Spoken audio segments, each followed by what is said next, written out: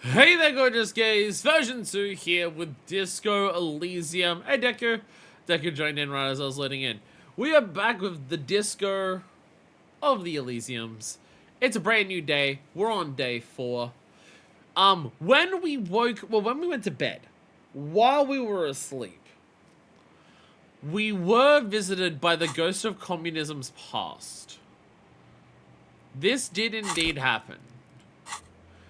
We were visited by the ghost of communism's past. And we got this. Of, get yourself organized. You can't build communism alone. It's time to join your revolutionary brethren, develop your political consciousness, and put Mazovian theory into practice. Where have all the communists gone? Roaming the streets to sniff out some comrades, and we're literally using our nose. Lennon came and whispered in my ear. So we've got that. We also have a bunch of other things to do. We have to sync our signs with Noid.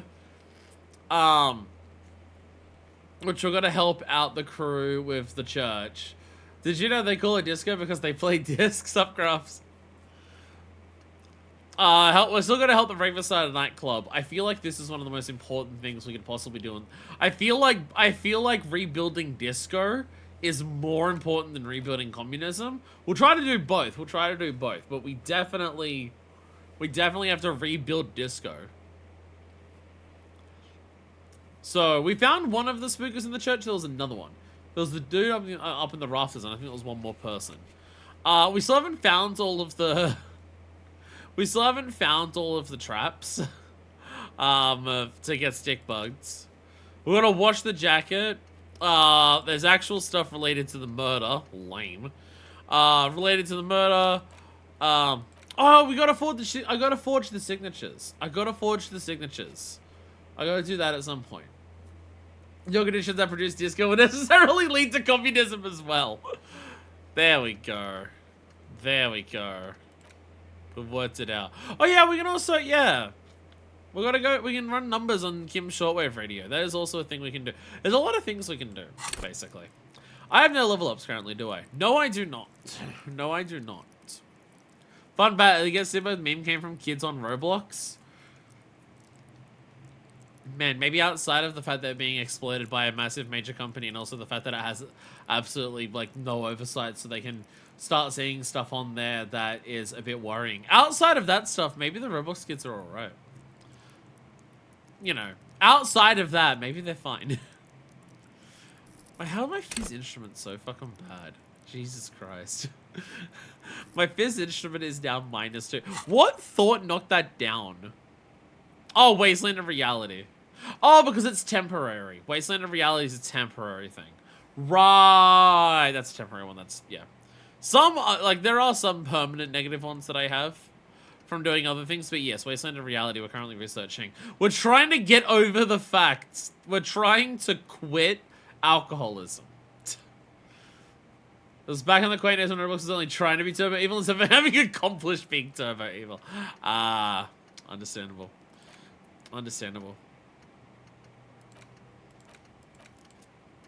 So I have to remind myself, in typical version 2 in 2026 fashion, the last time that I played this game was a month ago. Maybe there'll be some day where I actually play a game once in 1 week and then once in the next week. After that, then we might try for the ultra turbo goal of playing a game twice in 1 week. I mean, that is actually genuinely difficult because I have, like, 5 different series going on at once, so I'd have to stream bare minimum 6 days a week to get that done, but, you know.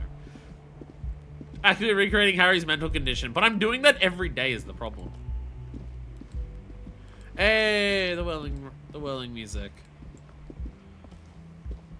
The whirling music, yay. I've been 14 twice a week. To be fair, there are mornings. There are plenty. Good morning. There are plenty of times where I have done disco twice in one. Sorry, I've done 14 twice in 1 week. Yes. Hold a second. Try to smell Kim. I don't think Kim's a communist. I don't think Kim's a communist. The lieutenant's posture becomes rigid and uncomfortable as you lean forward and sniff the area just above his shoulder blade. The lieutenant is fastidious as a cat in matters of his personal upkeep. And yet, in the folds of his jacket, you can just perceive the stale and acrid traces of oil rags, transmission fluid, and brake pads. That just tells me he works on his car. That doesn't tell me that he loves the proletariat. Wait. There's something else there. Something that sets your GABA receptors aflutter. Is this a thing, or is this some bullshit? Electrochemistry. How many people are gonna sniff today? Today is sniff day. The lieutenant's aftershave, a common drugstore brand. Strong hints of pine needle. Pine needle? Like wild pines? There's no way this man can be a communist then. But what sort of ideological picture do these smells paint? Tough to say. You are now turned on. Yeah, maybe rhetoric. Maybe this is not like a very effective strategy. Maybe it's not a very effective strategy to find communists. Do you need something, detective? I was just wondering what brand of aftershave you use. It's nothing fancy, just plain old Tiger Super Special. Tiger Super Special. That sounds fancy. Fine needles exist in communist countries, I think. I don't know. I do like the way it tingles, though. It's the only part of shaving I actually look forward to. See, here's my thing, right? Here's my thing. Even if I didn't have, like, gender things happening, right? The feel of facial hair is so fucking irritating. I hate the feeling of facial hair on my face. It's like, it's so rough and scratchy. Just like when it scratches my, like moving my cheeks, like the hairs will scratch my own skin, and that's irritating and annoying as fuck. And also shaving is annoying as shit. Shaving is also so fucking irritating. I did see, YouTube recommended me a short, about just like, hey, if you want to get rid of hair on your face, try sugar waxing. Does anyone here know what that is? I want to get laser so bad. Crafts, I've gotten laser. I still have to shave every day. But I guess it depends on how, because my facial hair is incredibly dark and incredibly thick. There was only so much laser could do. I still have to shave every day. If not twice a day. But that's because, like, it thinned it out, but there's still a lot of it where it's like, I got twice as many laser sessions as a normal person would to get rid of it all on their face. And there was still a lot of it just growing back, so it's like, okay, that's just, that stuff is just not going away. Basically, wax, instead of strips, you just grab the glob when it solidifies. Assuming it's a wax made of sugar. But I'm just curious, because, like, I would like to wax my face, but also, like, the skin on my face is very sensitive. So I just worry that if I got, like, strips of wax and did that on my face, that just the ripping off the wax would, like, tear my skin, because the skin on my face is incredibly sensitive and, like, thin. So that's what I'd be worried about. Yeah, unfortunately, electrolysis is, like, expensive. That's... I just want to take a bath in a, like, tub of Nair every week. That's what I want to do for my body. Or one of the... Or an epilator. Out of all of the options, because I'm lazy, epilator sounds the most convenient. Of just, like, run it over your body, like, once a week and you'll be fine. Because, like, waxing my entire body just sounds... I'm way too lazy to do that. Face, you gotta be pretty careful with wax. Yeah, and I think I'd have to be extra careful because of me. Was there something else you wish to discuss? No, we're fine. Can I get... I got points in, I think, Esprit de Corps and Authority. Can I try this again? Again? I can't believe this shit. Put points into Esprit de Corps to open this white check. Oh, I've got to put points into it. I think I gained points because of this. I gained Esprit de Corps points because of this. I didn't put points into it. So that technically didn't unlock it. But I also feel like I don't need to put points into it. This is literally how good you are at being a fellow cop, and I'm already at 5. It feels too high already, so I just won't bother. Nobody's gonna shout at me. There's something about the years that puts mangled. You're gonna get mangled into my mind. I think it's because injuring myself while doing stuff is something that doesn't really bother me. Like, I'm lazy when it comes to shaving, and I don't treat shaving like, oh, these are razor blades going along my face. I treat razing like, this is sandpaper. Rub, rub, rub, rub, rub, rub, rub. Watching fire try poorly thought out face wasted sexy. Man, see, pitted sequel is weird. Oh no. Oh no. Oh no. One that my mother used to use looks particularly gnarly. I imagine it's one of those technology things that have gotten better over time. At least I would bloody hope so. Ooh. Wait. No. Something about this bunch doesn't smell right. What do you mean? Aren't they efforts, guys? They are, but they don't seem too keen to talk with you, do they? I have done a lot to piss them off. Like, I don't blame them. No, they don't. Glenn seems to be contemplating grievous bodily harm while he massages his raw knuckles. In the far back, Eugene is doing his best to ignore you. Meanwhile, Fat Angus keeps shooting you furtive glances and mumbling uneasily to himself. And from his perch at the end of the table, Titus Hardy himself stares at you with a cold contempt that makes you want to leave the cafeteria straight away. Besides, you're pretty sure they consider themselves social democrats. Yeah, they're not communists, they're sockdems, yeah. Alright, guess I'll look elsewhere then. I can't tell him that I'm a communist? Can I tell him It's you again. What is it? Can I tell him I'm a communist? Yeah, this is the thing I'm still trying to pass, yeah. This is like the stuff that we're looking into is to try and pass this check specifically. Which, by the way, you have a look at how many pluses we have and it's still a fucking 28. And it's logic, so it's one of my highest skills. Fully imagining you dead and worse than not communists. Yeah, we're gonna look into that stuff. Which is the whole point of us going across the river. And then we started trying to get stick buds and we got very distracted. We got very distracted. I'll be honest, I'll be honest, there's so much... Okay. The way I was about to phrase it, it's incorrect. Ooh. Ooh.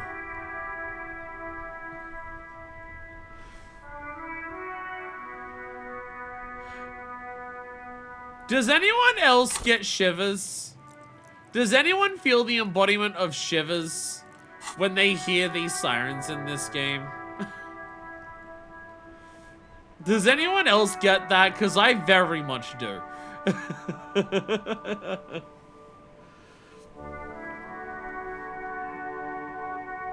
Like, the sound is so evocative of Revachol. It's so good. It's so good. Gun. So to do the gun, we need to get this, and then we go back to Everard. Whirling secret passages. That's the doors, and we. Did we work out where the key went? Actually, we had a key. Did we ever use that key? Or did we move on? I don't remember. I don't remember.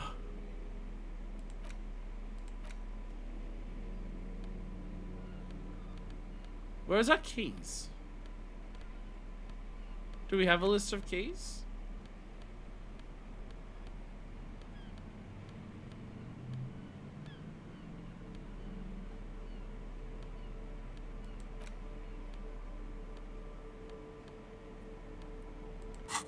Was that in the things that we've done?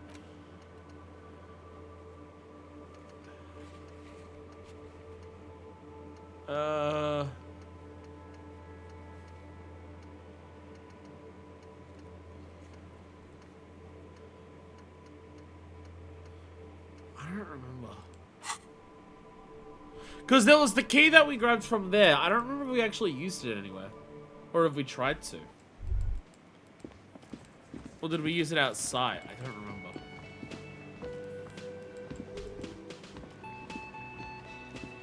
You see a heavy steel door with a prominent dimple lock. It's painted blue.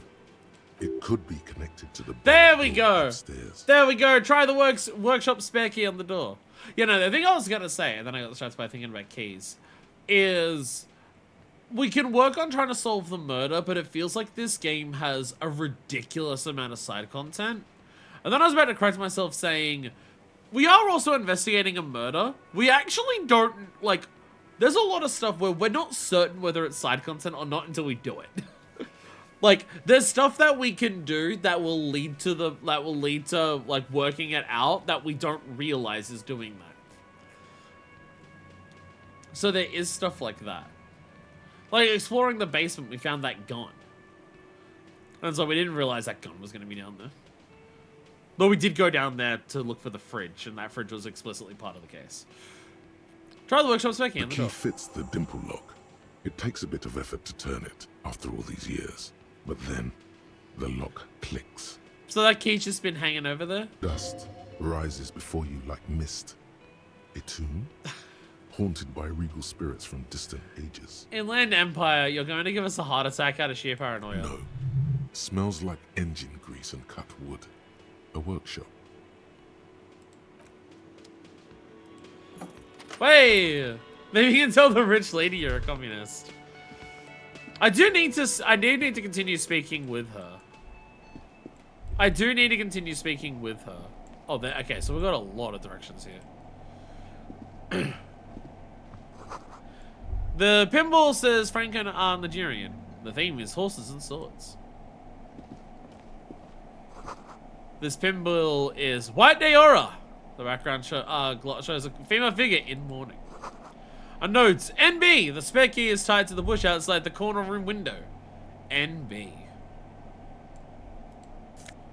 Yo, 5? Yo, 5? That's the stairs outside. All these mesmerizing machines, just waiting to be plugged back in and played. Yes. Pinball machines are very disco, that is true. Run your finger across the white the dust of the White Deora machine. Feels like it might jump back to life any moment. The lights illuminating the white-robed woman. What's White Deora? Some kind of inane pinball theme. Probably related to Messina during the DeLorean age. The history themes are the worst. Ah, the problematic ideas behind them. Deora was one of the 3 crown cities of the DeLorean era on the Muindi Isola, the others being Ria Silvia and Advesperasket. This theme is all about early airships and beautiful, sad, pearl-laden women. It's quite nice, actually. Airships and women? Like how, warships would have women painted on them?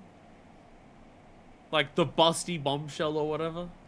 The lieutenant grimaces, looking at the machines. Sounds like you don't enjoy pinball, Kim. No, I love it. I love pinball. Who doesn't love pinball? Let's move on.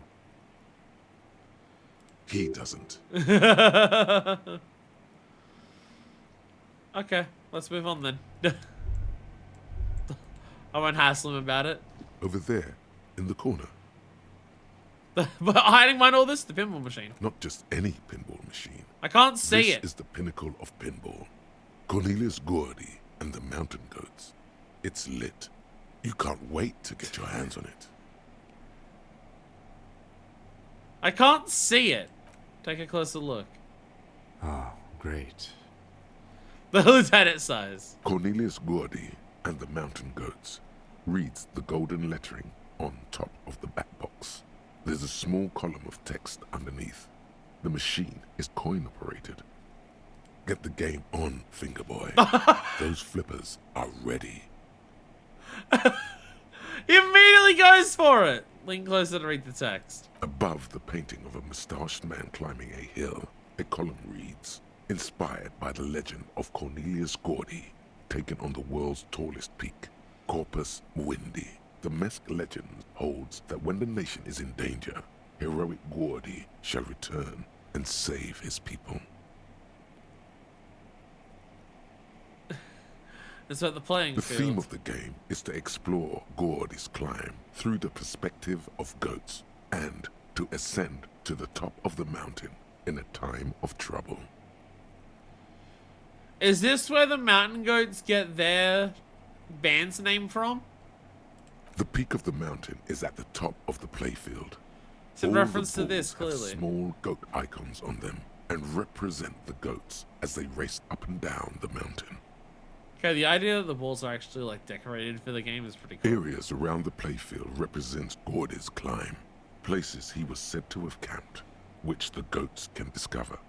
Get them to the summit. I'll come back and play when Kim's not here. What's with all the goats? Indeed, think of them as balls. Pinball isn't for me.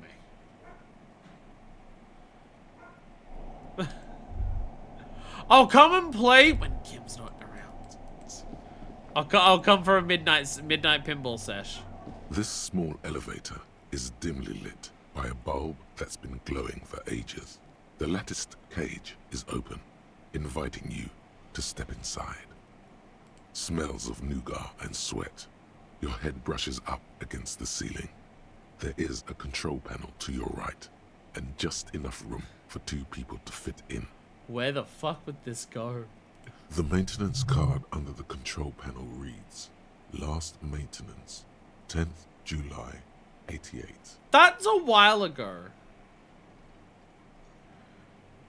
Look at the There are elevator large controls. rectangular buttons, monter, descente, and an international call for emergency assistance.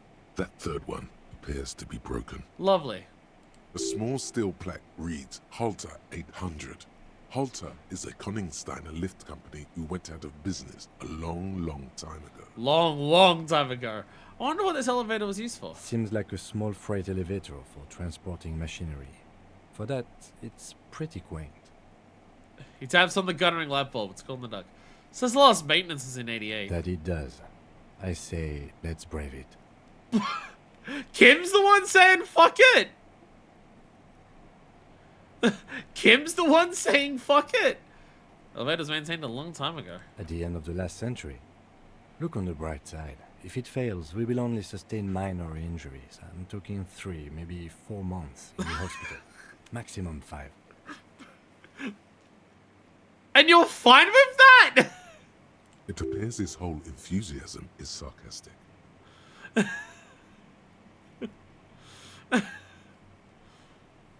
Well, Kim, you said it. Kim, you said it. Hey, we are. Yeah, we're at the back of Cloche, where Cloche is. Small window, tape shut with black plastic. You can't see outside.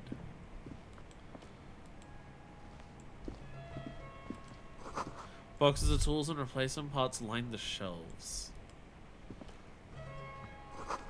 Schematics for a pinball machine. Futurism themes. Pinball machine has been taken apart and gutted. So this is where they brought 40 pinball machines to fix them up. A long time ago. Everything is covered with dust now. The lieutenant looks around the dusty, crowded room, inspecting the tools on the shelf.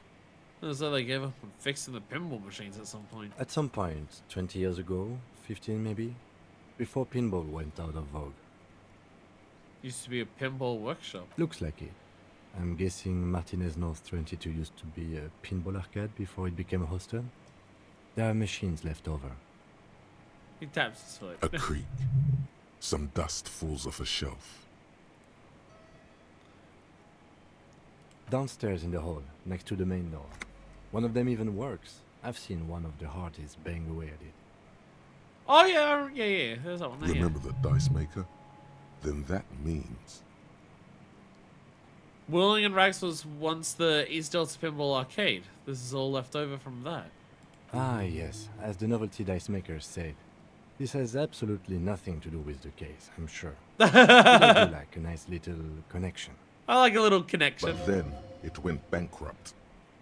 Your skin crawls from making the connection. Could this mean the Whirling Rags really is part of the doomed commercial If area? that's true, then our cafeteria manager is not going to like it. We should tell him what we found up here, omitting that suspicion. He does not appear to be the kind of man who likes his establishment to be part of a neighborhood ghost story about bankruptcy. Probably not, no. We're gonna tell God about this and he's gonna be like, right, what are you guys on about? Stupid superstition. But still, it would be interesting to see what the cafeteria manager thinks of this. Logic and Inland Empire are gonna get into a fucking fist fight before the end of this game. I'm gonna be in the middle of the night sleeping, and they're gonna be in my brain doing fucking Mortal Kombat finishes on each other. I swear to God. My money's riding on Logic, personally, but... It's not a ghost story. It's a curse, and God ought to be made knowledgeable so he can perform counter spells. I told ya! I fucking... What did I say? What did I say? What did I say? What did I say?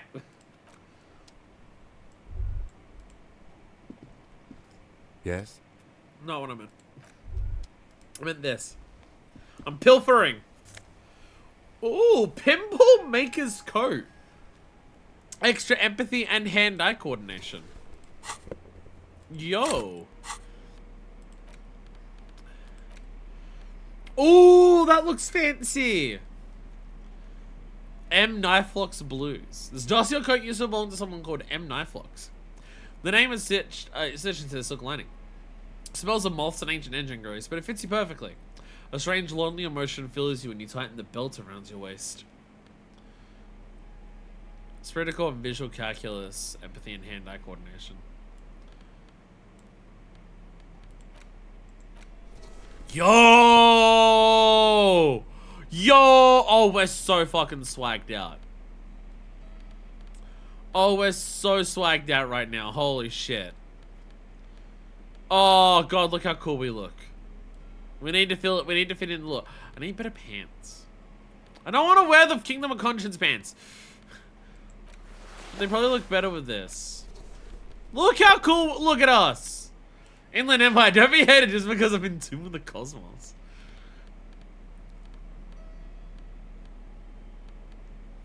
I look very decked out right now. I don't have good gloves. I just have the phone gloves. I've got my gardening gloves. They're nice to have. But there we go. What have I got right now? I still got Logic, Encyclopedia, Visual Calculus. I still got all the good, like, those ones. Extra Inland. Yay. Inland's from my next time, so I'm never not gonna have that. The Empathy, Half-Life, Hand. I'm not, like, losing anything from what I'm currently, wearing, so there is that. Oh, my dress shirt's also interstellary. Can I wear a better shirt underneath? That doesn't look as cool. That doesn't look as good. What if I wear the fishnet shirt underneath? And oh, well, no. Okay, it's pretty exposed, actually. It actually does kind of. See, the interstellary dress shirt doesn't actually count as, like, actual Kingdom of Conscious stuff. But damn. Do I look fancy? Outside of the stains and the bag full of tar, but don't worry about it. Don't worry about it. These are some wonderfully regular pants. Not too tight, not too loose, moderate in every sense. You'll blend right in at some pleasant dinner party. Oh. Oh, to wear the pants, you have to straight up opt into the... Oh. Discard the thought and the pants. Or I like regular normal things. No, that's boring.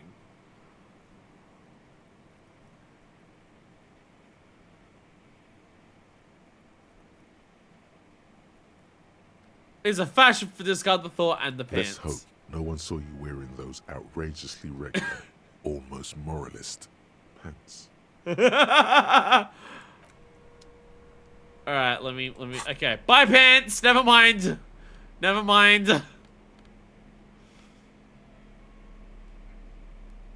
What other pants do I don't have many options for pants. I've just got these things. I don't have like many. We need to find more pants because I don't want this because this plus electrochemistry, which I don't want, and extra fucking reaction speed, which I also don't want.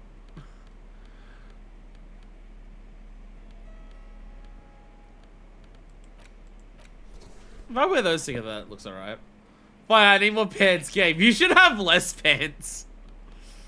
Or what if I wear... Yo, though! Yo, though! Okay, but the... Okay. I am sorry, horrific necktie, but like... Yo. But yo, though. But yo, though. There we go. Oh, footprints. You clearly see footprints in the downy carpet of dust covering the workshop floor. Yo ho ho though. When do we get a Santa outfit? Why can't I dress as Santa? Jackpot. These, unlike everything else here, are new. Someone's been here in the last week or two. 3 weeks maximum from the dust coverage. It could easily have been 1 week too. You know, officer. He looks at you. This is good. He likes it. There's a little smile there, in the dark of the workshop.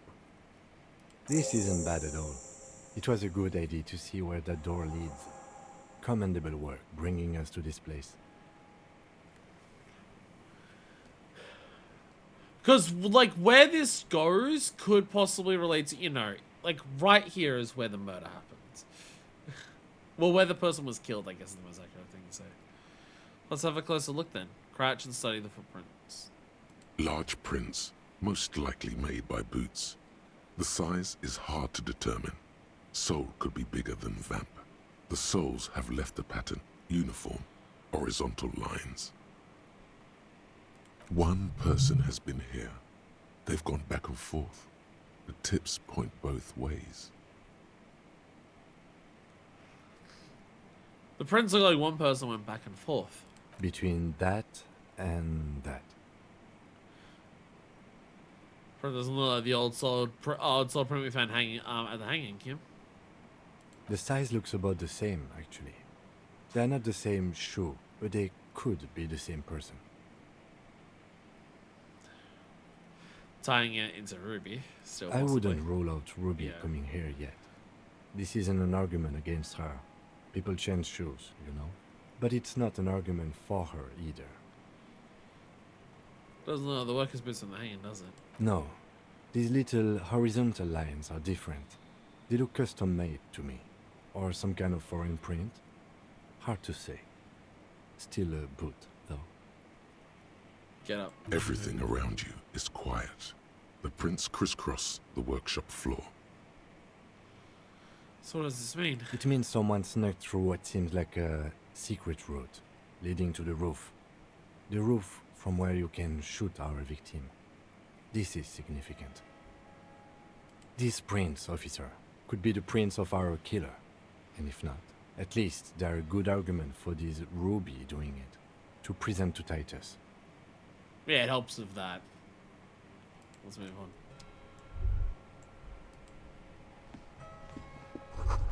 Tiny hole in the wall, you see a bedroom on the other side. You can almost see the shape of a man and a woman writhing inside, bathed in drug sweat and dirty linens.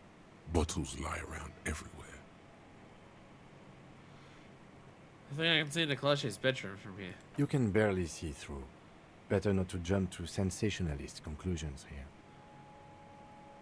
The footprints on the floor, however, definitely suspicious. What are those people doing in there? You lean closer to the peephole instinctively. I bet they're doing something quite unnatural. They're sensationally unnatural. Calm down, electrochemistry. Calm down, electrochemistry. Finish thought. So how can we access this? Does this just open from this This side? is the barred door you tried to kick in before. Oh, so it's barred from this side. Unless we veered off into a folded M dimension, I'm expecting to step out on the roof. We could ask Class about his route. See how she reacts. Folded M dimension. A reference to the popular science fiction series, In System. Look who's in a good mood suddenly. And reads science. You have discovered that Kim is in fact a nerd. Lightly punch the door once more, just in case. The door shudders a bit, as though it were laughing at you. Damn it! Unbar the door.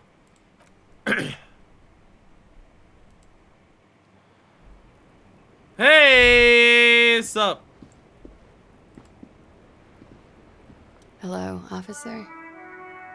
What brings you up here again?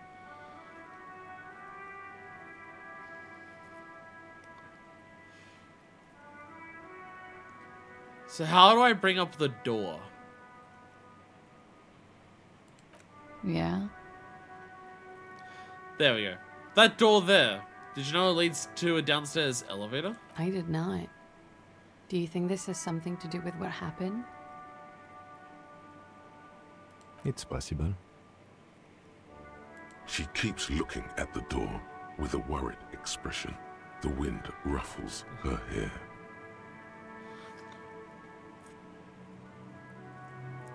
It's an old pinball workshop. The room back there. Place used to be a pinball arcade. Okay. I'm glad someone's had fun. Jesus Christ, the snow. There's a peephole on the other side looking into your bedroom. A peephole? You mean like a hole in the wall? Yes, looking into your bedroom, miss. Lieutenant points to a window. The unmade bed is visible through the glass. Okay. There's a pause as she processes this information. A jitter of fear and disgust moves through her body, beginning from her shoulders and ending in her hips. The cigarette tastes foul to her now. Do you think this is somehow connected to me? It could. Okay. Do you have any way of knowing how long it has been there? Unfortunately, no. But if I were to guess, long enough. The perforation is under the bookshelf on your wall. It shouldn't be hard to cover with some tape.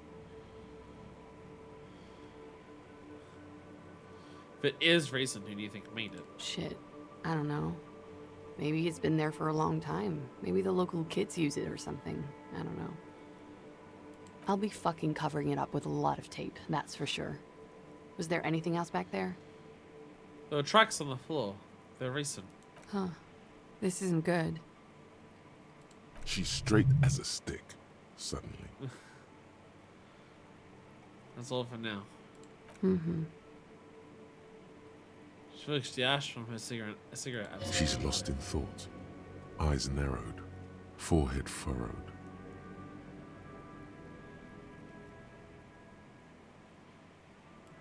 All right.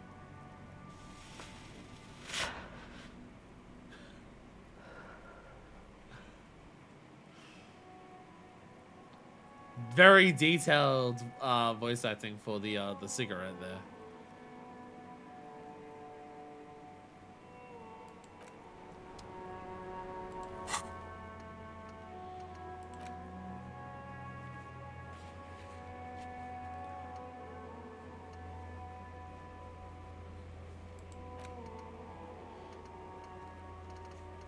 There's some finished things I finished, wasn't it? Did we get a level up from that? We're very close to it.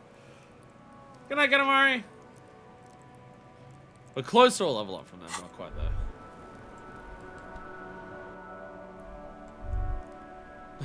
I like how we just see it in there now. I don't want to risk taking the elevator again. I'll walk around the long way. God! I'm coming to annoy you again. Oh, I gotta speak to her. See if her husband actually came back.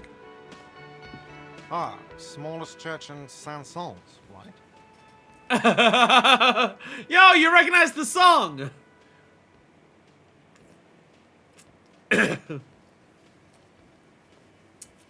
Told you I'd rock that shit. It was all right. Subdued. I might It was start like letting he thinks people you up there rocked it. again. Now, what can I do for you?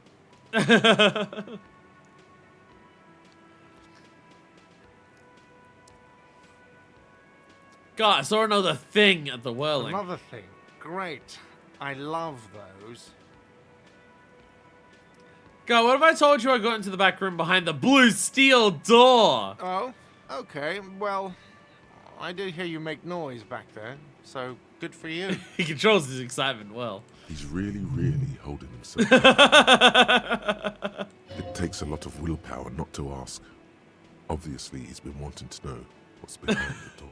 Are you gonna ask me what's back there? Okay, what is back there? The black gaping more at the end of time. Pinball machines. Pinball workshop. Ha! I knew it. I've always wondered where those machines by the door came from. And they told me there was some kind of pinball thing here too. I knew it. Were there any back there? In working order, I mean. Why? Do you want to play? Because I might be up for a game. Didn't check. Pinball isn't relevant to the investigation. I was just wondering. If you found pinball machines there, Appears to be making a calculation, he said. He was wondering about something business related, about how much money he could make off one. I feel a capitalist plot coming up. I want a fat cut, C-suite shit, beat a chest. I'm a disruptor. You didn't play any of them? You? Sorry, my friend hates pinball, and I really wanted to, but my friend hates pinball. Think I'll turn this place back into a pinball arcade? no, but we could diversify the entertainment options, seeing as you've opened the door back there. The machine we have in the corner now is broken. It wouldn't hurt to get a little life in here, other than the hellish karaoke machine. That one's always causing trouble. Hey, I rocked that! Oi! Yeah, those numbers he's adding up must be making good sense to him right now.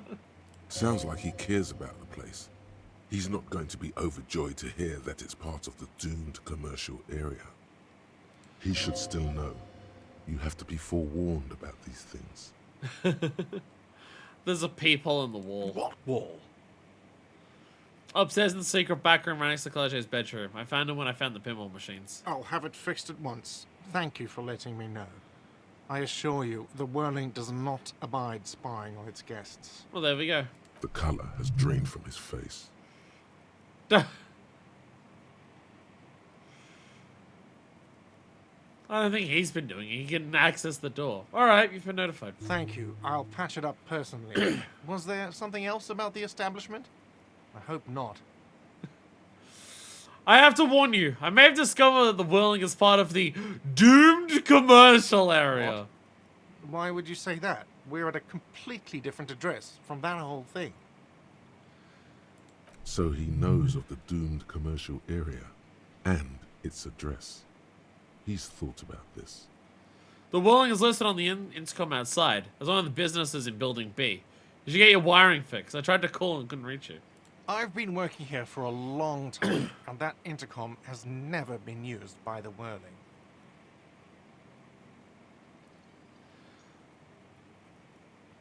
Hold on, not once, isn't that already... The whirling was once the East Delta Pinball Arcade, which failed. So perhaps the whirling will escape the curse. Does this look like part of a doomed commercial area? This pre-revolutionary tilework, these high ceilings, the nice rooms, well, most of the rooms. Sorry, it was my bad. For 14 years, man. That's how long I've worked here. I've kept this place up through hail and through sleet. Fuck me, if some doom ghost... I'm gonna find that ghost. I'll throw fucking hands at the ghost, I don't care. He's done a fine job too. Though he's spoken of the place dismissively before, the hostel is actually very important to him. You really care about the whirling, huh? Yeah, it's slowly growing on me again. It's beautiful in its own way, especially for this neighborhood. I've been trying to keep it that way. Aww, God. Even if it is part of the damn doomed commercial area. Shouldn't be so worried about that label, you know. I don't place much stock in the curse and so on, but the label frightens the clientele. Who wants to stay at a doomed hostel? Everything's doomed enough without that. Who owns this place? Some real estate management company. They never come around here, just collect money from afar. Honestly, I think some money laundering might be involved. Join in on my communism then! You're working here busting your ass off for this place, and some person's just taking the money because they own it? Come on! Come on, God, you and me! Proletariat revolution, let's go! Who named it the Whirling and Rex? Well, it sure as hell wasn't the real estate company. It was you? You look surprised. What? It's a great name, I know. Cafeteria managers come up with great names too. It's from a song. Hey, you named it. A song. Hail, Holy Queen, by the Ateneers. Hail, Holy Queen of the Sea. You're whirling in rags, you're vast and you're sad. Aww. Good pick. What about those other cafeterias you manage? What about them? One is a basement dive frequented by chain-smoking communists. I can't tell you how sick I am of Kraz Mazov and Ignis Nielsen and But all you those run old up play ghosts. God, we were gonna become your bros. Come on. He's hesitating, not sure if he should share this information with you. Encourage him. And the others? The other is a kebab cart. It's very successful in its way, but it's nothing like the whirling. Did someone say kebabs? Did someone say kebab? Kebab cart. Dingy little truck set outside of a dive bar, loading up patrons with their doner meat and wraps. Hell yeah. Let's fucking go. There's another one of those this is one of those I'm an Australian moments of I hear kebab and I think of the entire rap. I hear kebab and I think and I immediately think you've got the wrap, you've got the kebab meat in there, you've got the hummus, the tabbouleh, the cabbage, the carrot, the tomato, the sauce, all the fixins, everything in there. Because in Australia, that's what we call a kebab. Like if you say to someone, "I'm going to get a kebab," or "Hey, I'm going to get a kebab for lunch. Do you want one?" That's what we mean. We mean the whole wrap. Because the whole wrap is incredibly common in Australia. I dare say it is the food of Australia. I would dare say that our national food is the kebab. And I would like to thank all of the Mediterranean and Middle Eastern immigrants who come here who have given us our incredible kebab culture to be able to say that because it's because of them. It's because of them. Because white Australian food, for people who, you know, have been here their entire lives, we've got fucking Lamingtons and Vegemite, I guess? Not as good as a kebab. Not as good as a kebab. It's one of those things where, like, damn near every suburb in the fucking country, at least in, like, city areas or, like, suburban areas. I don't know about, like, more rural areas. Honestly, probably still. But at least in, like, city and suburban areas, like, there will be a kebab place in pretty much every single suburb. Like, every suburb will have a Chinese restaurant and a kebab restaurant at bare minimum. And it's fan-fucking-tastic, because kebabs are amazing. Oh, good luck to you with this place, then. Luck has got nothing to do with it. I need to think about where I'm going to place those pinballs. I have a feeling they're going to help. Against the doom, it's implied. So, if you didn't have anything else to tell me about my establishment, can we, you know, wrap it up? It's fine. I don't want to, like, get Klaje in trouble with anything. Yes. We're all good. I don't need to tell him about my bill for tonight because I could be sleeping in the fucking fishing village. Ugh. Ugh. Streaming Disco Elysium hurts my neck because of the jacket. Sitting here the way that I am, and the way that like the jacket sits on me, it like pushes my neck forward. The jacket like pushes my neck into a position that it's like not normally meant to be in, I think. Dude, did your husband come back? Oh, hello, dear. There you are again. I ran into your husband on the coast. Goodness. How is he? Did he say why he hasn't returned yet? I thought they were on their way back. The old woman cast her hand He's together at the fine, bucket. ma'am. As we had suspected, he couldn't get back earlier because the water lock on the canal was broken. Now he's just finishing up somewhere. And I can't imagine who did that. Oh, yes. That's my Morel. He's bound to catch a cold staying out there for so long. But I am so relieved to hear that he's okay. Thank you for putting an old woman's heart at ease, if even a little. You haven't, however. There are dangers out there. Our aging body's foul. Her heart won't rest until Morel is safely back with her. I thought Morel said he was on the way back. I thought it was just like, I'll grab the traps and he was going to go back already. Now maybe she'll open up about those fascinating cryptids. Take her mind off all this. You never told me you've seen the Phasmid. Oh, you don't want to hear about some old woman's ramblings. No, I really want to know. Reflexively, the lieutenant read his familiar notebook. Does this need to be written down, Kim? Well, it was summer. I was building a racing track out of sand on the beach near a tall stand of reeds. Quite a tall one. Many times my height, I remember. When, all of a sudden... Wait, where was this and how old were you? I'm getting ahead of myself. I was 5.5 in Betancourt in the suburbs. My grandmother had a summer home there. You were 5? You were 5 when you saw it? Okay. Okay. Okay. She'd just started forming memories. Real memories. Not the billowy haze of infanthood. Betancourt got bombed in the war. It used to be quite near, circa 20 kilometers from here. What happens? The strangest moment of my life. I looked up and one of the reeds moved. Not like a plant, but like a living thing. It stood up and looked at me. Its body unfolded like some antique toy. I've never seen anything like it.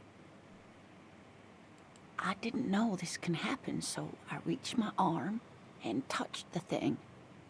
It felt just like a stalk of reed, but it moved, swaying, towering above me. After a while, 20 seconds, a minute maybe, it left, went into the reeds. Did you follow it? I tried, but I was only a child. There was mud and high water. I couldn't see it anymore.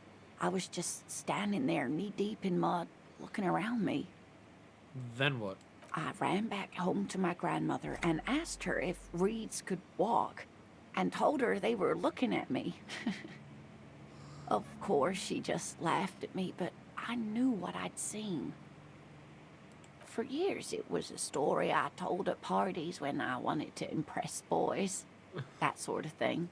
Of course, most people just took it as a strange, amusing anecdote. So did I, honestly. But then I met Morel. And he was like, I'm gonna dedicate the rest of my life to finding this stick bug. We were on our first date when I told him my story. You should have seen his face. He said my descriptions matched the Phasmid down to a T. Its white marble limbs, the way it moved. Oh, God. Trying to crack my fingers. So that's how they met. This is beyond significant. It's like, for them. yeah, like, it's their fucking origin story. You're on a date? Our first. Yes. Oh. Its limbs are what? Not all of them, as far as I remember. Some of them on the inside, like stalks of marble, if that makes sense. How big was it? It's hard to say how big things are when you're quite small yourself. To me, it seemed to be taller than I was then, but that's probably not the case. Kim, what do you think of this? I'm not going to say it first. I'm going to Kim to say it.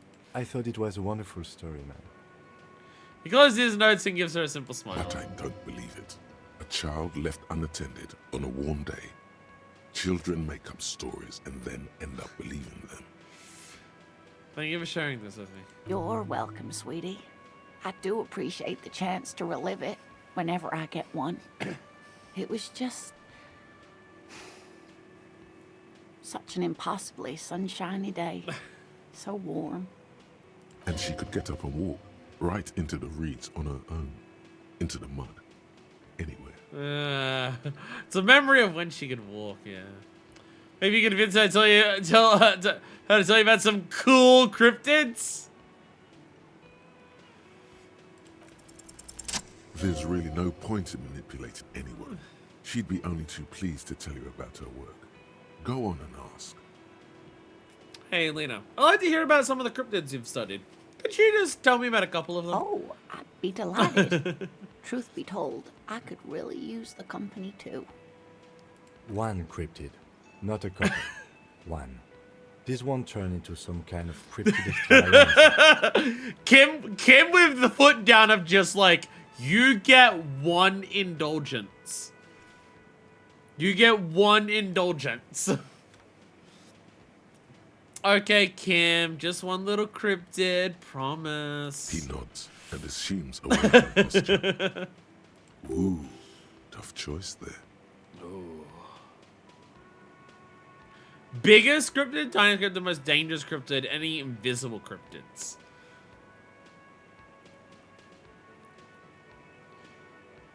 Out of all of these, the one that would be like the easiest to be like, the proof behind it is the biggest cryptid. What's the biggest cryptid? That would be the giant of Kokonur.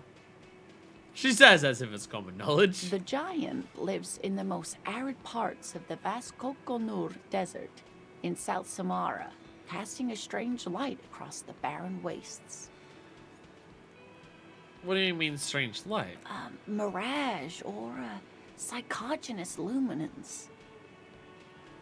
She doesn't elaborate the nature of this luminous either. Just how big is it? No one knows for sure. It is like an awful mountain appearing from below the horizon and expanding to cover almost a third of your field of vision.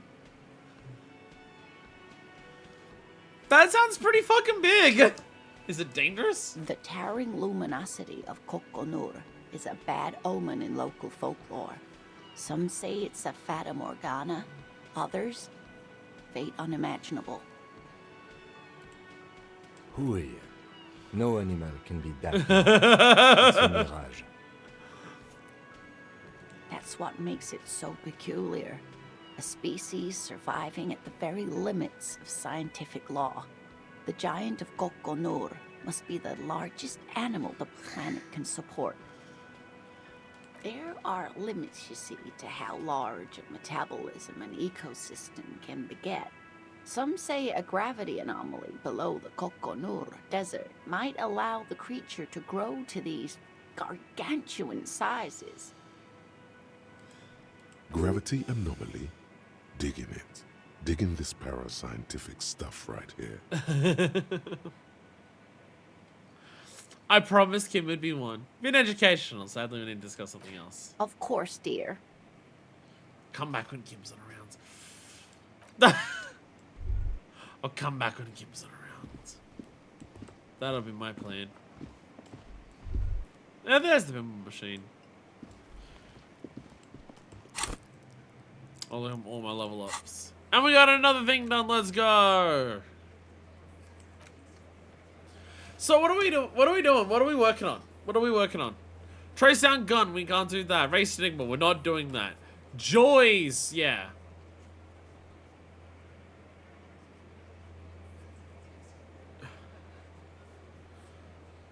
We're gonna go speak to Joyce about so much stuff. Pissing competition, I don't know if we can do that. We're gonna go fake numbers. Yeah, run the number here. The tattoo, we're just gonna ask random people about it if we find them. Find one armor piece, I did that. I don't know why this isn't marked off. Find a working firearm that shoots 4.46. Don't know when that's gonna happen. That we're not working on, well, we're working on this. But to work on this, I want to do this first. I want to do this first. Because things like, even if I can technically pass this check with Titus right now, I want to know this before I ask him about it. Wash the jacket somehow. Okay, so the order of things that we're going to do.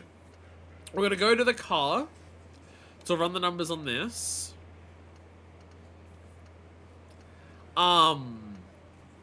Probably go to Joyce about some things. Because we've got a lot to speak to Joyce about still. And then once we're past Joyce, we'll be naturally near where we want to start sniffing out Comrades. And then once we do that, we'll go back across the bridge, see if we can find any of this stuff, and see if we can find the last ones of these. As we head towards the nightclub, see if we can get that open. We'll get the church opened into a nightclub.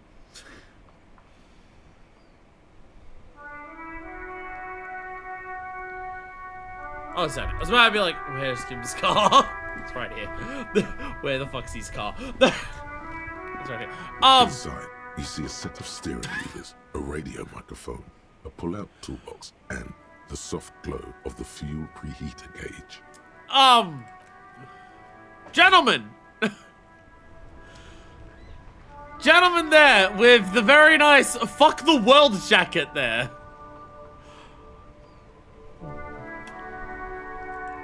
Do I have authority clothes? These are hoodlums. These are hoodlums. I need authority.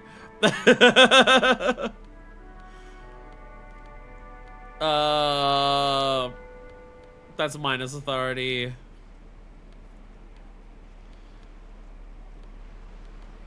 Esprit. Do I not have clothes that increase authority? Do I literally have no clothes? How does my RCM stuff not increase authority? I have minus authority stuff.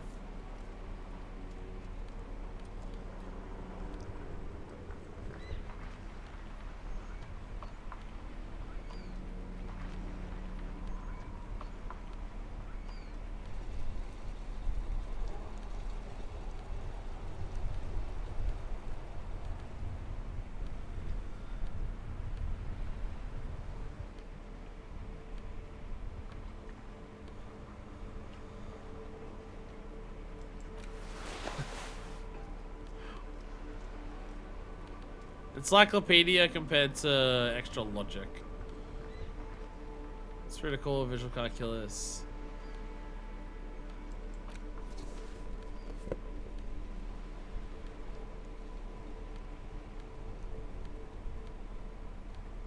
Nothing I'm wearing is minus authority accidentally.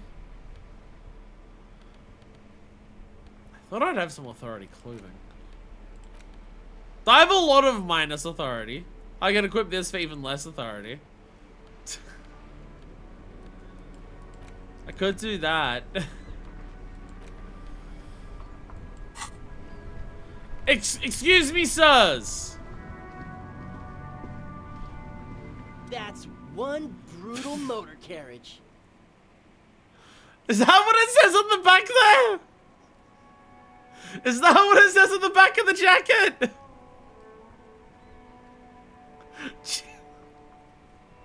Why are you wearing that? If I were a real skull now, I'd jack it, paint it in palm tree livery, then bottom light it, neon style. His companion wears a simple yet elegant slogan. Fuck the world. A snazzy, shit-ripped skullmobile like this would make a fine trophy. We could, like, hang fucking shrunken heads from the side mirrors. Cops' heads. Scary tribal shit.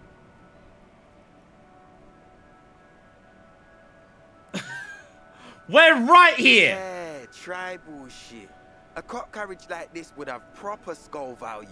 We're right here! While I appreciate the interest you take in my brutal motor carriage, I have to stop you right there. The RCM takes threats directed at its property seriously. It's just theoretical work, Copper. No basis in reality. Man, if we were certified skulls right now... Who are you? I can tell you who we're not, cop. We're not snitches or skulls. Excuse me, but his jacket says otherwise. His jacket says otherwise to one of those. Which is not to say that the skulls are bitches and... On the contrary.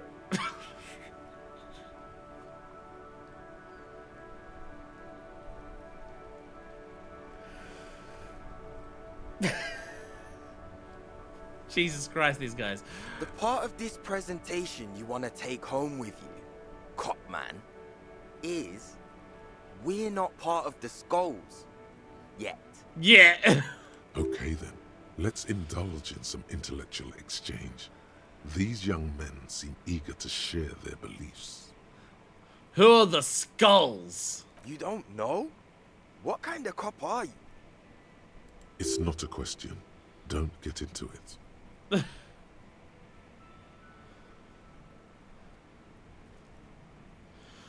Of course I do. Of course I do. I'm just testing you boys. The skulls are the most vicious gang of the Besmertne. The Besmertne. Besmatine, or the Besmati, the Immortals, are West River Sholian crime syndicates. Okay. The nastiest bunch of psychos ever. Jacking carriages and getting into high-speed chases. Possessing an infinite amount of fuck-all swagger, infamous for their non-verbal modus operandi.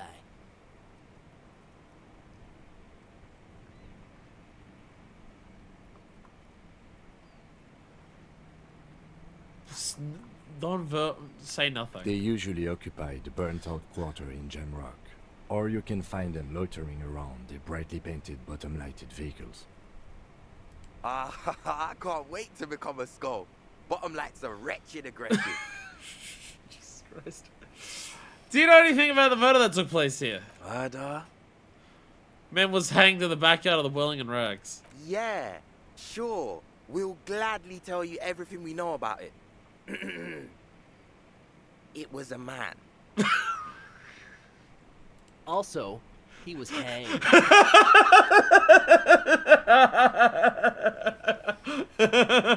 Anything else? He was hanged from a tree. Oh, oh. Yeah, I mean, duh. These punks don't know anything. Let's just move along. Hey, stop right there. How does one know anything? What? Ah, this sounds like epistemology.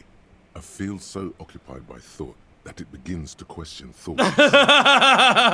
I know that you don't know shit. Exactly. How can one know shit?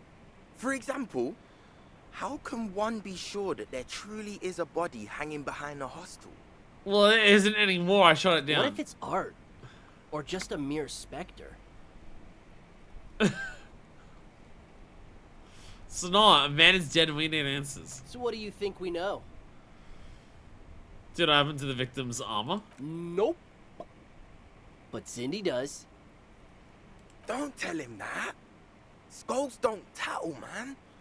Cindy wouldn't. You mean Cindy the Skull? No. A different Cindy. From out of town. She doesn't know shit about armored gloves, that's for sure. He did mean Cindy the Skull. Okay. Well. All right, we have a lead on the gloves. What's with the jackets? What about them? Why do you have "fuck the world" written on your jacket? Like I said before, many men keep searching for the one, for so-called true love, which is actually just obsession masquerading as kinship. The thrill of the chase, the hollowness that fills your chest cavity after catching it. Are you an incel? What the fuck you on about? I'm wondering if the poetics come with the jacket, or are they from something else entirely. To catch a fish, you'll need to hurl the lure many times, and even then it isn't certain that you'll get anything. If you blow up the lake, though... To catch it, you need to hurl... If you blow up the lake, then blow it up! You get more fish in a shorter time. And, for time is of the essence and fleeting ever so quickly, one must think of a way to fuck the whole world and not get caught up in fucking someone.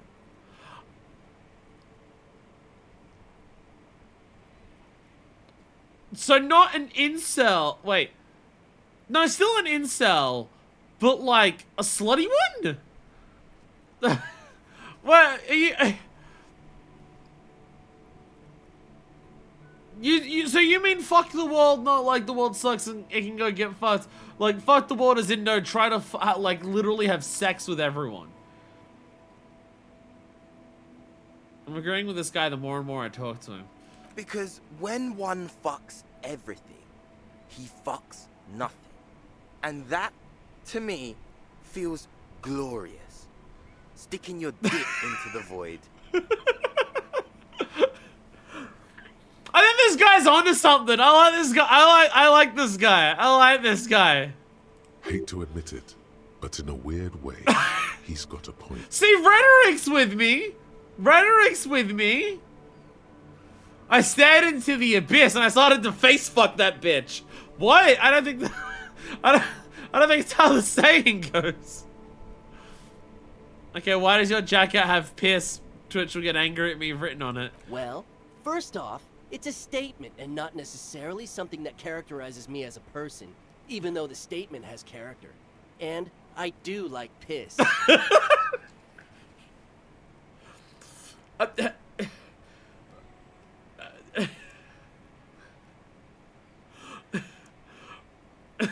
Bro fumbled under no pressure. Bro folded so quickly. The word piss epitomizes the struggle taking place in the world. Things being defined as they seem, not as they are. And, I guess, it's also about communal spirit, the future, and truly appreciating our differences. Also, you've got to admit, it catches the eye. And since the Grand Piper is slowly but steadily moving towards basing the economy on it, attention, it is imperative that the medium itself convey the message. Makes sense. What I mean by this is, we are all piss and that the world is inherently meaningless. These are the smartest characters we've spoken to in the game so far. These are the realest motherfuckers. It seems that the young man has a certain expertise in at least one field, even if it's rather narrow. These are the smartest people that we've spoken to in the entirety of Martinez. Is it a coincidence that here we have two badass jackets and two badass cops? Savoir-faire, what are you suggesting? Hey, Kim. Yes? What do you think about their jackets? Leather jackets adorned with immature writing? The ideology they convey helps the boys justify poor choices in life and fashion. I'm not a fan.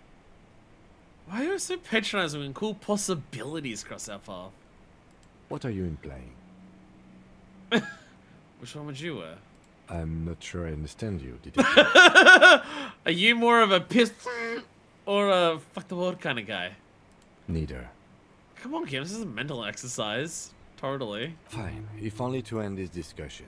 Theoretically, if I were a juvenile delinquent, if I were to already be down that path, I think peace is stronger the two statements. That works. I feel more like a fuck the world kind of guy.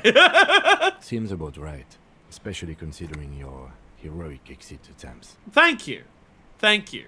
That's an origin story for a dynamic duo right there. So are we done here? Or you don't need us around for your secret whisper party, do you?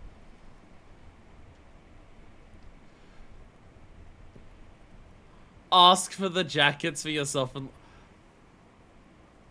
Half-Light.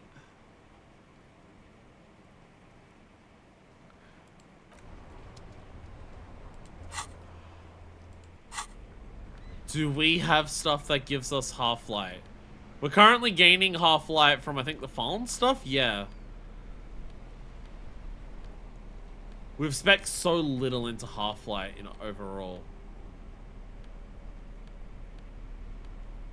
Half-Light's one of the things that we've really not done anything with.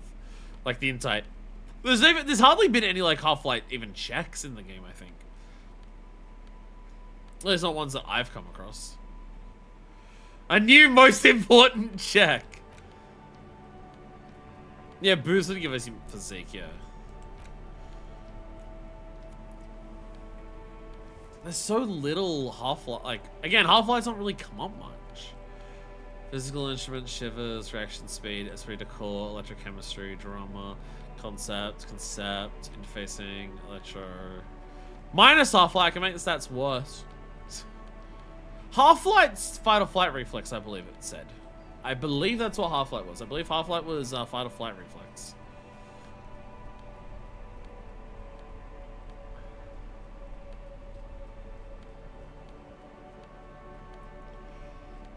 No, none of those help with that. Am I losing any Half-Light because of any of this? No. No, nothing is making me lose anything. I'm mainly losing visual calculus and authority. And electrochemistry, but I'm okay with that one. I'm currently losing a lot of phys instrument because of this.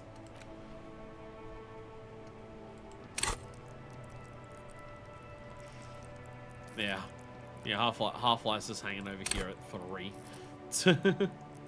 Let the body take control. Oh, threaten people. Oh. No, it is fight or flight response, yeah. Yeah, ejects fear into your heart, yeah.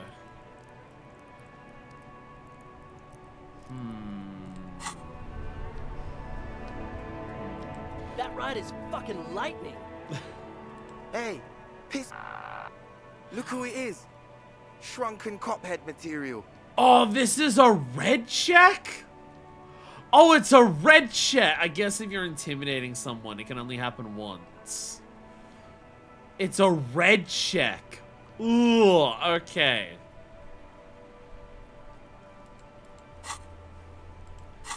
It's a red check. You can't retry it. Ooh, okay. Ooh, ooh. Ooh, okay. Okay. Who's this man? No, you're just there. This is just this lady out the front of the shop here.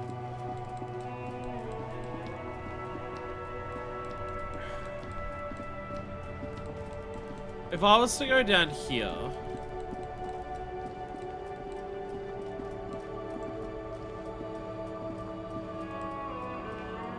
You keep coming back. That's good, officer. Keep browsing those clothes, keep... You find your hands. The box smells like... economical, but also trendy. Look firsthand.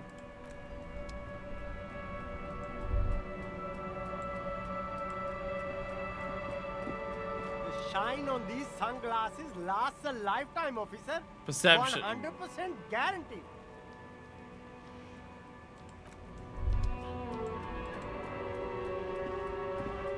The speakers below are banged up and These are worthless.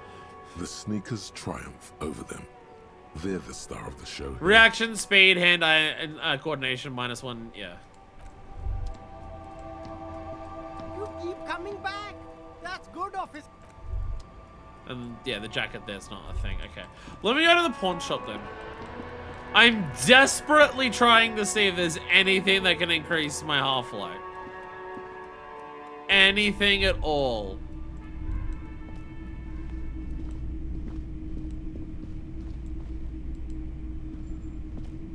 Hello, hello.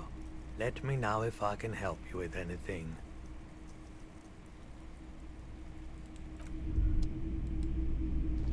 I don't think there's anything else I need to buy. You see rows of toy soldiers.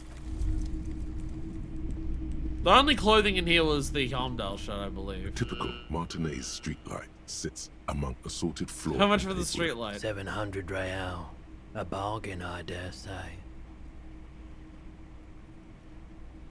Even taking the account of risk of obtaining the light, that seems a bit steep. There's also the matter of rewiring.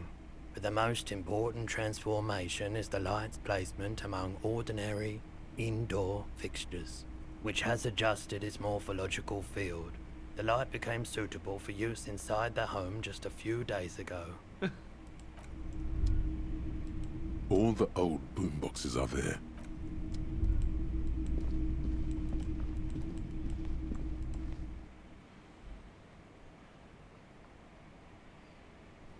I don't know of anywhere else that's like a place to check to buy stuff.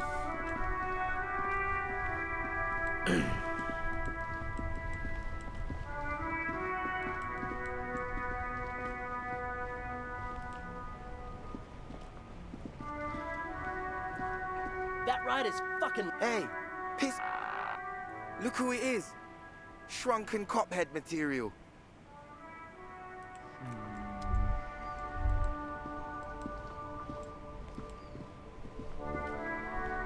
Inside, you see a set of steering levers, a radio microphone, a pull-out toolbox, and the soft glow of the fuel pre... This is Precinct 57. How may I assist you? Could you find a serial number for a pair of armored boots for me? Sure, officer. What's the number? And the make of the armor, if you know it.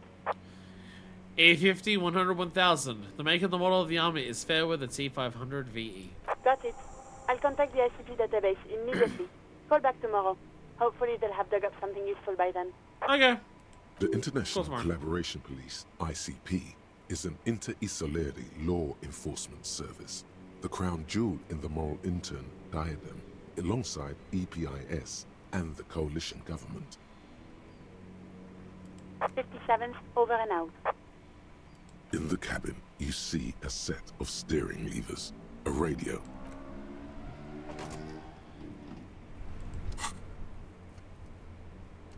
Yeah, so let's check him back on that one tomorrow.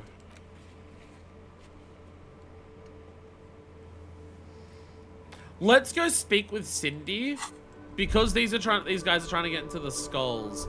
Maybe speaking with Cindy.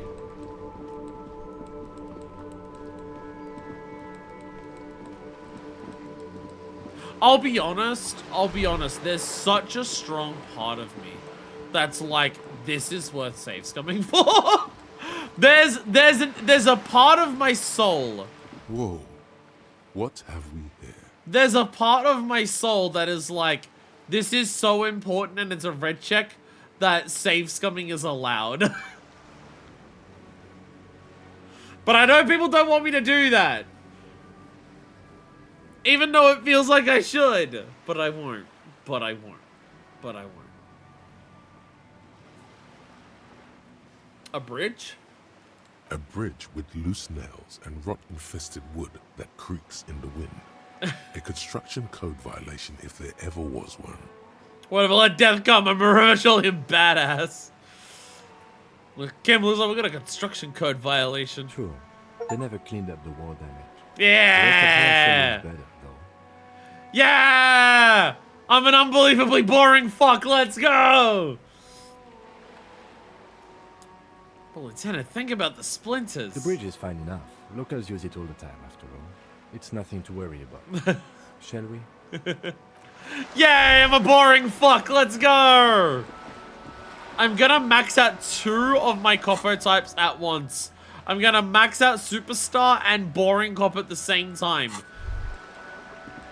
Hopefully those 2 equal out and I become a somewhat well-adjusted individual. That's the plan. That's the plan. Just an ordinary war. Nothing to see here. Still something that, yeah.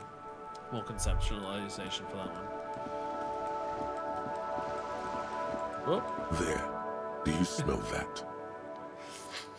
Smells like Praxis. Smell what? Can you not detect that inimitable whiff of dissatisfaction and restlessness, that sense that the world is in need of dramatic, even violent reordering? Close your eyes and take a deep breath. What do you smell? The first thing that strikes you is the overwhelming brine. You imagine yourself underwater, a 100-legged arthropod scuttling along the murky silt at the bottom of the sea. That's leftist as fuck. But then, the unmistakable reek of seagull shit hits you, buoyed along on the air currents. An acrid melody atop mouldering cords of wood rot and heavy fuel oil. How much seagull shit does there need to be for you to be able to smell it? Because I'll be honest, I've been down to beaches where there's plenty of seagulls, and I've never smelt it. I feel like there'd have to be quite a lot of it to smell it. Everything in order, detective?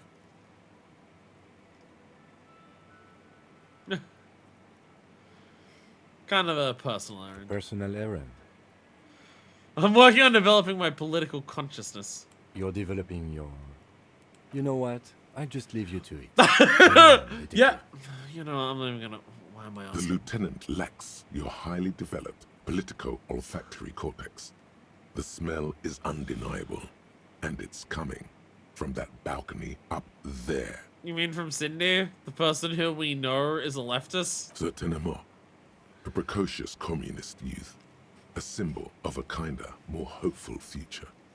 Now's your chance to establish contact with your revolutionary brothers and sisters.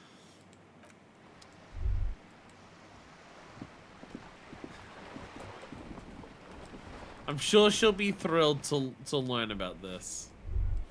I'm sure she'll be thrilled. Hello. Give me a moment. I'm no one. Just an old woman who cleans these hallways. If you can call it living. I have a little room upstairs right next to the coal room. It's barely bigger than a closet. But I don't complain, no. I have my bed and my aching bones to keep me company. And that's all I need from this world. And all she gets, too. The coastal wind beats down hard on the coal room door outside. Splashes of waves make the balcony slippery. She hasn't spoken to anyone for a while. Even her sentences feel rusty. Ask away, policeman. Oh, a lot of questions.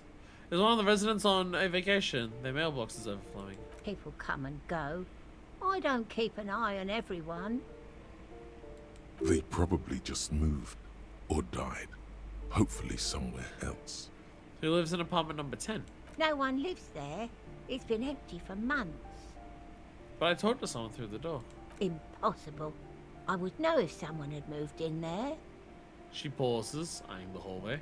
Maybe it's those countercultural people again. Breaking into a house like it's a public space. You're a policeman. Be good and take a look, will you? Sure. I'll see what I'll go see what I can find. Great. Young people. They're worse than rats. You know, always littering the hallways with trinkets and empty beer cans. Who lives behind the padlocked door? Oh, that one is a scientist. A future scholar.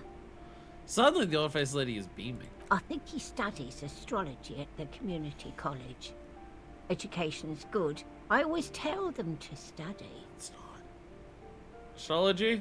Something to do with all those stars around his door. He asked me to leave his drawings up on the wall. Are you sure you don't mean astronomy? That's what I said. Astrology. Okay. The lieutenant shakes his head, as though to say, let it go. Come on, people. Try to keep up any standards here. It's not about stars. It's... forget it. What can you tell me about Cindy?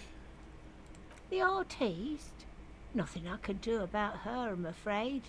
She ruins the walls faster than I can clean them. Still, she leaves an old lady to her business. More than I can say for others. Okay, I understand you want me to leave. She mumbles some kind of a response, then hacks something into her handkerchief. Well, I'm off. Goodbye. Oh. Chunks a little bit when it autosave, so that's alright. Oh.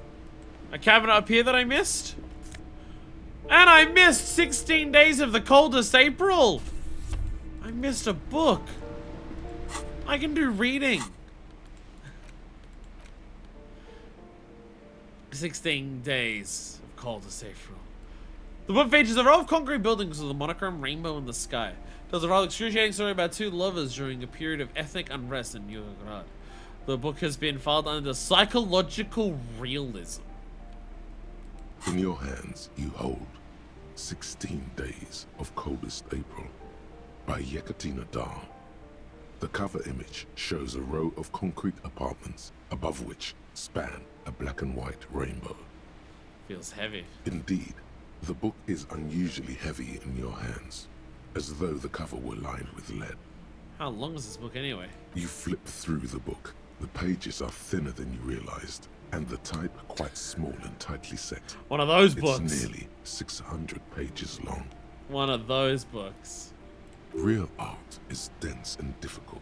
If it didn't feel like you had to wrestle a suicidal girl to get through it, you weren't really reading.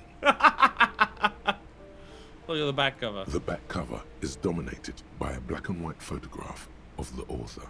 What does she look like? She can't be much older than her mid-30s in this photograph. And yet, from this cover, the eyes of a sad old woman stare back at you. Alright. We'll read that later. What happened here?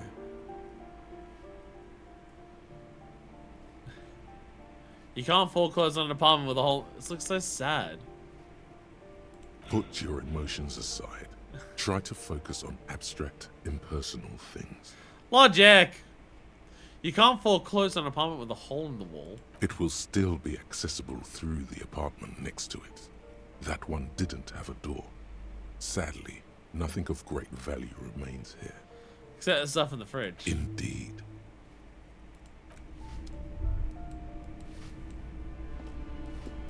Oh, okay. Okay. That was all that was, apparently.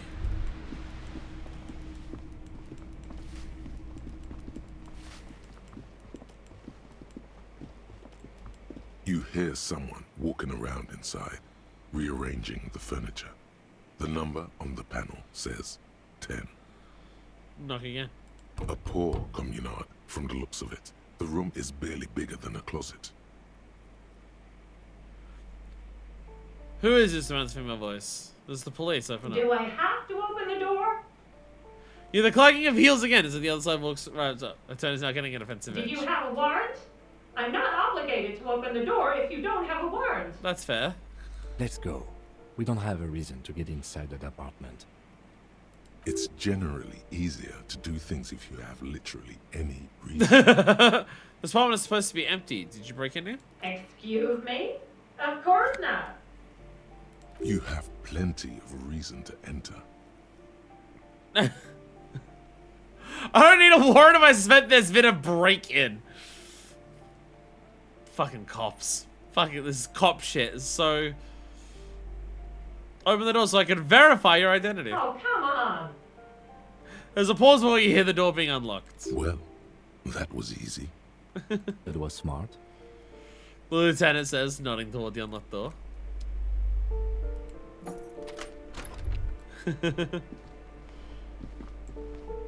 Oh! You're dressed much fancier than I expected. Looks like a fine mattress. Don't be ridiculous. You can hear it swarming with bugs. The loose pipe picks out of the medicine box. You should take it. Yeah! Drugs! I got drugs. Black monk straps. +1 to indirect modes of taxation. Oh. Oh. Oh god, the capitalist neoliberal route.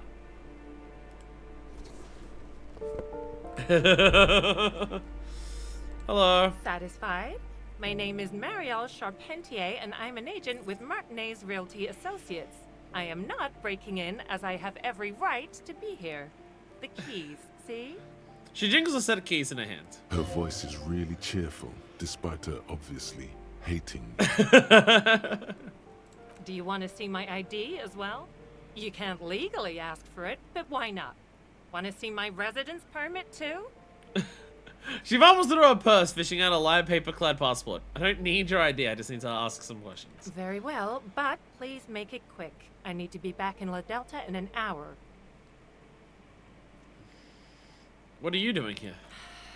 I need to get it ready for the next lease, but as you can see, the previous tenant completely trashed the place.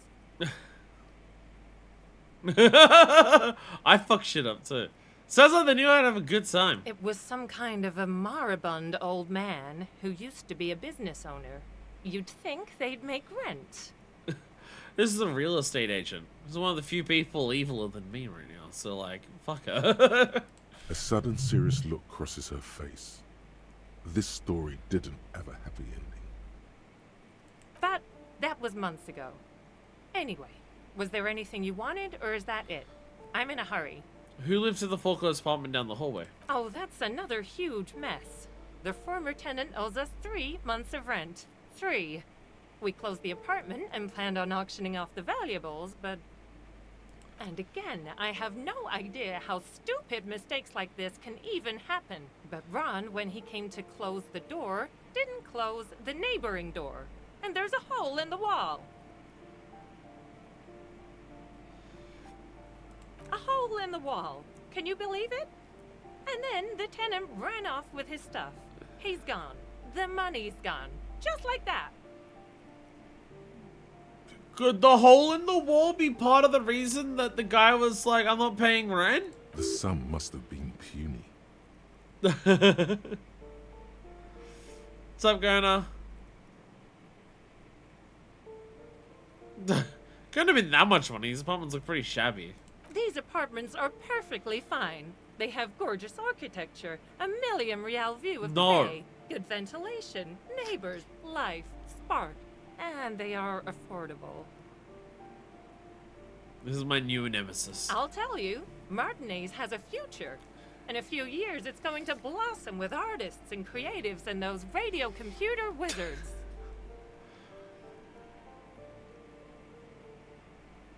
So wait, what happened with the wall? Don't ask me what happened with the wall. I have no idea how we're going to find the time or resources to fix it. You're a real estate agent. That's your fucking job. Fucking do it. Both apartments are now unrentable. Both. She's shaking her head, manicured hands are crossed over her chest. That's all, thank you. Of course. She replies with a smile, but her eyes remain glazed over. She's been waiting for you to leave. What now? Yeah. Of course. Sorry, I'm just annoying her. Master Investigator, you just can't keep yourself away from locked and hidden places. It's my duty as a cop to investigate every square inch of this world. Attaboy, the world's secrets were made for you. The Jamrock Shuffle. For you to uncover them. The Jamrock Shuffle? Yo, what's that? The Jamrock Shuffle. Might as well just read a call. Confusing behavior. By now it's clear you like to look inside containers. You like to open doors and see what's behind them. Maybe secrets? Maybe more juicy containers? Let's be honest, you like all containers. Trash cans, utensils, manholes, coat pockets, and containers left behind by the Philippine kings of forbidden relics. Okay, I haven't come across one of those yet, but one day! Wait, is that why you're so hell-bent on opening containers? Do you think you'll find the Holy Scepter and the Orbe de Montagne? Ooh. Ooh, I feel like I need that one. I feel like I need that one. Also, indirect modes of transaction. Actual, affluent moneymaker man. These per and Ingersoll These per and Ingersoll shoes have no lacing, but a strap and a buckle. Due to their elegant and affluent design, they have been described as the most advanced dress shoe. So advanced in fact that walking through slush and mud does not leave a single trace on them. Ah, their shoes are designed to pull up by their own straps. I see. I see what's going on here. I'm doing an understanding. I kind of want to get the mindset of how to Give me a pilfer. moment. I haven't found any counterculture people in apartment 10. This is a real estate agent setting up for new tenants. I see. I hope some good people are finally going to move in. This place needs them. No one is coming. There'll be nothing but scoreless who start killing real estate agents. Lax women, sexual deviants, that's all come. Sure, everything will be fine. Maybe they need slow change. Imperceptibly slow. There'll be nothing but squalor unless we start killing real estate agents. We won't be killing anyone. And you shouldn't say things like that. You're a police officer. There's been enough killing. I've seen it. Oh. Oh, no. She's seen it and known those who have been killed. Alright. Well, good to know. Good to know. Bye.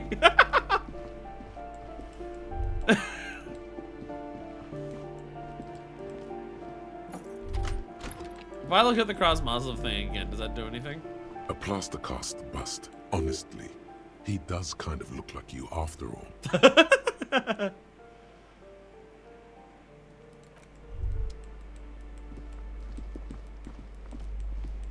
Anything else around here?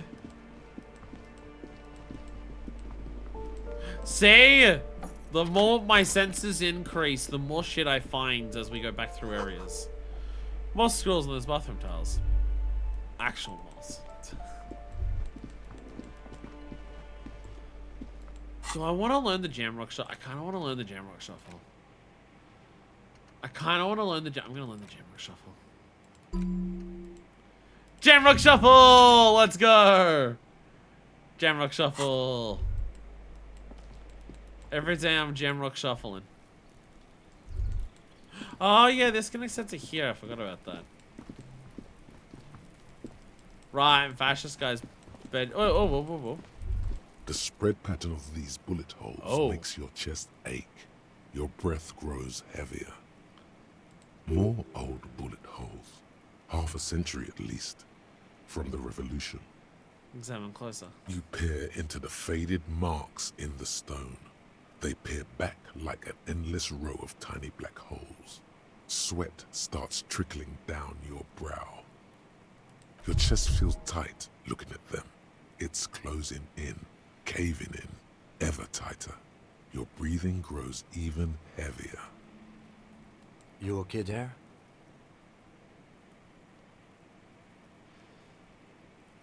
I feel real bad for a second. Might be the after effects of your past escapades. What are you looking at? There's all these bullet holes. I've seen a lot of them around. Remnants from the revolution. These are over half a century old. Is there something we should do about these? No, we are not constructors and renovators. And these bullet holes do not warrant an investigation. Okay, but what can you tell me about the revolution? Not much. I don't have a fresh perspective on it. Should we go? Sure.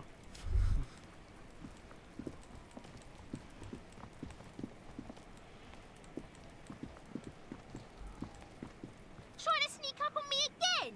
Trying to snuff me out? Get away, pig! No, she doesn't want anything to do with my shit anymore. I'm not fun anymore.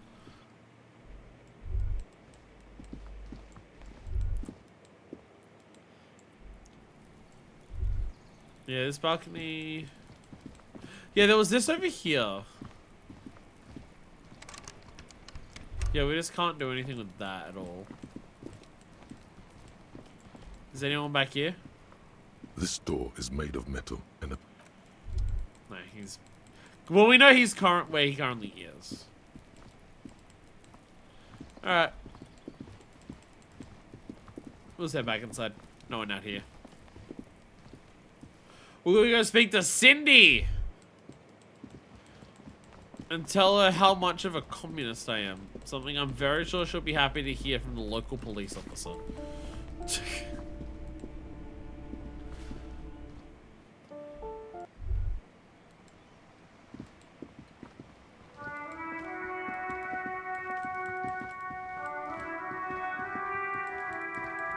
The way those horns kick in. Ooh, that's good shit. Is this just back to the... Oh no, this is this room, yeah. 100 tiny feet scurrying beneath the grate.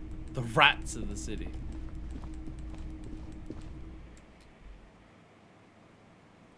Cindy! Hello again, officers. Have you come to admire my mural? Do you have any idea what happened to the hangman's armor?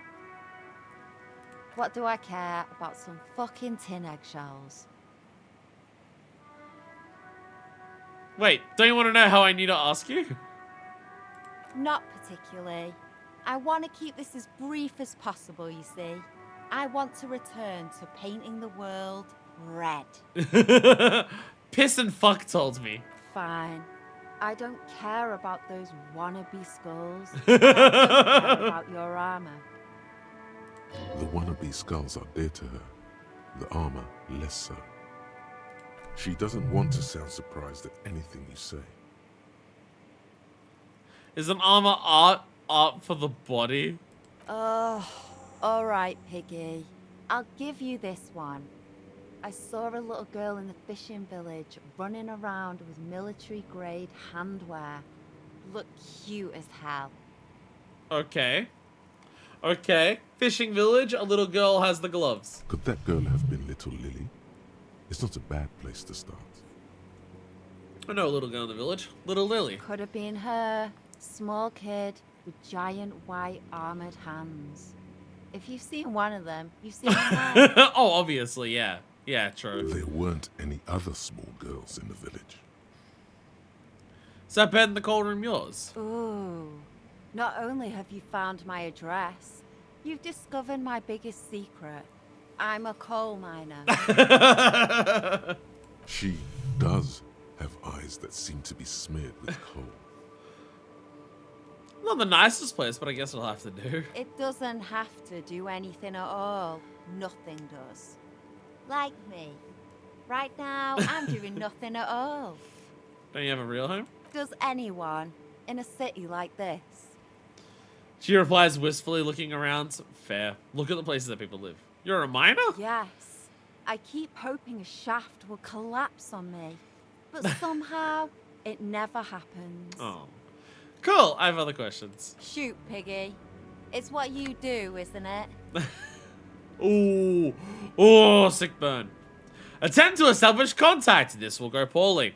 Hey, sister. Let's talk politics for a minute. And what do you know about politics? My nose told me that you're also a communist. We should team up. I'm looking for comrades to help me fire off the great Mazovian sausage grinder. And she is literally a miner. My nose told me that you're also a communist. I want to say this because I want to see if other communists in this world also have a nose for communism. We should team up, join forces. Well, well. Sounds like quite the snout you've got there. Your olfactory department wants you to know that it accepts no responsibility for wherever this line of interrogation. You're the one who keeps saying that smelling communist is what I should do. Sure. I know someone who'd love to talk that ideological stuff. You're looking for Steban. So you're going to send me to Steban because Steban is going to be someone you don't want to talk to, I imagine. Who's Steban? A right communist who runs a mega cool and very secret meeting. Do you know where to find him? I might. Will you tell me? No. Aw, damn. But I'm a cop. You can trust me. The lieutenant let slip a sigh that seems to suggest this turn was utterly predictable.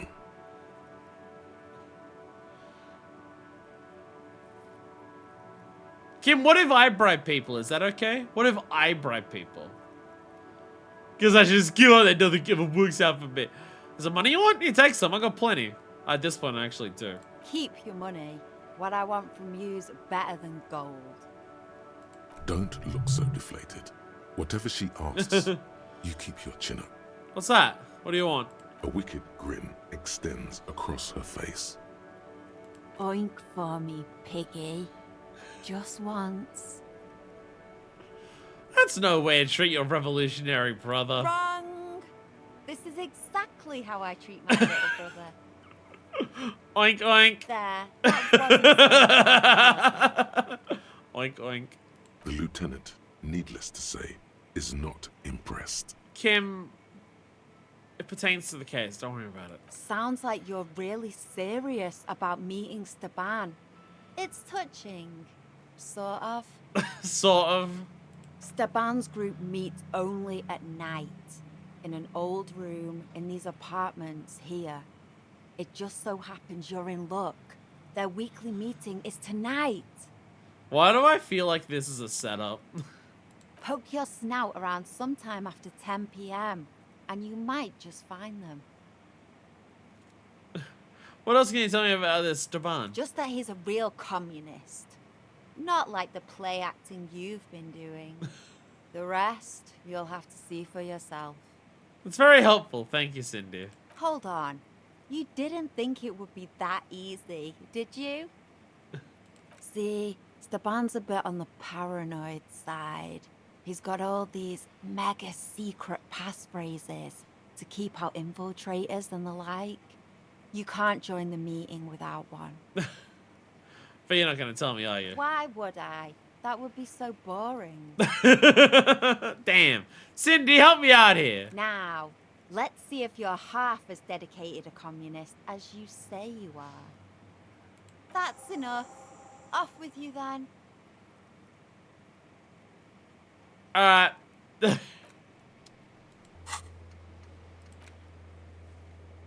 Find the secret passphrase. Roam the streets to sniff out comrades. Where have all the so I gotta find communists and see if any of them.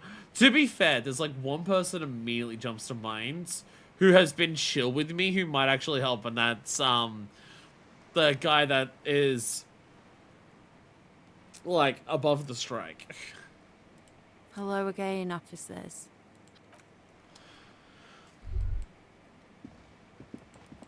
Immediately he jumps to mind as a possibility.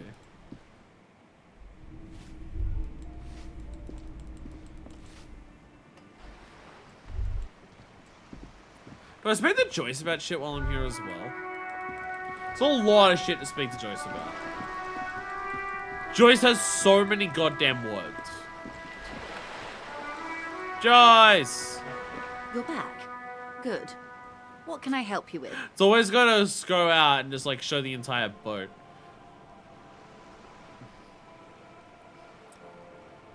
But I found my badge, by the way. I love you did. She just has a piece of blue plastic, her eyes scanning from left to right. Fast, observantly, like an electronic printer.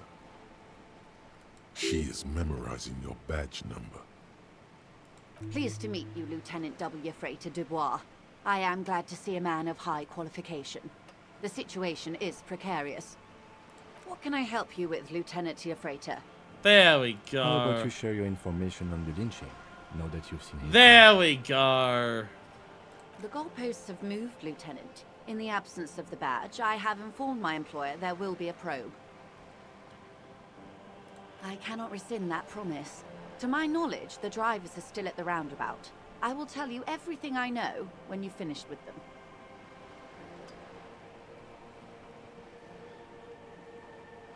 This is a plan all along. My plan is to share information. The only way to do that now is by telling my employers you've kept your end, which I hope you will, because let me tell you, we are in dire waters. Meaning, the information she has will raise the stakes in this game. The sooner the probe is finished, the sooner I can share crucial information with you. Now, is there anything I can do for you in the meanwhile? Tea, perhaps? Do you know something about these tattoos? Pine woman located, Sub-Arlen. She said, oh, find the badge and I'll tell you about the lynching. I found the badge. Not too late.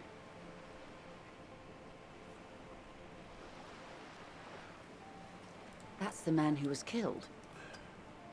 I'm afraid this is a discussion for once we've cleared the lynching question.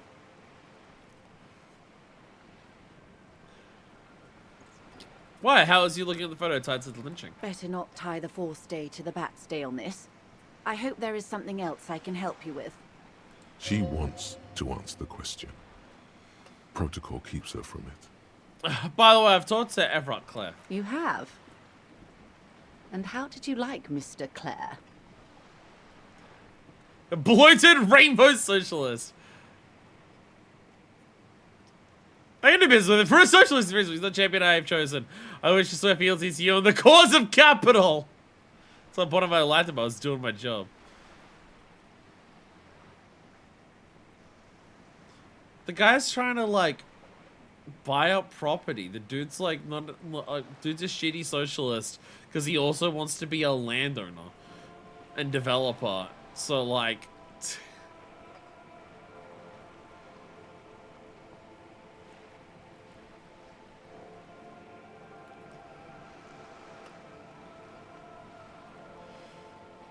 my honest answer is just I didn't. Oh, come on now.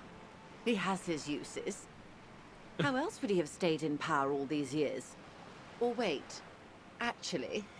She answers her own question. Corruption. That's how he's done it. Fantastic, Verm-like corruption. Reaching into the bowels of the earth.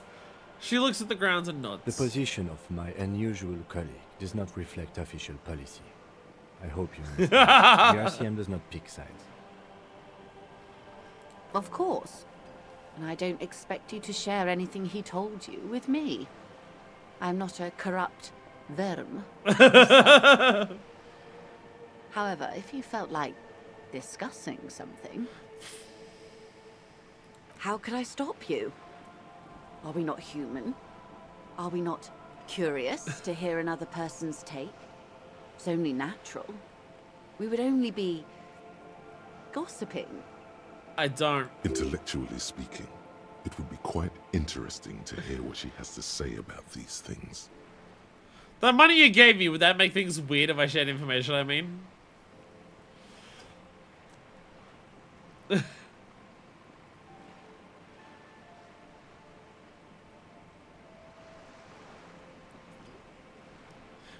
He asked me to deliver an envelope. Sounds like he has you running errands, Detective. A well-established dominance ritual. Where did he have you deliver it? To a nameless settlement down the coast nearby. Ah, yes. I've been meaning to go there. She looks over the bay. With longing. Clear and simple longing. Strange. Why does she want to go there? You're quite fond of this village, aren't you? I should be. In my youth, I had a brief dalliance here in Martinez. He was an older man with impossibly broad shoulders. He's probably dead by now. Even his shack is long gone. Not that it matters. These buildings are all carbon copies of one another. You've been to Martinez before? Yes. I was slumming it with some girlfriends of mine. We had boats and... Don't hold it against me. My paramour certainly did not. Sounds like you missed those times. Not overly so. It's not like this was the only place we visited. Me and my girlfriends from Azon with our shiny boats, like reavers. We told ourselves we were the worst thing to happen to the coast since the Coalition landed in 08. Imagine. So you're sad you can't buy the place? Yes. I'm sad I'll never have the time, Detective. I've always wanted a dilapidating fishing village. She is more defensive about it than usual. Full of ghosts and ancient memories. Has this errand yielded you any information? He asked me to open a door. A referral, you mean? I take it this was for someone in the RCM. Don't answer that. No, I mean like a real door to someone's house. Oh my. A real door? The lieutenant does not say anything, but you hear the nylon of his jacket rustle as he looks at you. It was nothing. Of course. The RCM has the right to inspect any premises. How else would you catch the bad guys? The information was useful, I hope. Her bartering mind cannot fathom that you didn't ask anything in return. Frankly, what was done was not pretty at all, but neither was it illegal, and it was not for nothing. He turns to you. I advise you to be very selective with what information you choose to share. This may have consequences beyond our line of sight. Yeah.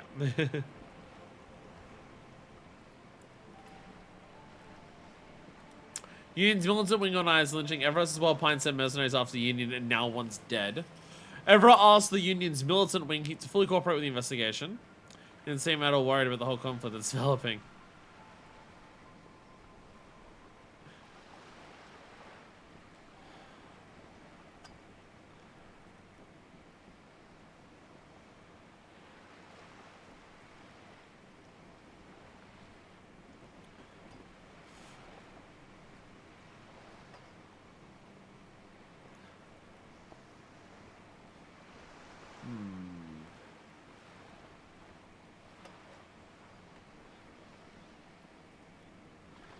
Whoever asked the Union's militant when to fully cooperate with the investigation. I feel like this is the most diplomatic thing I can say to her. How benevolent. Hopefully they'll help you sort this whole business out, if they haven't already. We cannot discuss the specifics of an ongoing investigation, ma'am. Besides, you haven't exactly been forthcoming yourself. That is only fair. That's all I've said all I can. Well, I hope it yields something. Otherwise, you'll have opened that door for naught. Anything else? That's all I've got to say. Naturally, Detective. There are lighter topics to gossip about.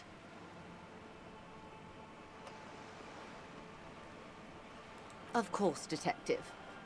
Should something come up later down the road, don't be afraid to drop by for a chat. Until then, is there anything I can help you with?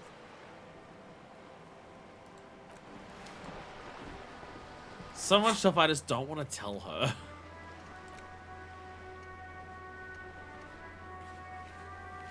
There's so much stuff I just don't want to tell her. So it's like, I don't want to talk to her too much. But I mean, like, also, like, fuck Efrat. Fuck Efrat. But also, it does seem like Wild Pines kind of sent in people to kind of, you know, break the strike through, less than peaceful means. So, like, you know.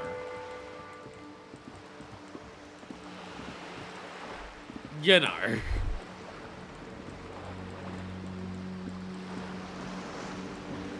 Swishy splashy waters.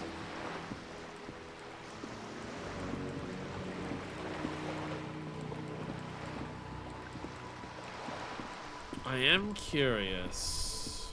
Have you any more to say? Vigilance officer, what can this old carabinier do for you? Renee told you he's war stories. I'm impressed with your heroics. It's a very high drama check, but it's a red check.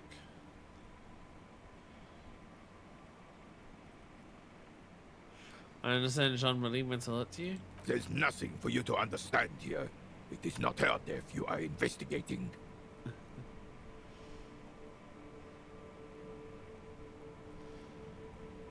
Well, the circumstances of her death in any sense unusual? Absolutely not. She died of pneumonia in her bed at the age of 79. This is highly usual.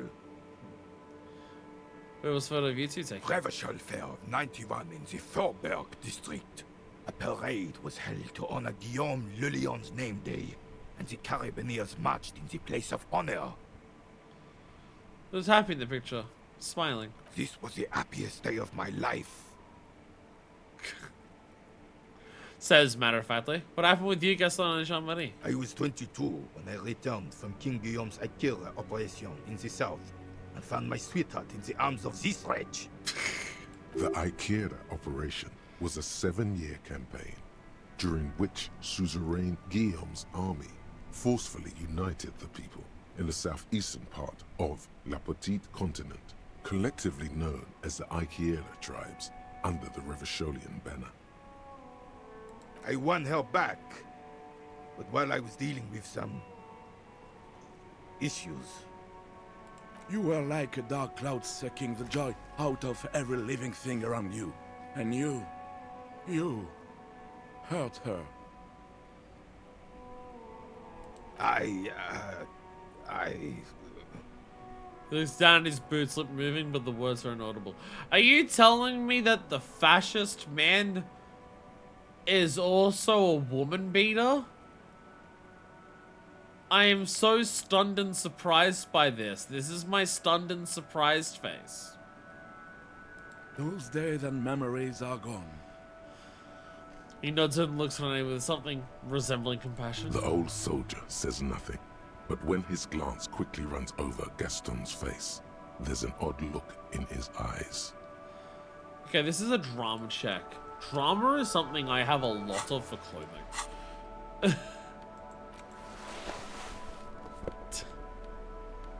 Let's just get naked. Let's just get undressed for a sec. Drama. Drama.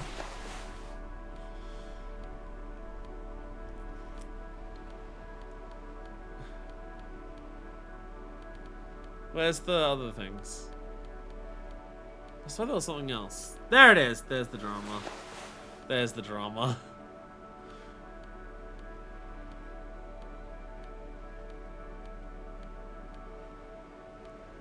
Because I don't know how much higher our drama is gonna get, like, as like considering how much gear we have that helps it. Gotta get back on.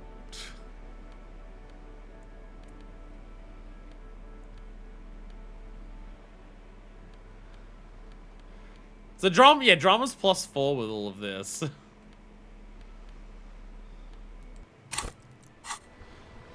So what does that push that to? Officer, 72%. That is a massive fucking increase.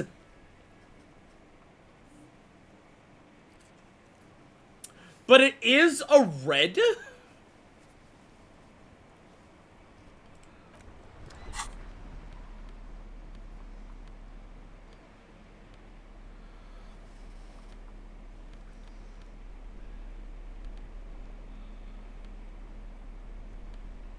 The glasses that I could buy, what did they increase? Did they increase drama as well?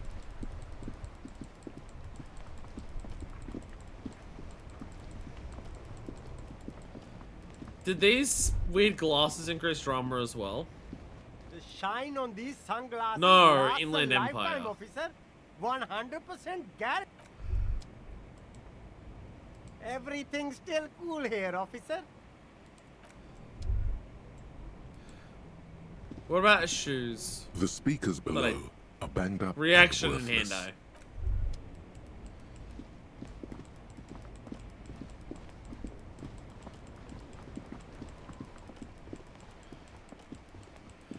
Oh, oh. Something down there. How would I get down under that?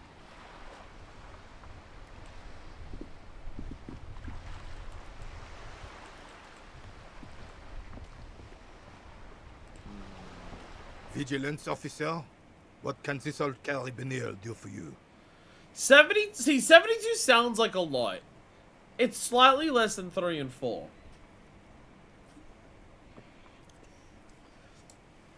Like a 1 in 4 chance. When you phrase it as a 1 in 4 chance this doesn't work, then that sounds pretty bad.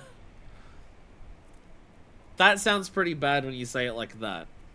To be fair, because I shot put at the fucking bull, that is really that's definitely also fucked us a little bit. Thing is, my drama's at 9 with the gear that I have on. So like, am I ever gonna increase the drama? Cause I don't need to. Yeah, fuck it. Go for it. Go low. Go deep. Go Uncle My story doesn't have gunfire, blood, or spilled guts, but let me give you a different take on heroism. Sure, officer. Let's hear your take. Imagine just flickering into existence from nothingness. I'm not following you. He'll get it. Don't worry. Just continue. He's gonna be impressed. Imagine knowing nothing but the sweet oblivion, only to wake into unbelievable pain. The man stares at you, silently frowning. Doesn't look like he's imagining it. Right when you're willing to do just about anything to make it stop, you open your eyelids. The carabiner crosses his arms and spits in the crater. And realize you've pushed yourself too far, past the point of no return. You're talking about getting blackout shit-faced drunk and going into delirium, right? And is that not heroic? Does that not make me a fucking hero? The lieutenant looks up from his notes and nods to the old carabiner.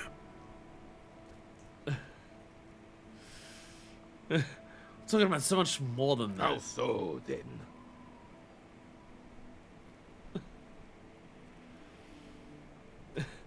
It was transcendent event I saw beyond the veil. The lieutenant sighs audibly, but keeps his eyes on the notebook.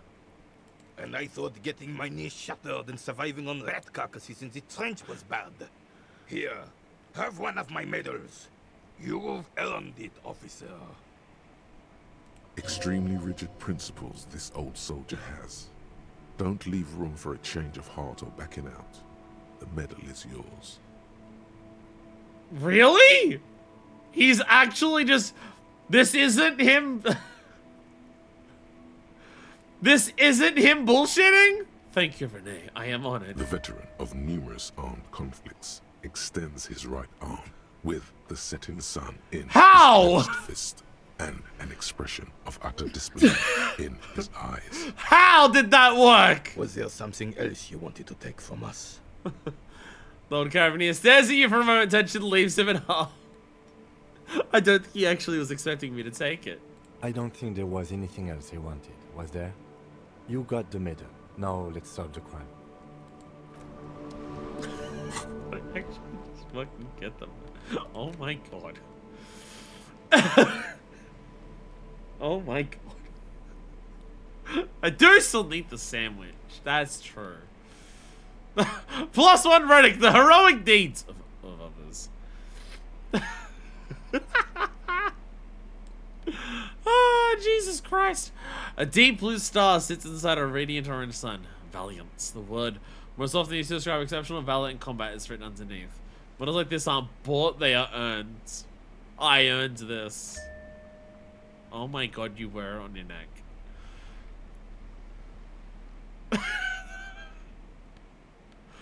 Chat, I think I might be evil. Chat, I might be evil. Spirit of Core and Shivers, Spirit of Core and Visual Calc. I'll go for that one. Yo, there we go! There we go, you can see it on me! You can see it! Look at my medal that I got for all the fascist horrible things that I did. Let's go! Let's go! Oh, I'm so fancy. Oh, I'm so fancy. Fuck yeah. Do I have glasses on right now? Visual calc glasses.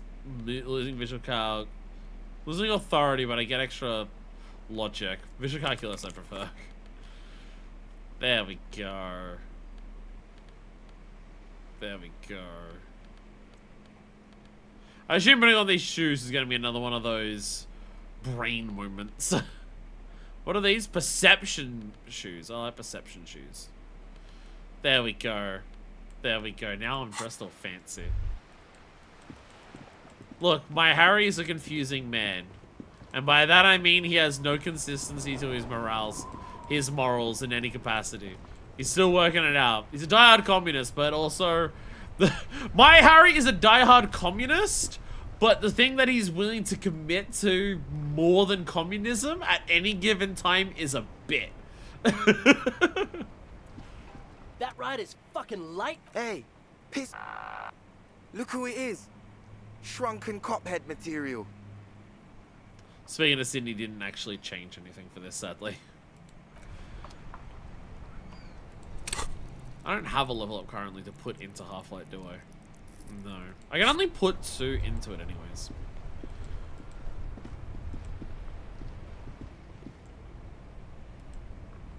What's up? Still here. Stuck in this damn jam, my man.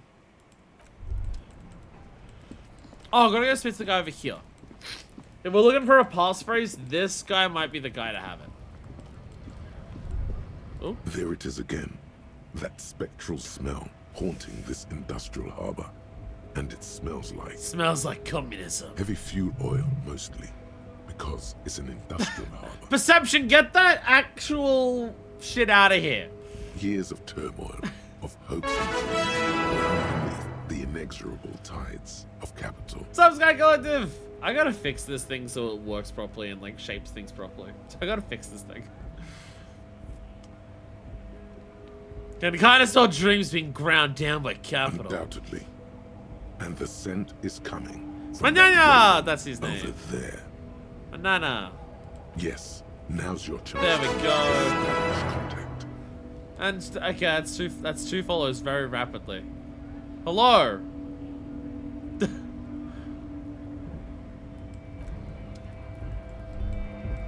What was that one? Stratosphere. So I don't get, hey, so I don't get new people following me very often. So two immediately is just like, oh, something's happening. What's going on? What's up? You got a NASA badge. You got the Artemis 2 badge. Yo. Banana. Hola, wandering man. How can I help you? Attempt to establish contact. Listen, brother, there's something important I need to talk to you about. What's that, boy? He tilts his head slightly. Now's your chance.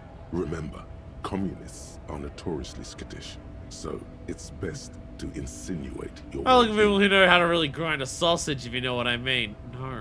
No. The homosexuals back in the Willing and rags. What are you talking to me for? Most our mutual friends, Cross.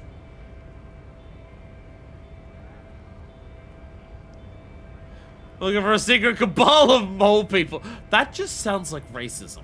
That just sounds like I'm trying to do a racist. You want to go talk to Measurehead if you want to do that one. What was our mutual friends, Cross? Put your hands next to your head and curl your fingers like deer antlers. Don't think I've ever met a Kras personally. Then again, I've never been to Gran. I'm looking for people who know how to grind a sausage, if you know what I mean. Have you tried a butcher shop? Okay, maybe it's time. Okay, you know what? Maybe you suck at the subtlety. I'm investigating a peculiar smell, one with revolutionary implications. Could be coming from one of the jam lorries. Cargo's been sitting out. The way you earned that medal of fascism was chef's kiss. Why does this communist not trust me? I'm wearing this fascist badge. I'm a cop wearing this fascist badge. Why does this communist not trust me? Why doesn't he trust me? It's so confusing. Okay, maybe it's time to abandon. I'm not saying the mole people thing. That just sounds like I'm an anti-Semite. What I'm trying to say is, I'm looking for communists, you know what I mean? Comunistas, huh? Can't say that's where I thought you were heading with this. Not that I'm criticizing. It's good for a man to take his time and think about the whole socio-political world picture. It's certainly been an interesting first time. I can't believe my partner is actually turning into a fucking communist. So you've given up copying and now you're hunting comunistas. Care to say why? I'm on a sort of a quest to develop my political potential and I need their help. A fellow plains roamer in search of greater understanding. A classic story. I told you Banana would be like the most understanding about this. I wish I could help. Unfortunately, I don't know many comunistas. I thought you Union guys were all communists. Some are, some aren't. It's a big institution, room for all kinds. Comunistas, feminist supremacists, even an anti-institutional boyadero. That is true. One of the big guys in the Union is just like the big racist, so... There is warmth in his voice when he talks about the Union. Whatever his personal politics, this is his home. Alright, so if he isn't personally a communist, he's definitely hanging out with them. Ah, but you know, I did meet a genuine ideologo a few months ago. Perhaps he's your guy. Ideologo? You know, a guy with a theory. Someone who likes to pit his theory against other theories in deadly theory combat. Now that sounds like a communist. As in, he spends most of his time arguing with other communists. Did he say his name was Staban by you? Didn't say anything about his name. Wasn't this sort of encounter where names matter? How'd you meet him? It was late one night as I was leaving the arbor. He was waiting on the corner in a bright white jacket. Classic Saramerizian style. He asked me for a light. We shared cigarettes. Then he asked me if I ever thought about getting into some of the extra physical branches of communism. An extremely cool way to establish contact. Wish I thought of that. What does that mean, extra physical branches of communism? I took it to mean he was asking me to join some sort of underground cell. A very old school organizing technique. The sort of thing comunistas used to do before the revolution. And what did you tell him? The same thing I always tell people who try to press some claim on me. I said, every boyadero rides alone. How do I find this guy? I couldn't tell you. Once I declined his offer, we finished our cigarettes and he disappeared back into the night. Just before he melted into the shadows, he turned to me and said, "Remember Dobrava and Abadanais." I say that. And then he was gone. Who are Dobrava and Abadanese? I don't know. Guess not everyone remembers. A tight half smile crosses his face. What do you think it means? Been wondering about that myself. Some comunista inside talk could be. Not meant for the wider public. They love that kind of thing. You'd have to ask someone who knows this ideologo personally. Cam! Communist thing over here. Not to interfere in your personal errand, but it might have something to do with that passphrase Cindy mentioned earlier. He's helping me out! He's helping me out!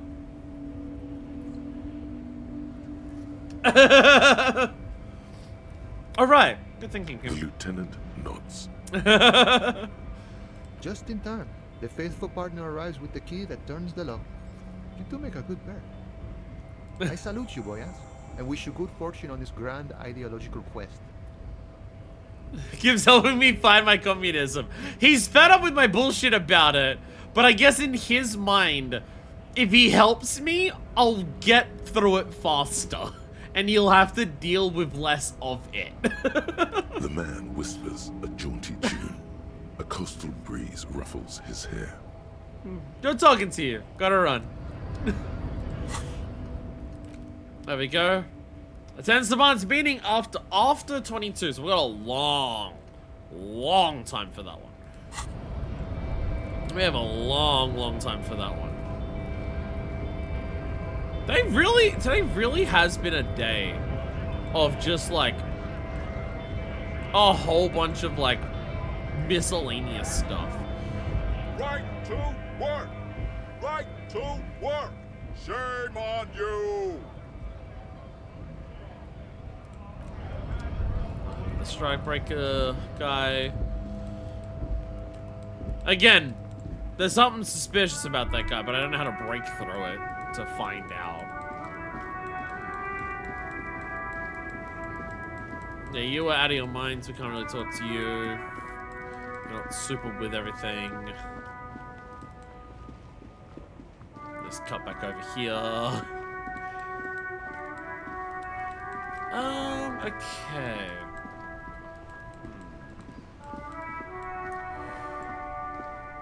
I really want to save Scum. I really want to save Scum. I really do. I really do. I really do. It might be the one thing that's worth it. Do I get one gimme on this is the one part of the game that I'm allowed to save Scum and it's not cheating?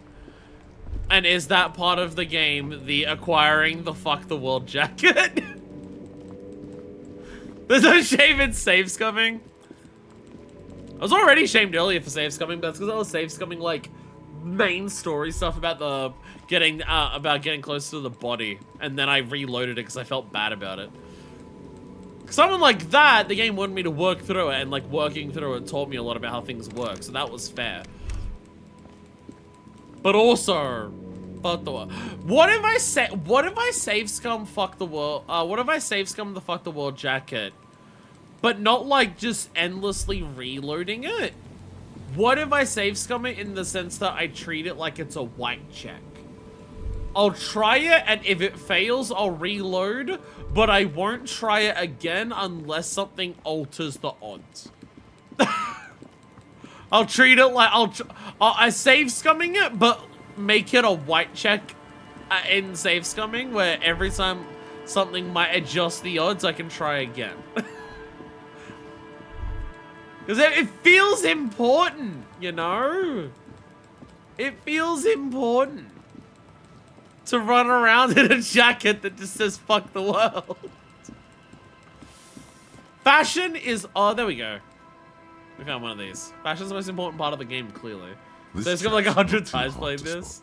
Once you know what to look for, keeping it hidden has not been a priority for the cryptozoologist. The thing is, like, I'm very much enjoying the game, not save scumming it. The joys of getting a success where I get it, and having like to deal with the consequences of failure. I've really been enjoying that element of the game. I very much have been enjoying the elements of the game of having to roll and deal with what it gives you. Does feel like very thematically appropriate to a lot of stuff going on, that it's just like, sometimes things go your way, sometimes they don't. Either way, you need to like roll with it and learn how to like keep going on and everything like that. It does feel very important thematically. But also, like, a lot of the failures are really funny. But like, do you want to fail and see the funny and then lose out on like the good progress that you can make as well? Because the game has an absurd amount of content in it. That like, unless you're going to do billions of playthroughs. Unless you want to do billions of playthroughs, what if you just save scum all the stuff so you can see all the things that can happen? I mean, even then, you can't really see everything in one playthrough, because just, like, the choice... There's a lot of points where it's like, you have to make a choice. It's not a roll that you're doing, it's a choice you're making. The reeds bend forlornly toward the sand. You see slabs of concrete north. In the east, the city center hums to you. I can see that either this is artifact glitching going on, or there is actually something on this. It's hard to say. My computer blue screen sometimes is just trying to open the damn game. This is the first game in a long while where what I have felt while playing is... You know, I normally feel this for like action games. You know, playing like a Devil May Cry or a Hi-Fi Rush, I feel it. But playing this game is one of those feelings where playing the game, I'm just like, I already can't wait for my next playthrough. I do feel like I want to play through this game multiple times just to see the different stuff. I'm so tempted after beating this game to just be like, run it back immediately. I want to see what like hardcore fascism is like in this game.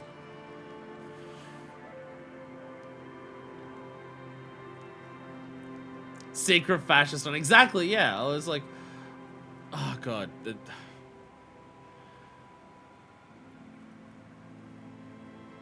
Like, just in terms, I've mentioned it before, just in terms of a game that immediately gives me the vibes, like, of playing through it, of, god, this could be so different because of the experiences is changing so much going through it.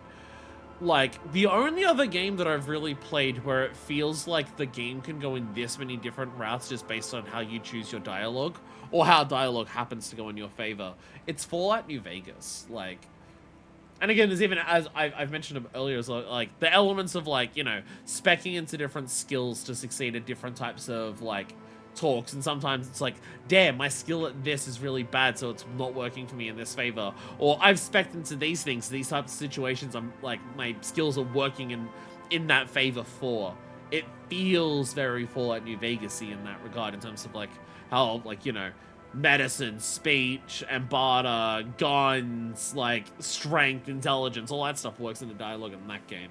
So just playing through, I immediately feel the vibes are just like, God, this could go in so many different directions. There's a lot of games that pride themselves on your choices matter and how much you affect the narrative changes like that. And I don't know, I feel like maybe the main narrative of this game may not change that much in terms of like investigate the murder. I can't imagine the game's gonna turn around and say the killer is different based on how you play the game or anything silly like that. But there's so much of the game that isn't that it's like, you know, it still feels like it. I mean, even just the way you solve the murder could probably change in so many different ways, just based on how you go through things. The constant, distant song, louder on this part of the coast, nearer somehow. And there's that cold again. Always the cold. Always the cold. Always causes the shivers. Reach for the trap. Nothing but locusts in this trap as well. It is locusts. No cryptozoological monstrosity. It is the locusts. Empty as all of them. One more of these and we're done.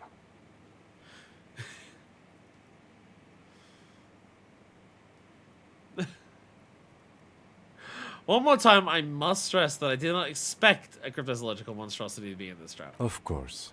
Noted. He looks back at you, incredulously. He's placed the trap back in the reeds. So all the stuff going around it, those are actually locusts, and it isn't my game artifacting. Yay! Yay!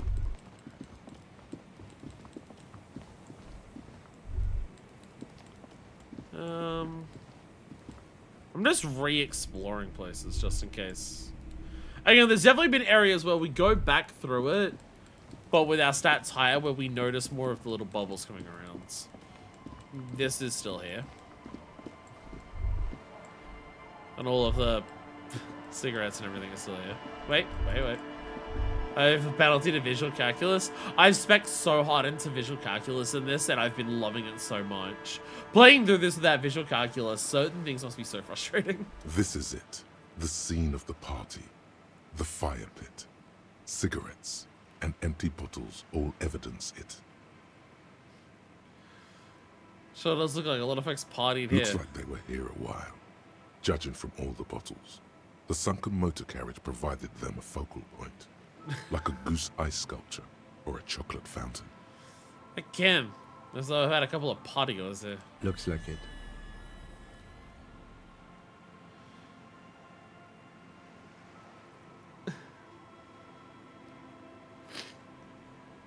Let's say I had a great time laughing. Hey, let's keep moving, detective. Lieutenant Justice Somehow, Justice. he doesn't want to dwell on it. What are you worried about?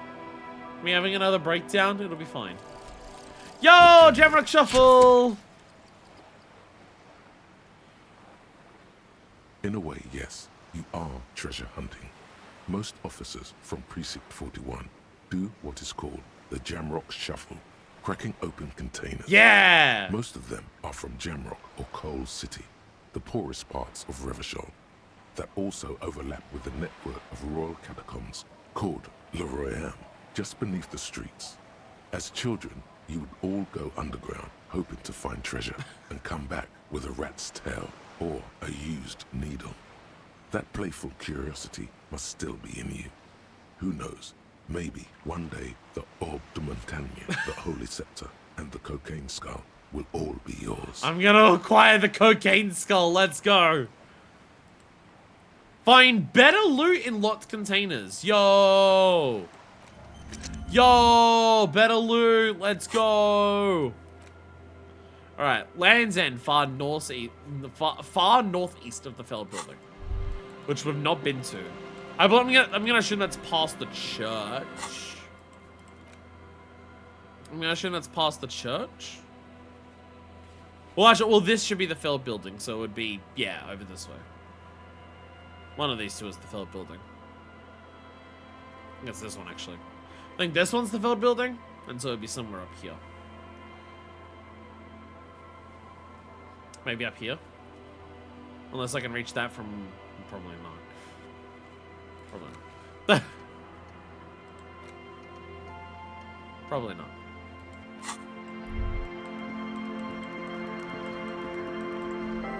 Zoom my camera out. Again, as we're like exploring everything, I'm just trying to take it as like an opportunity to just be like, let me re-explore everything again, just to see if there's anything I've possibly missed in areas. The worn and beaten wooden planks of the bench do not look overly comforting. We can sit on benches after we've solved the murder. You can revisit the bench. Oh yeah. Benches, it can be sat. Kim Kitsuragi, if there's time to lean, there's time to solve murder. And I'm just like, I just want to fucking sit down. Don't go, Abigail. I have booze to give him, right? Don't I have alcohol to give him? Yeah, I have a Pilsner. Tequila Sunset. Sorry for being a buzzkill. I'll supply the booze if you supply the stories. Wonderful. I've got this blue medicinal spray. I can just give it back to him. I've got a potent Pilsner. Give it. Not much, but it will do. Actually, I think it was the other guy who sold it to me. The tale I'm about to tell you is an urban legend particular to Martinez. That said, I first heard it from a former bicycle courier in Koran. There are many variations on the basic story, and the details often conflict. What everyone agrees on is that nobody knows the exact nature or identity of the phenomenon. The phenomenon? Are you telling the story of the headless? The headless... Shut the fuck up, Rosemary.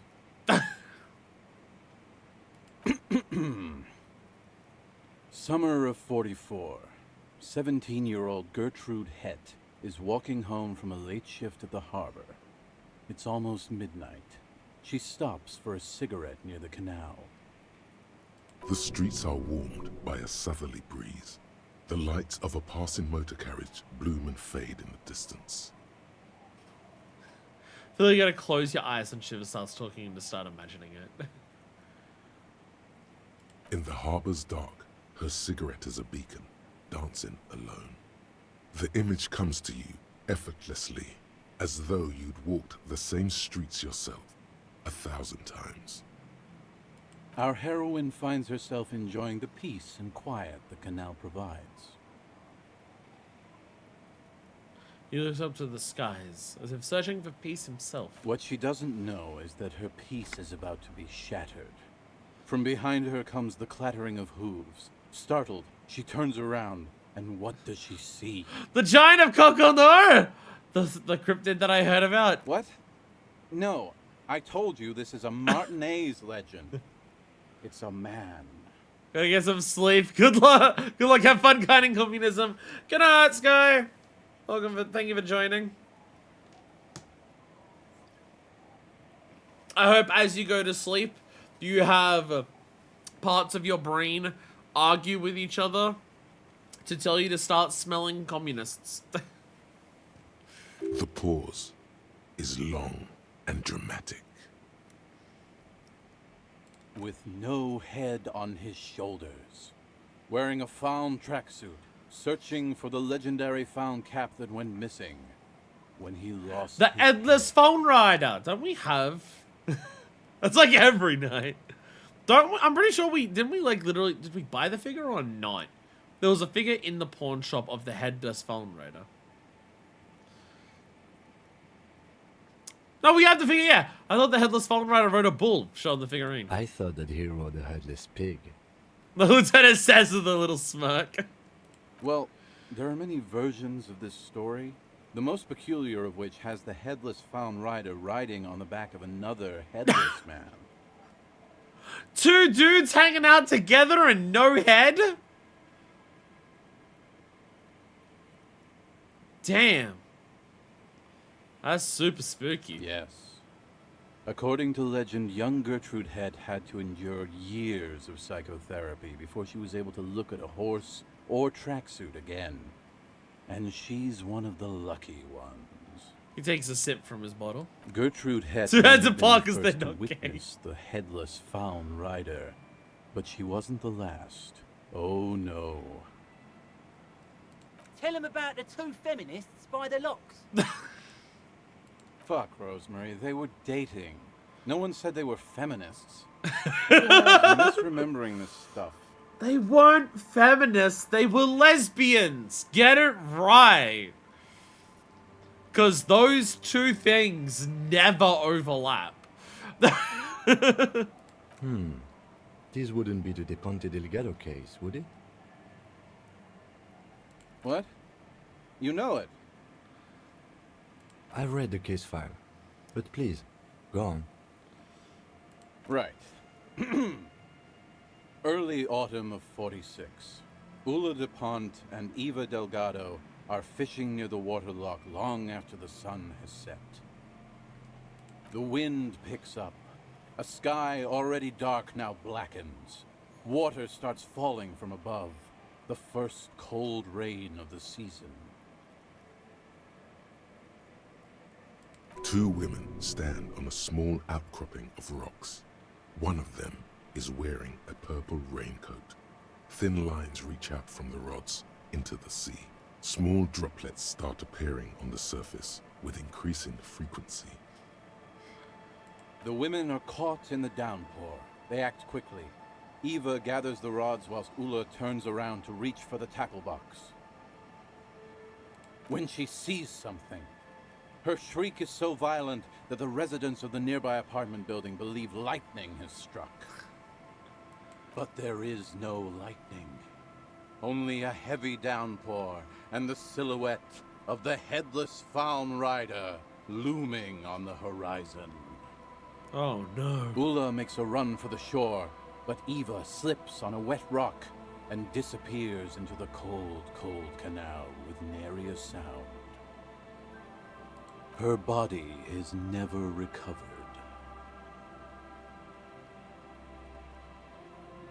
Oh. What the case file say? Ask him. Naturally, Ula de Ponte became the prime suspect in the disappearance of Eva Delgado. De Ponte maintained that it was the so-called headless Faun Rider and that she ran, fearing for her life. He adjusts his glasses. During the investigation, it became apparent that there was a love triangle, the third party being some small-time businessman. I don't remember the exact details.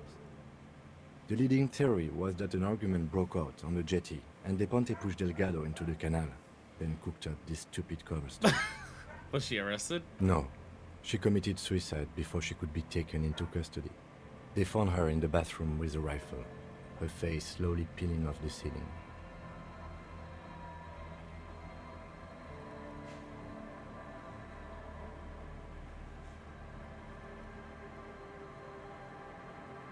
I've never heard of that description in my life. The face slowly peeling off the ceiling. Fucking horrifying, like, mental... Oh my god. Not a pretty scene. I can imagine so. Jesus. Man, that's some grisly detail. Oh well. Here's to another case closed. Thanks, the hardest took from his... Anyway, that's the story of the headless Faun Rider. Pretty crazy, huh? Who was the headless rider before he died? Well, Tequila, that's part of the legend. No one knows for sure. There are a couple of possibilities, though. Some say he was an undercover cop who blew his cover and got beheaded by the vicious gang he had infiltrated. Now he rides, searching for his lost found cap, plotting revenge. I love the idea that, like, it's this horrifying ghost story of this man going around headless on, like, a horse, boar, pig thing. And he's just, like, in a branded tracksuit looking for the branded hat. And the name of the brands becomes part of, like, the story. Like, Faun is just a brand.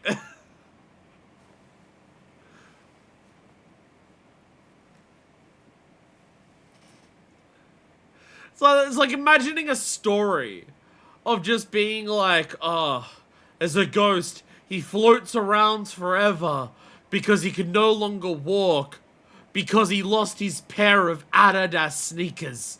Like, it's so... The juxtaposition between spooky ghost story and the branding in the ghost story is very funny to me. O headless brother, where art thou? Why was that esprit de corps? Others claim he was a professional jockey who veered off course during a steeplechase, ended up in somebody's backyard, Oh, because it was and got because of the cop one. decapitated by an exceptionally taut clothesline.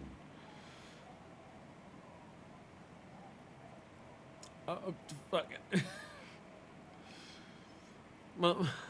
Motherfucker got hit with the fucking woman trying to run out of the building and you're next. The headless Patagonia, man. Personally, I think he was just some guy who hanged himself from a really tall tree, and the fall was so violent that his head came clean off. Was that a thing that I feel like I've heard variations of this, of like, you know, back in times when hanging was like a common method for executions. I've either heard that it's like it was actually quite a few of them lost their heads while they were hanged, or if it was a case of like people always show hanging as being like an instant thing, but actually no, most people just like they go down and then they're there for a while before they actually like suffocate and die to death. Or sometimes it's like one or the other. Sometimes it's like so violent that the head comes that like it separates it, and sometimes it's like so not that they just hang there for a while before they slowly die.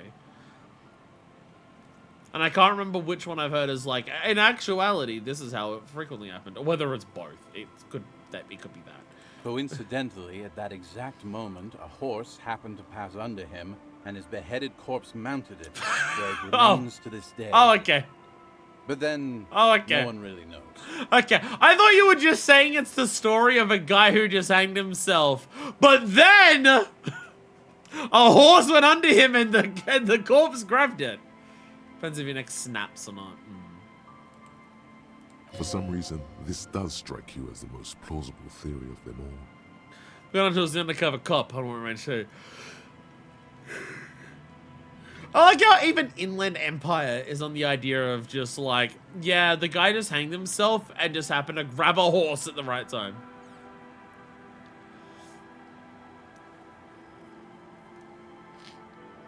I gotta agree, your theory sounds the most plausible. Let's give it a Doom Spiral or something. Isn't it?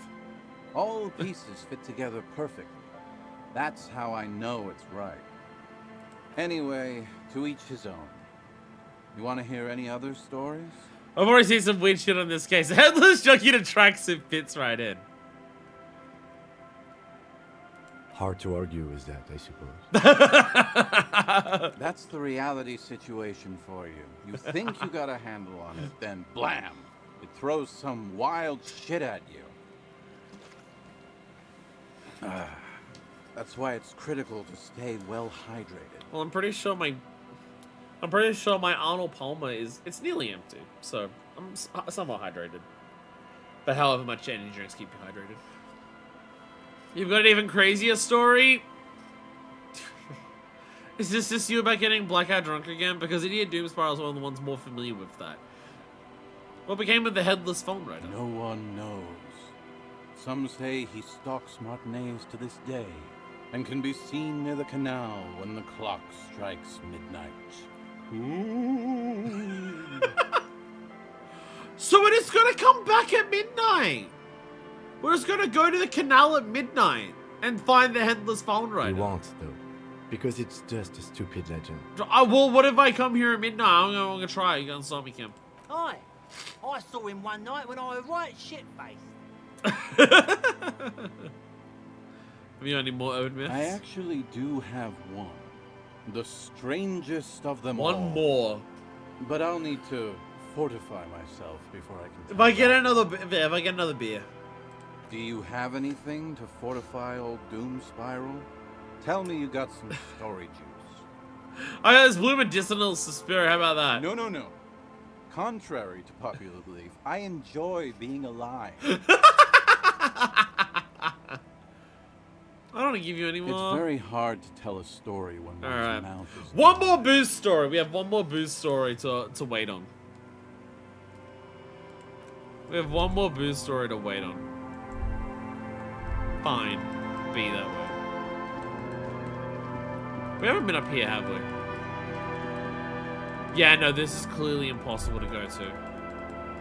There's no way we can navigate past this. There's no way we can go that way.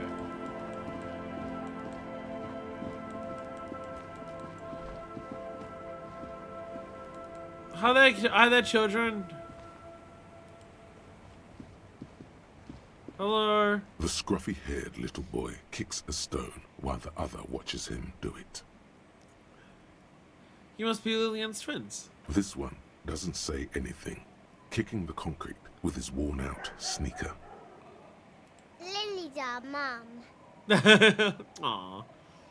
I already said that. The stone kicker laughs suddenly. His head is too large for his shoulders. The other one laughs as well. Wow, so intellectually stimulating. Logic, they're like children. Calm down. Children are stupid. Is little Lily your sister? Yes. Okay. Yes. Okay. Bye, kids. Take care. They are literal children. I can't blame them for not being conversationalists.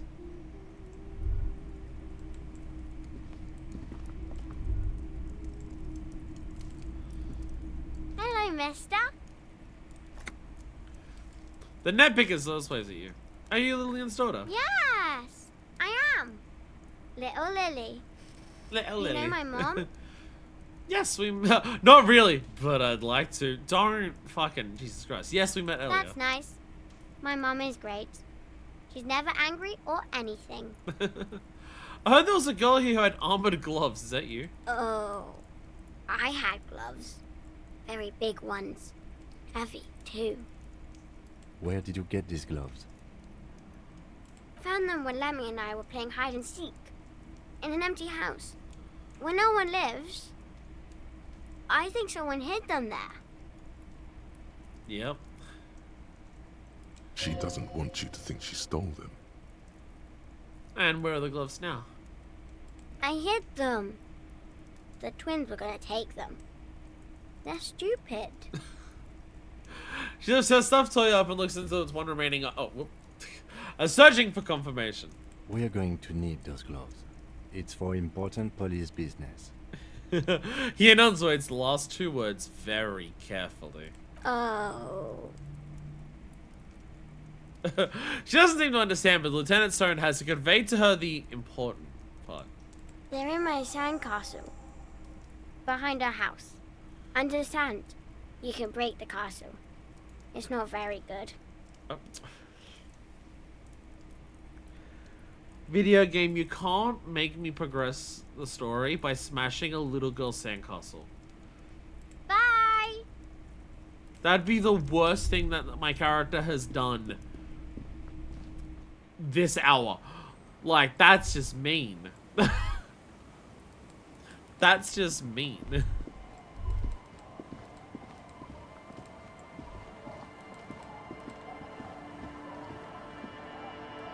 Weather has not been kind to Lily's little sandcastle. The once mighty towers are quickly eroding away. It's already You broken. can I see feel no something guilt. shining back to you from what must have been a vast underground catacomb network. Broken. The little castle? The reigning lord must have come upon some really tough times. Such decrepitude. Reach into the catacombs and pull out the shiny The object. walls and floors give way to the giant's greed, collapse and present you with a pair of ceramic gauntlets. There we go. We have the gloves. Congratulations. That's the gauntlets down then. We're doing good on the armor collection front. What's left? A headpiece? Because we're not getting the boots. They're on the body still. Unless I had pants that were separate. Jesus Christ, look at these things. Fucking hell, look at those. Clenching and strengthened digits. This is like double the interfacing of the gardening gloves. Clenching and unclenching your fists has never been so fun. The tiny siren plays making a lovely clicking sound when your fingers move. Gloves are a bit sandy, but the grip is phenomenal. Oh my god! Fucking hell, look at that. Jesus Christ. As you fold your fingers into a fist, you realize you could knock anyone out with one punch. The white ceramic gloves wrap around your digits comfortably. Your movements cause tiny little clicks, like dice rolling somewhere far away, as the plates reorient to your motions. We're responsible for this. This is just to protect me from harm, but not to show off. The hardened vitreous enamel, at once sleek and voluptuous, adds a glow to your cheeks and a spring to your step. Just imagine what a full suit of this stuff could do for you. The 5-1 armor piece! We got that! Maybe if I wear the body piece and walk around, it does a similar thing of like, that's the speech bubble, and then it does that. But hey, find the armor piece! That's actually now marked off, yeah. Don't imagine what a full suit of this armor could do. Well, we're not gonna get that because I'm looking at the boots, but... You really do feel more confident. Invulnerability does that. Even partial invulnerability. Ski could line my pockets with cash. I could probably sell it to some other cops. Why is the bothering you on the list? This is the long sought after enemy technology. I can't just enjoy it, I must study it. Remember, this is a highly specialized kinetic redistributor meant to stop bullets. Wear it. Observe its properties. See if there's a weakness in the design. Thought gained Fairweather T500? For the day you have to fight someone covered in the same material. Half-Light, that's terrifying. Half-Light, that's terrifying.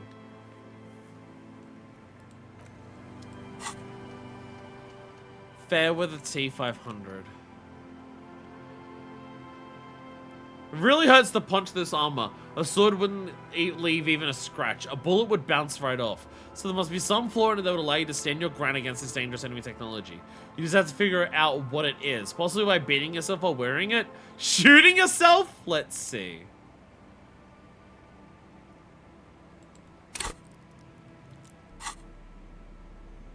The fact that exists scares me.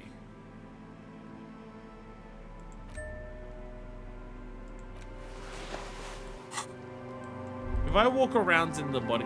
Yeah, the body one doesn't do that.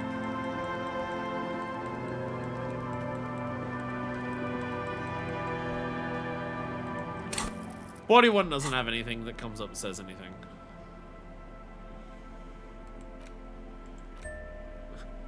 I do like how you can wear this one underneath, though.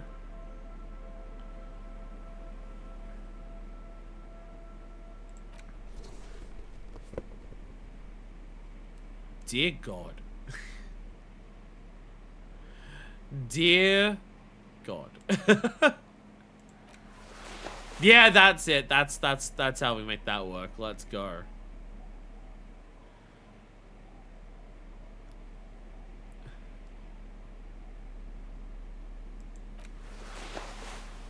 Get back on our clothes.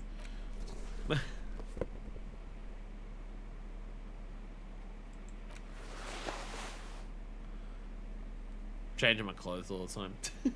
There we go. Oh, this one's... I only have 3 left is the issue. I only have 3 left. The thoughts...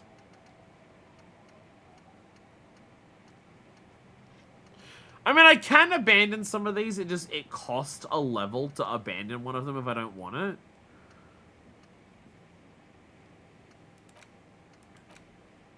But I also don't know which of these I'd actually abandon. We have to be a feminist. We have to be a hobo cop. We have to be a communist. Superstar's just funny. Volumetric shit compressor. I don't know if we still need that. But I don't want to, like, get my shit together. This is just, obviously, 1 plus XP for every orb. This is just a good thing to have permanently. I like having extra empathy towards Kim. And Wasteland of Reality is like giving up alcohol. We need that. I guess you get rid of Jamrock Shuffle once you, like, loot everything.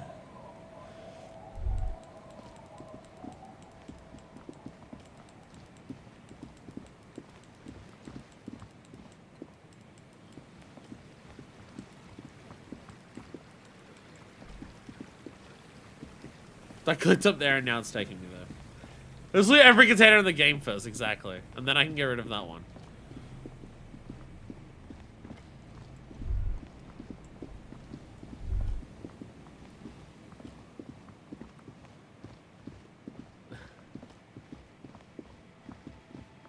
There we go. I'm no up here. There's nothing else up here. Go! Run, run, run! We're just getting our steps in for the day, don't worry about it.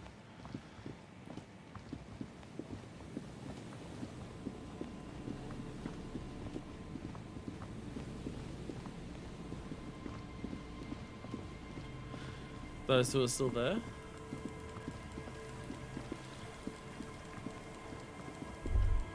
Whoa, whoa, whoa. Don't. Winter, slow to let go of Revachol. Flecks some more wet snow from above. Ooh.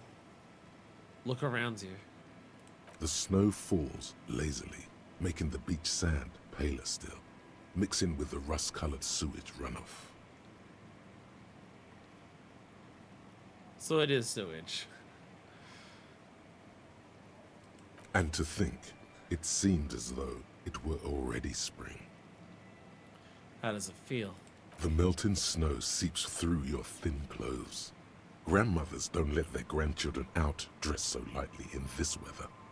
At least your hair is protected from getting wet and sticking together. You look around. What's in the west? More winding coastlines lined with abandoned buildings. Crumbling piers, salt water lapping at their dark piles. Grey and red forgotten city blocks. What remains of the pre-revolutionary effort to gentrify the coast. And beyond that? The waters turn black. Coal City in the shadow of San Martin. A boomtown. Back when coal extracted from countless shafts near the city was needed to power Revachol. No more. The coal was supplanted by petroleum from the ocean floor and hydropower from the Esperance. Everything crumbled. These days, only the weakest remain in Coal City. Their hopes of getting rich linger in the defunct shafts under their feet. What's there? Below the old mines, L'Océan Municipal, Revachol's underground cemetery. Le Petit Rat braved the underground passageways, trying to get to Le Royaume. Le Petit Rat. Children under 14, they go underground looking for artifacts to sell to foreign museums and for fabled relics. Their parents let them. They go deeper. This is the thing I'm trying to do. Deeper. After rubies, melchiorite, lapis lazuli, plundered from Safle and Seol during the time of the suzerain. In the burial chambers of the kings, Grand Old Philip, Guillaume II, and even in the mausoleum of Philip the Opulent. Robbing every fucking fascist grave possible. 2 kilometers underground, in a winding shaft along whose walls mirrors have been placed, so that daylight may eternally fall upon the richest of all the kings.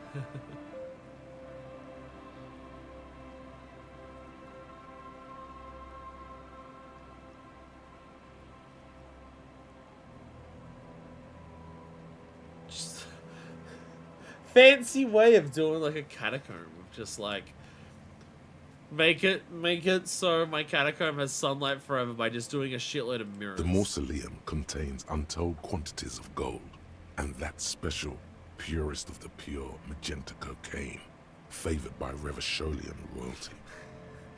Ah yes, the cocaine. Wipe the snow from your shoulder. Few Petit Rat return from the shafts. Even fewer find what they're looking for. A small child steps out of the black tunnel with silver trinkets in her pockets. And yes, you remember to take his cocaine with him.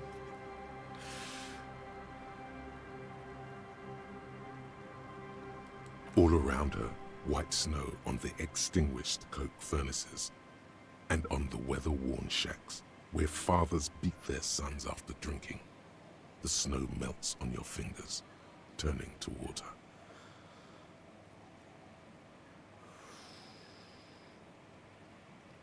What's in the east? The canal you crossed to get here and beyond it. Martinez proper, the district the police forgot to police. There is laughter, lights, attempts at entrepreneurial activity, cynicism.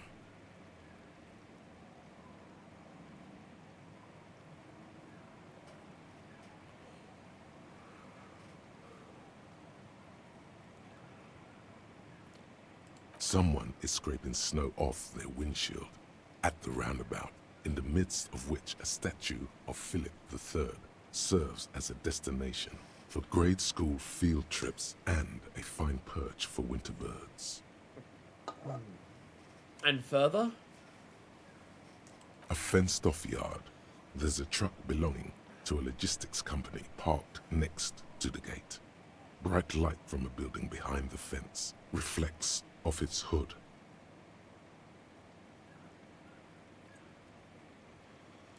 Clean white light coming from the windows of a clean cube-shaped office building hidden amidst ruins. A secret. What's in the north? The abandoned church, its walls covered with hoarfrost now. One of Lissette's sœurs. The other 6 sisters were destroyed during the revolution. And further north? A serpentine strip of land weaving its way into the Martinez Inlet. Unfortunates on the run from the law, from themselves. Sometimes hide out on nearby islets. Little dots in the ocean that are occasionally submerged when the tide is high and the weather foul.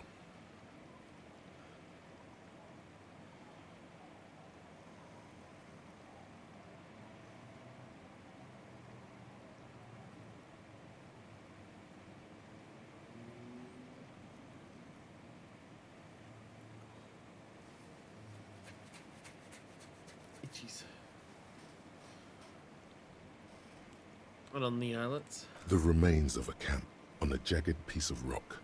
A tent, old dishes and cutlery, long since abandoned. A hermit crab scuttles among the debris, looking for a new shell.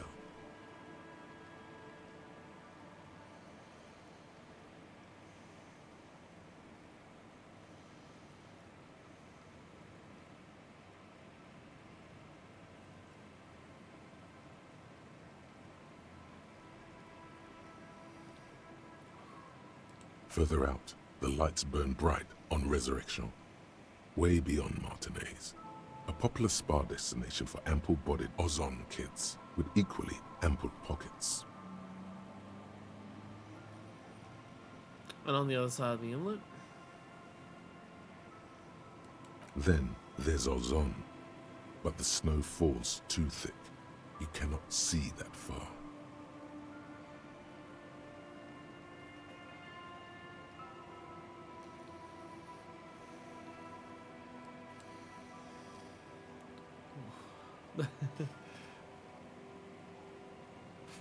Before the curtains are drawn, my tiredness is starting to get to me. I think after this conversation is where I'll might call it today.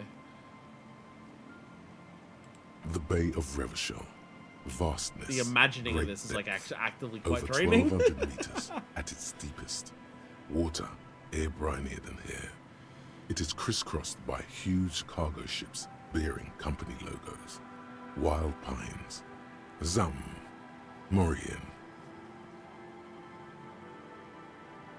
And at the farthest reaches of the Bay of Revachol, the shadow of the Coalition warship, Archer, on perpetual patrol duty, ready to unleash artillery fire if you were to rise up against the market. You shudder.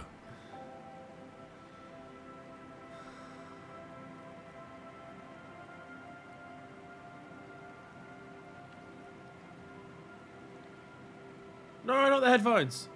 They died. No, the headphones died. Ooh. Poor timing. Ooh.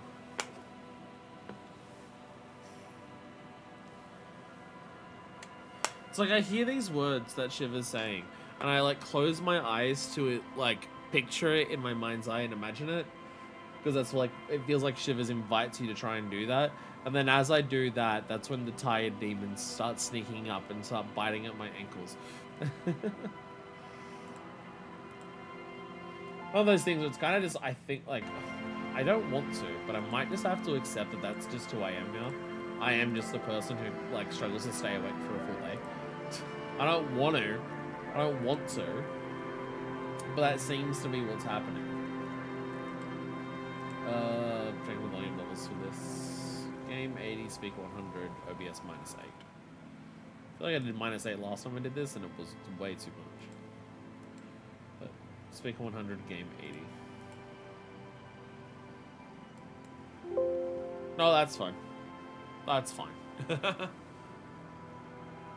That's fine. What's in the south? The raised motorway, 881, separating Martinez from Jamrock. Vehicles whoosh past one another day and night, while those who reside in the labyrinthine alleyways beneath the motorway attempt to carry on with their lives in the snow and the slush. And south of the 881 is the Pox. The Pox was once a park, a place for reflection and recuperation for the patients of the old military hospital. In the 20s, it was used as a quarantine center during a measles outbreak that killed many children. Most everyone has avoided the hospital and surrounding park ever since. The Pox is completely wild now. Evergreen thickets covered in snow and industrial dust. Feral dogs and even wolves roaming in packs.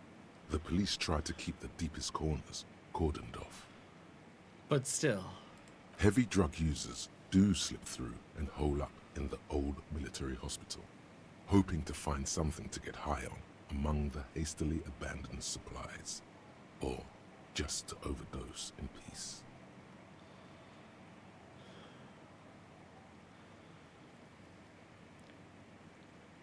The horrible story for a fucking hospital, Jesus. Further south? A line of motor garages with armored carapaces hunched in the cold. A mechanic is hard at work, patching up bullet holes in the side of a Capri 40. These are the garages of Precinct 41. Snow settles on the roof of the repurposed silk mill. It serves as your station. Shivering RCM personnel hurry in and out of the main entrance. Around you, the snow continues to fall. To the west, the ocean swells.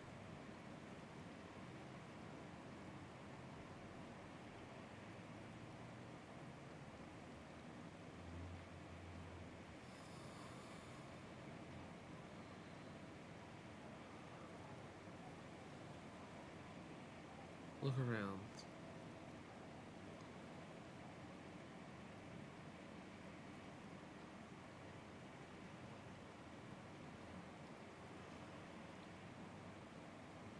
Look around. A chill comes over you, crawling down your back. The sand under your feet is wet. Somewhere in the south, tarpaulin flap in the wind. What's above? More coalition aerostatics. Occasionally, lights flash as they maneuver through the falling snow.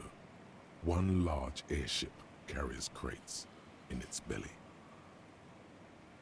What about below? Layer upon layer of sand, poisoned with industrial runoff. The storm drainage, hidden bunkers.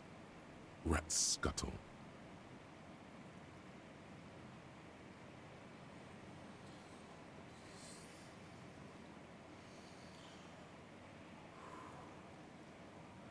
Tell me a secret of the sand, Wind.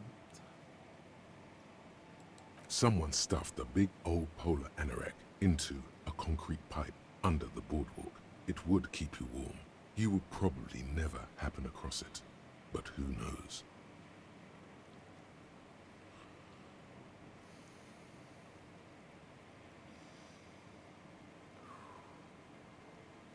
Stop your feet for warmth, brushing off the snow. We should keep moving.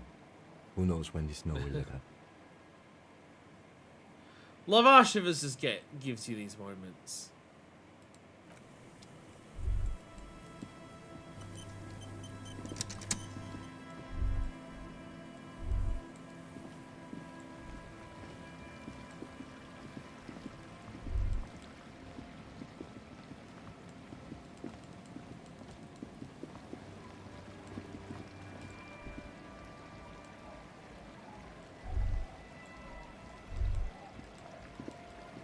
Yeah, so we're back at the church here. Going this way.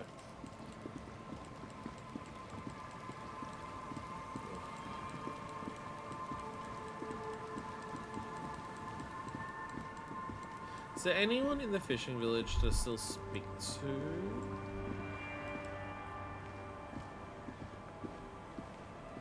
Our tenant, the policeman. I hope the waves don't keep you up at night. What can I help you with? I found that jacket I was looking for, but it's filthy. Could you wash it for me? I can wash it for you. But it's going to take about a half an hour. Think you can stay put for that long? Half an hour? Hell yeah. Hell yeah! Bullish and super down! Rest for half an hour? Let's fucking go! I could use a breather before another rainy day begins. Sorry, I run everywhere. Yeah, I'll wait. Well, hand it over then, and I'll see what I can do. Must say, I'm proud of this one.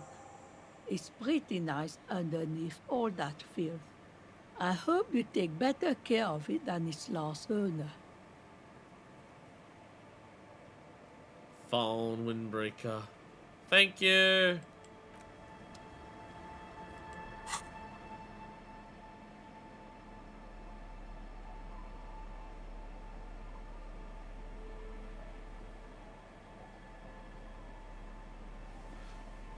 Do I get it in clothes?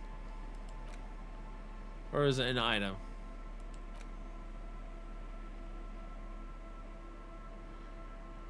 I was just wondering if I have to return it, whether I can just fucking wait. There it is! The orange for the new item is so, it covers up so much of it. It is more half-light because it's foam. It is more half-light, so it can help get a better jacket. It can help get a better jacket. Ooh. Ooh, okay.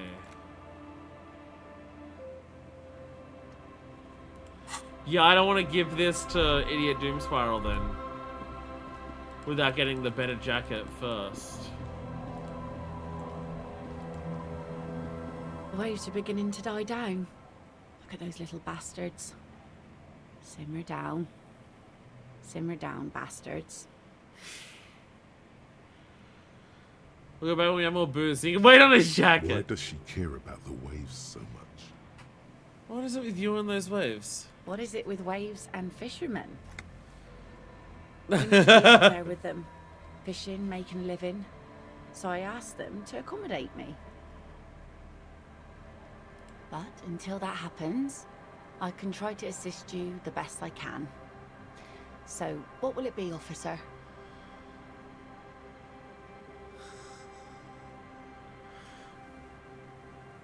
I can't believe I can ask this woman out on a date. That just... That's my motor carriage in the sea, by the way. Oh, that's good to know, I guess. Why is it in the sea? It was an accident, I'm sorry. This calls for a funeral, if you ask me.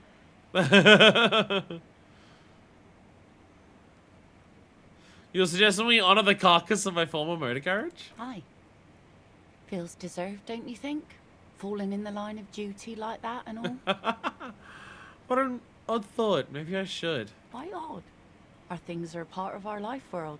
They're made with our human sweat and they share human history. We should care about them as we care about humans. To some extent, at least. Life world? Someone's been reading up on last century Gottwaldian philosophers. Play it cool now. Alright, I'm in, but organizing a funeral takes a lot of time and effort, doesn't it? Oh, yeah.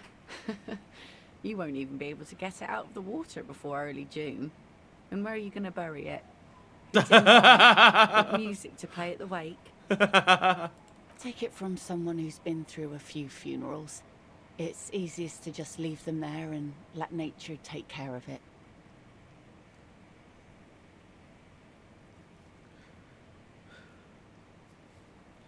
Chat, I'm sad again. Some reason speaking to this woman always goes in a very sad direction. That's all we have time for right now anyway.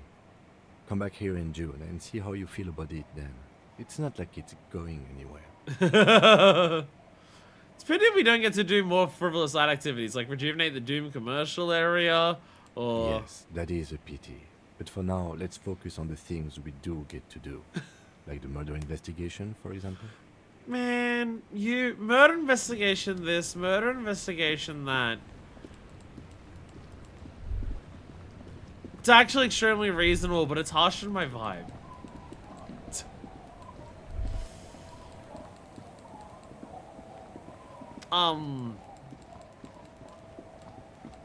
We're going into any of that building or anything coming there.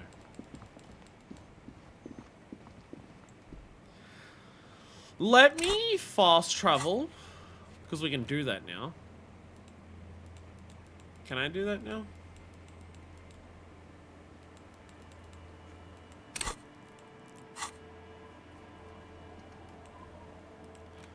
I thought I could fast travel. I thought I could fast travel. I'll walk back. I'll walk back then. Because I don't remember how to fast travel.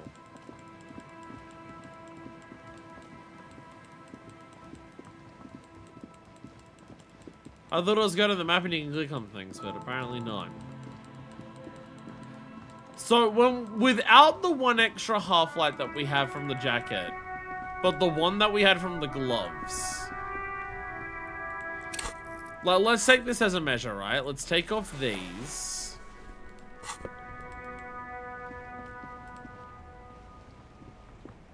That ride is fucking lightning. Hey, piss. So yeah, it's Look 8. who it is. It's 8%. Shrunken cophead material. It's 8% there. And if I chuck them both on, so I have an extra 2 half-lights there. That ride is... Hey, piss. Goes to Look who it 28. Shrunken So that's an cophead extra material. 20%. So like, if I put 2 points in the half-light, because that's all I can do. I can only put 2 points into half-light. I only have 2 spots available for it. That brings us up to roughly 48%.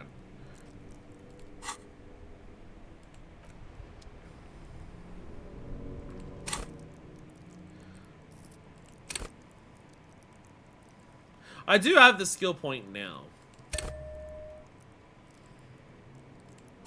Again, it's a red check, so yeah. That ride is Hey, piss. Look who it is. Shrunken cophead material. Okay, that brought it up a lot. Okay. Okay, that brought it up a lot more.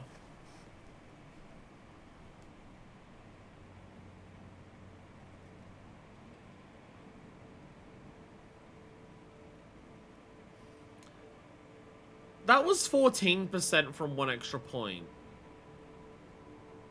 Do the more points you have, the more they're worth, like individually?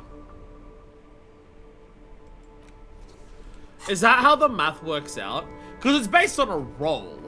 So is it the more points you have, like, they're worth more percentage points each? Because like the odds of you, because I guess that would make sense because you're rolling dice.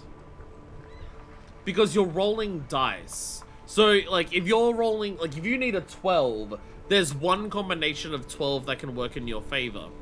If you need 10, there's more than like, there's a few combinations that you can get. I guess that's how, yeah.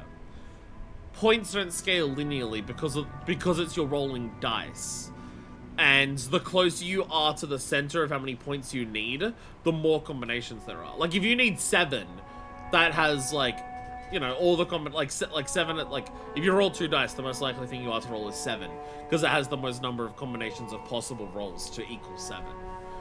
Whereas if you need 12, there's 1 combination that does that. So yeah, I guess that does make sense. That ride is... Hey, piss...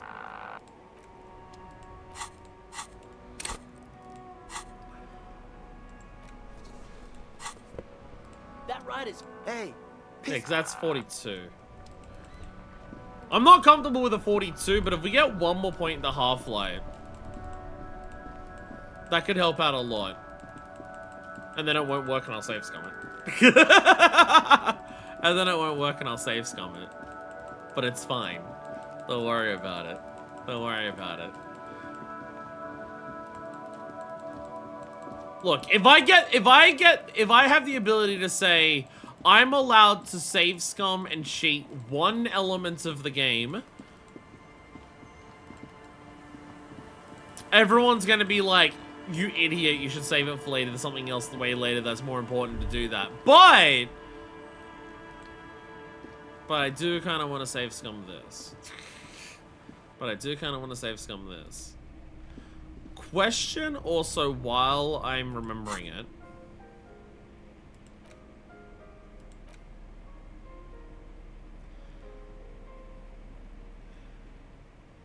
You take the legal documents out of the envelope, a 12 to 40 month construction period, and the zoning plan in the addendum. That's interfacing. But I do have a decent amount of interfacing gear, I'm pretty sure.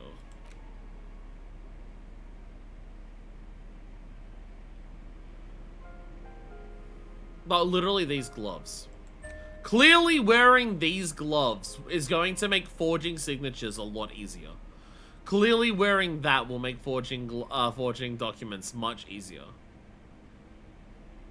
Giant military grade metal gloves is good for holding pen. Exactly, it'll be perfect. It'll be great.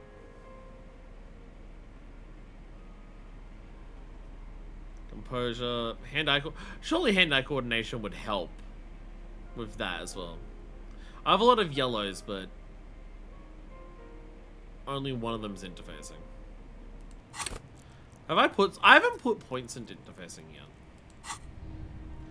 Interfacing's not something I've put points into yet. You take the legal documents out That of jumps the into envelope. 58. A 12 Oh, Sky Collective! Rolls over remember something about save scumming for multiple things being acceptable. Like, cause something like this.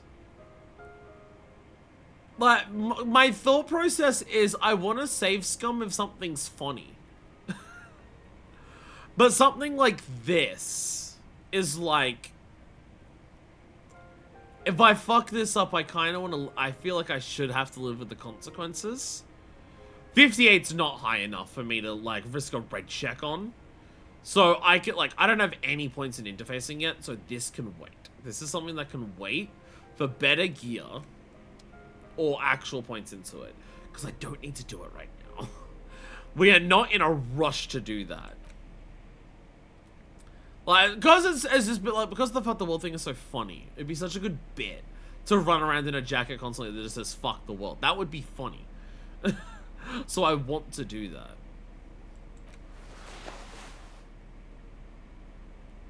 I look fancy with this. I gotta look fancy. I gotta look fancy. Fancy's the important thing. Thank you. What's up? So what's on our tasks? So we got the meeting tonight. Hey! Everything's back on the scroll thing. Let's go. We marked off everything out. We've actually done quite a lot. I would have so many more skill points here if I didn't also have like nearly this filled out. If I didn't have this nearly filled out, I would be able to have a lot more points into stuff here.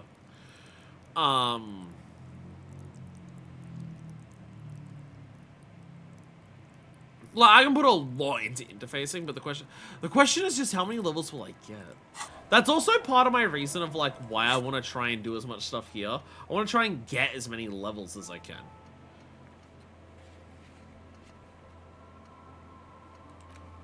So yeah, we can go back. So yeah, track down the gun. Again, we have to. Again, Everard's the one who knows something about this, possibly. So yeah. We're not doing that one. This one, like they said, they want to finish the probe, and who knows how. I don't know how long that's gonna take. I don't know if I can do this. That again. Yeah. Joyce might know about this, so again, that's waiting for that. Who knows? Who knows? Who knows? So, okay, so in terms of, like, actual side stuff, I don't want to give this jacket back until I can tell the world to go fuck itself. So, at this point, like, the main side objectives that I currently have to do that are, like, things I can actively work on now. I can go to the last trap for this, and I can start helping the Ravers. And then there's a thing way later tonight. Well, okay, while we're here, let's actually finish exploring up to the north. I know I said I was going to stop soon, but I have an awakened spurt. I was drifting off, but I have a slight burst. I have a slight burst. I can run up north past the church with this burst. We can find this last trap.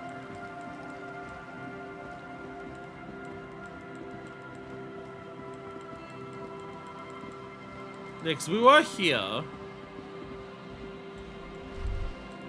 There's this lady that I traumatized here.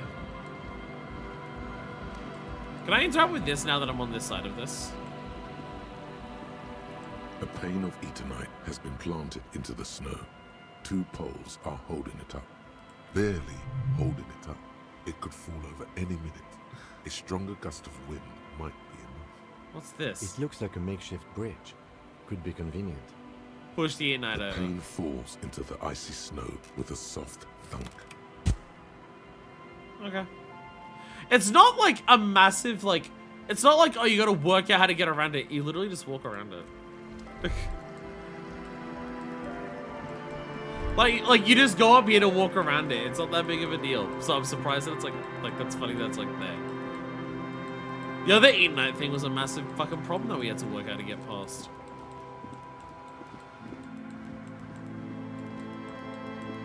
Oh, I think I tried to go in this way already. Yeah, and I couldn't. Alright, well, I've clicked somewhere and Harry's off, so...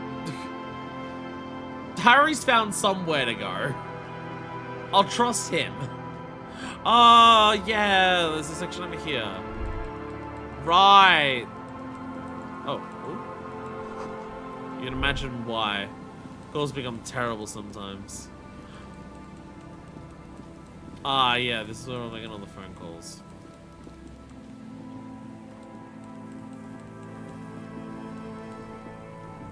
Did we find anything up here? Were we up here before? Oh, this is the building. This is the Fell building. That's just the Fell building, which, like, you can see there's stuff up there. So it's like... I don't think I've been through here. See? Plastic tear and 32. Let's go. Finding stuff in containers. 2 bottles of tear. Let's go. Is that what it is? Is that what the container thing is? It's just I find 2 things in containers now instead of 1.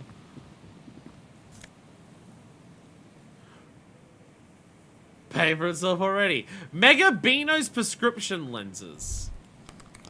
Do I need glasses that are +2 encyclopedia of all things? Do I really need glasses that are +2 encyclopedia? Nausea-inducing hell glasses.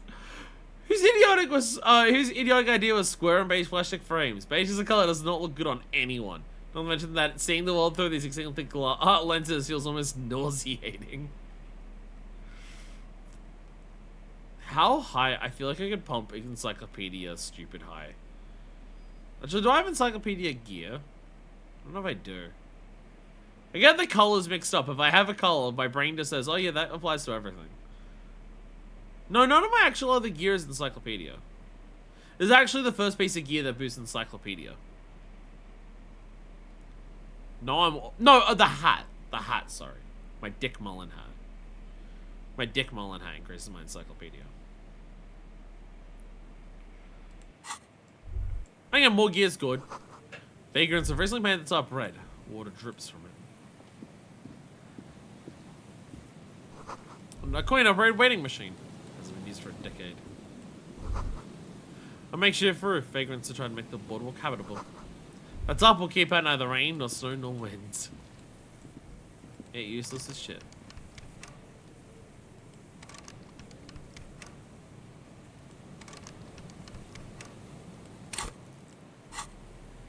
This sound keeps coming up on things to interact with. Chain cutters. Lots containers. Will that apply to this? Oh, that's what it is. There we go. I worked it out. If that makes that jingle sound, we've got the various tools for that. Postcard Coron 33. That's another postcard. We have a lot of postcards. This one has hell written on its back. Could not be further from the truth. It's the Booniers in Coron, the nicest district in Ravishal West, is enjoying a sun-drenched day. Tall and handsome buildings rise on the riverside, steel, iron, and yellow limestone, with cloud shutters sliding on the facades. Like, I feel like either the postcards are just like fun world building, or there's like a thing that happens with the postcards eventually. Like, there's someone who wants postcards, and they'll like collect them.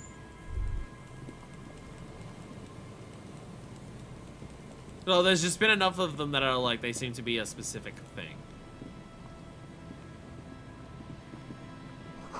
Big wine canister. It's open and it... so many things.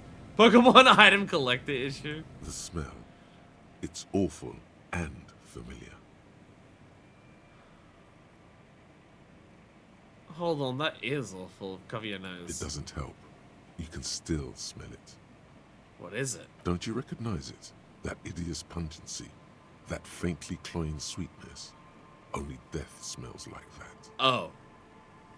Something cold wakes in the pit of your stomach. Fear. That's our lieutenant. Someone's not right here. The lieutenant has already brought a handkerchief to his nose.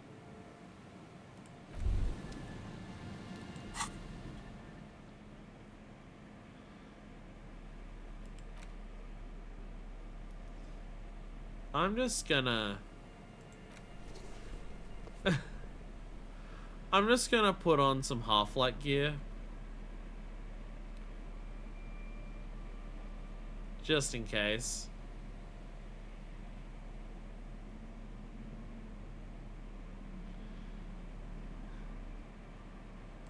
Just in case. Careful there. Floorboards looking rotten and weak. Oh no. Oh. There's some tear, an empty cigarette package, and a crumpled kebab wrapper in the trash bin. A man lies on the boardwalk, his limbs bent and neck turned at an unnatural angle.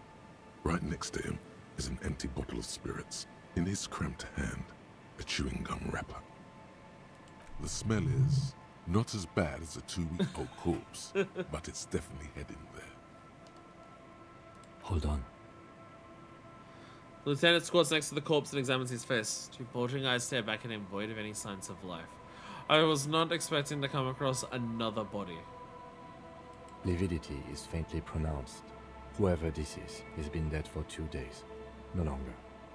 We need to investigate. That's since we arrived. Though not since we've been down here. Another dead body. This is your job. Steel yourself. Calm now. Carefully. Just another day. Just another dead body. Breathe. Thank you, composure.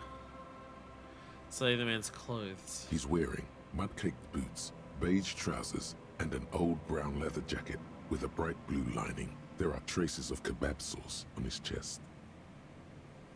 The leather jacket suits him well. It must be custom made.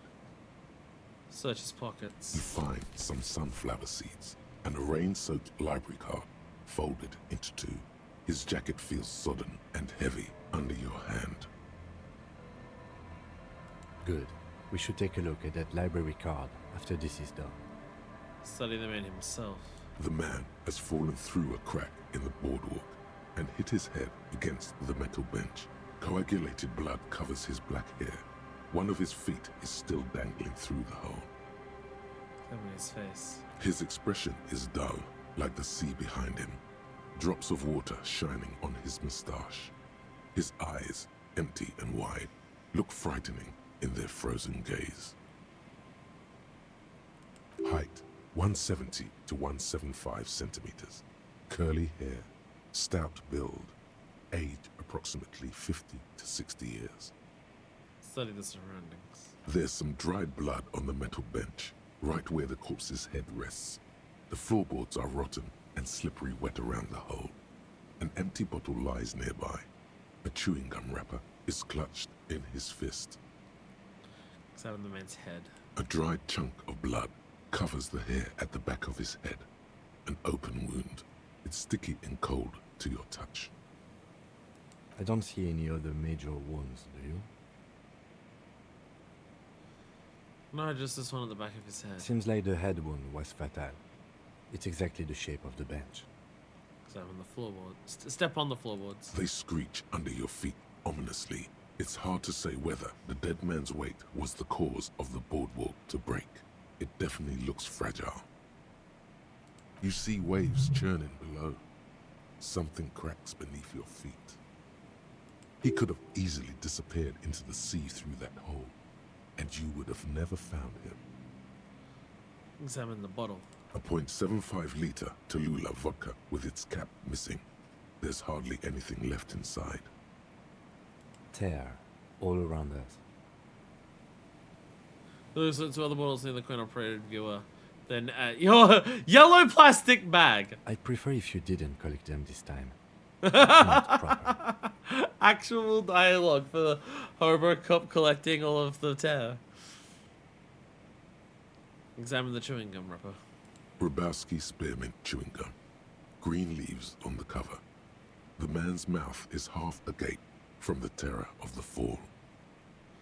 Okay. The blackness of death. Stench. You think you see white chewing gum too. Confirmed. Nearly the whole pack is there. Solidified on his lower rear teeth. He ate the whole pack, right? It's to cover the smell of alcohol before going home. The worst thing is, I've seen it before. Almost the same scenario. Even the chewing gum. It's always the same.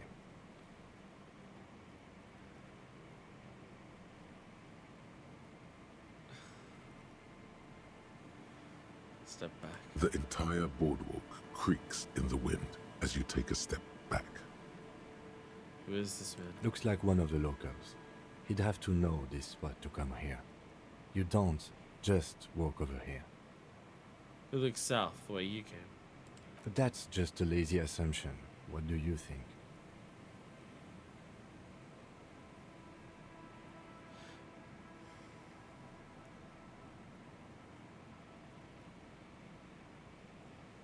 Labeling him as an alcoholic is a bit premature. We don't know anything yet. We do know that he was married. Lieutenant points at the ring on the man's left hand, the flesh around it swollen and grey. But you're right. Let's not run ahead. For now, all we know is that he's an unidentified middle-aged man found dead on the Martinez boardwalk. What do you think happened here? Death by misadventure. He slipped and fell through the boardwalk. A truly unfortunate accident. If it wouldn't have been for that bench, he'd be alive.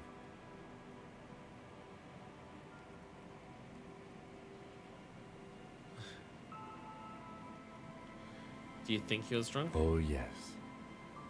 What about alcohol poisoning and liver failure? Some symptoms of acute alcohol poisoning could have definitely played a role here.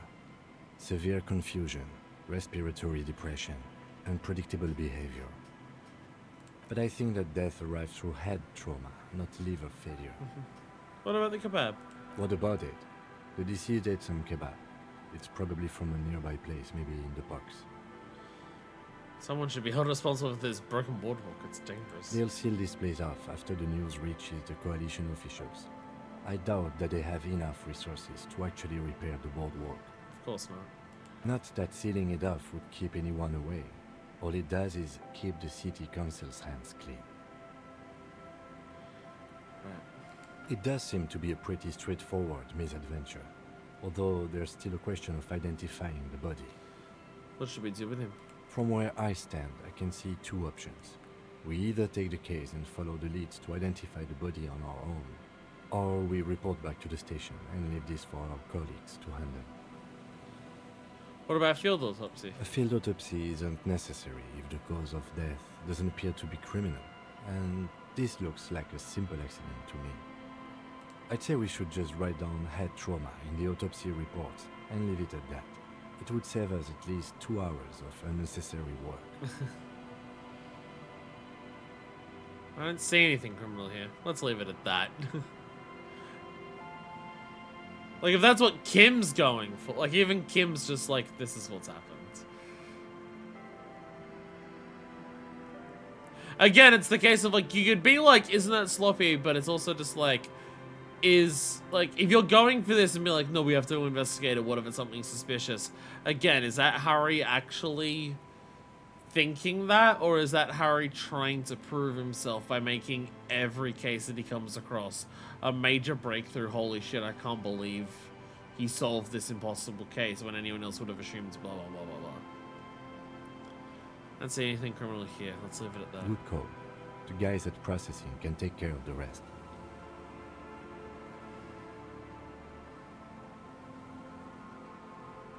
I mean, we found him. We should finish it. I agree with that. Alright. We should first examine the library card you found. Then we can call the station for Mike and Emma. Let them know we are taking the case. The least we can do is, like, at least that. There's some tear, an empty cigarette package, and a crumpled kebab wrapper in the trash bin. Examine the tear. 2 empty bottles of Tallulah vodka and a can of black potent porter is all you find. No, there's more in there. Livis strawberry liquor, plus some Pilsner bottles too. Better not pick them up. They seem unhygienic. Is that just from this guy, or is that just over the A side? tragedy. Examine the cigarette package. Whoever tossed it here was a heavy smoker. The brand name reads Red Astra. Red Astra is the black market version of Astra cigarettes, known for their high tar content.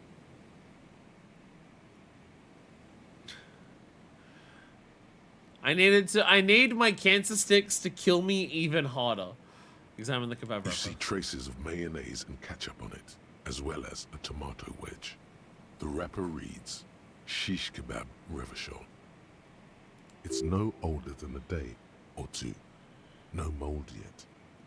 I need the sticks so bad I go for the illegal ones. It's hard to concentrate in the smell. The sea air brings some relief.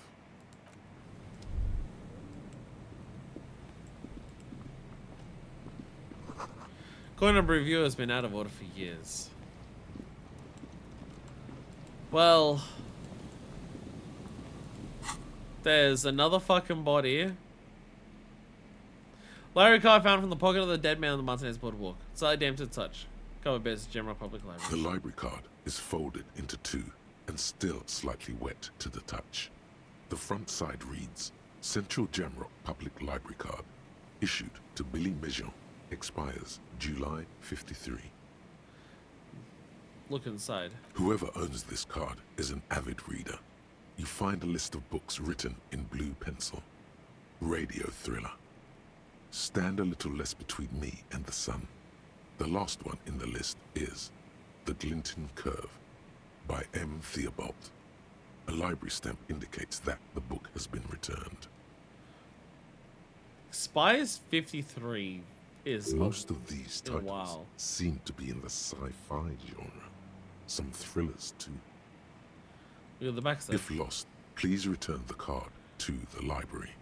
Dial 005 02 55211 or visit us at Moreau Street, 78, Jamrock.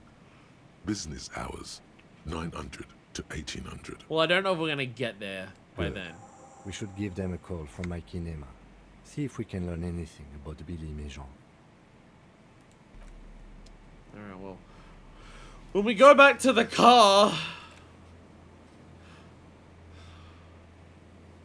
When we go back to the car, we'll have a lot of reporting to do. Moonshine, probably. Smells like tasty fermentation. Electrochemistry. Electrochemistry. Please. Calm down.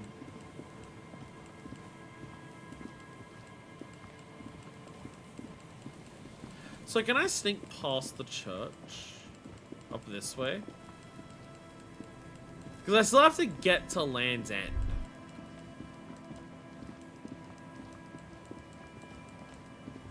Do I get there from here?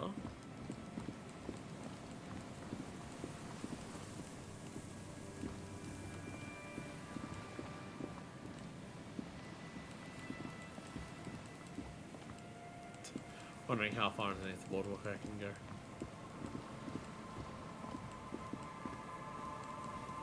Okay, there's something going on here.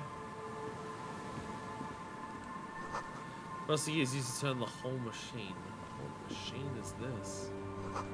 Chain goes off into the ocean to who knows where. Pearl's been discarded recently. It still smells of fuel oil.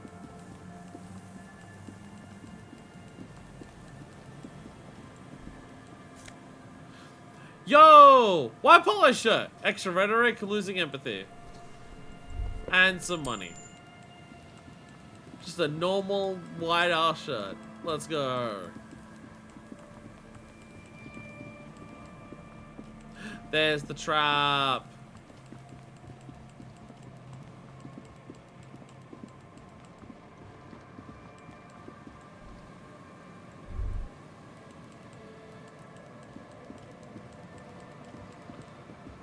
What else? Look there. We found it! We found it. It takes you a moment, but finally, you spot the last of Morel's traps. This one's partially obscured by the reeds. Look around. The reeds sway in the coastal breeze. They seem to be waiting for something. The wind picks up here, near the Cape's end, surrounding the narrow strip of land from 3 cardinal directions. It's cold for this time of year. Reach for the trap. The trap feels light and silent as you pick it up. Something is different here. Oh, look closer. No locust. What am I saying? Or is that the bait? That might be the bait that's in there. No phasmid either, but still. The bait, well, I guess it's just the same model, so it's like they just have it still in there. Look closer still. Well, the bait worked on something. This doesn't mean it was a reed monster, though. Unless you see one in there. I just see an empty trap. The netting is a little untidy, messier than the others. Like someone or something picked up the trap and shook it before dropping it back down. Someone messed with the trap. What it was the phasmid? What about? Hey, it wasn't phasmid, but still, Morel needs to know. It probably wasn't the phasmid, but still, Morel needs to know. We did, sort of, promise to tell them, didn't we? He seems to regret the fact.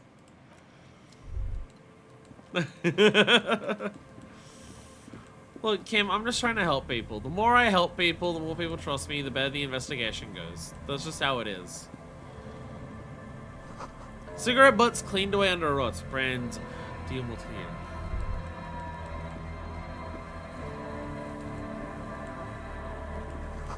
Someone's made a campfire here a long time ago.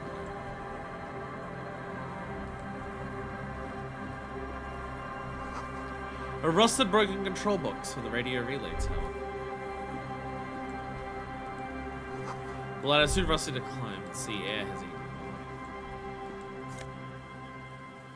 Scented scarf. -2 fizz instrument. For wearing a scarf? +1 rhetoric. What's polo anyway? -1 empathy. No, really, what the hell is polo? Shirt looks worn and smells a bit. Can't help but wonder. Who would leave it stuffed in a tear container? What kind of man would even wear a polo shirt? This might be one of life's mysteries that will never be solved. What kind of man wears a polo shirt? Scented scarf. Oh, allergies. This light springtime scarf smells like men's cologne mixed with cheap laundry detergent. Some must have left it behind, probably from a date. Where if you want to delude yourself that spring has arrived. Just completely fucks up your fizz instrument. There we go. The last shop was empty. Return to morale in the whirling of the news.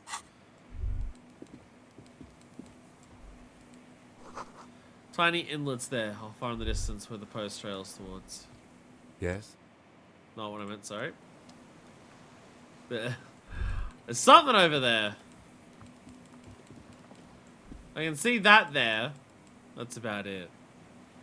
So we're now so this being Land's End is very appropriate.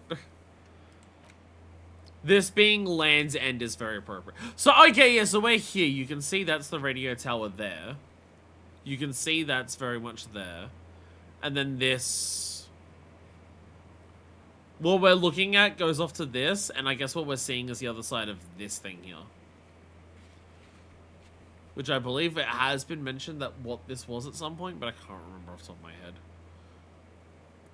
I think this little landmass that has this like this dilapidated building on it, I think that has been mentioned. And also you can see that boardwalk where the guys died used to be a Ferris wheel. Sadly, it's no longer that. And sadly, he's not doing too well. And you can see like the difference of like how much of a fishing thing this used to be here compared to what it is now.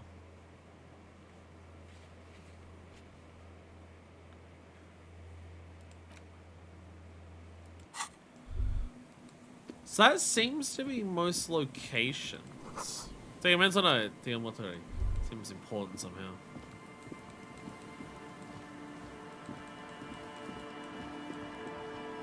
It seems as far as we can go.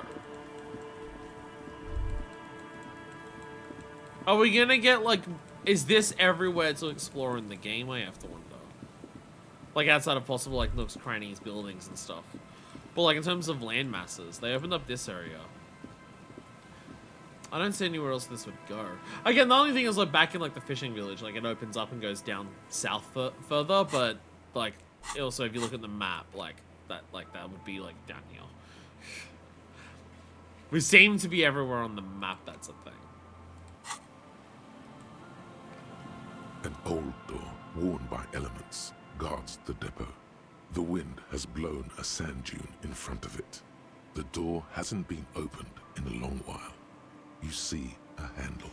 This is a red check for opening the door. What's this thing? It's anyway? military. A service depot of some sort. Used to service what? The washerwoman mentioned a depot at the coast. She said it was for moving ammo and cargo across the bay. This might be it. Could the structure have been used to take the shot? From here to the whirling, I can't see how. The church is in the way. Walk away. Where were the spots?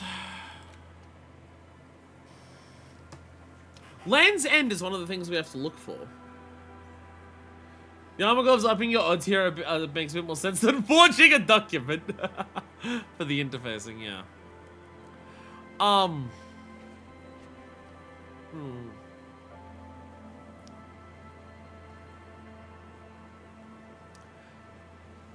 Boardwalk Islands. How would we...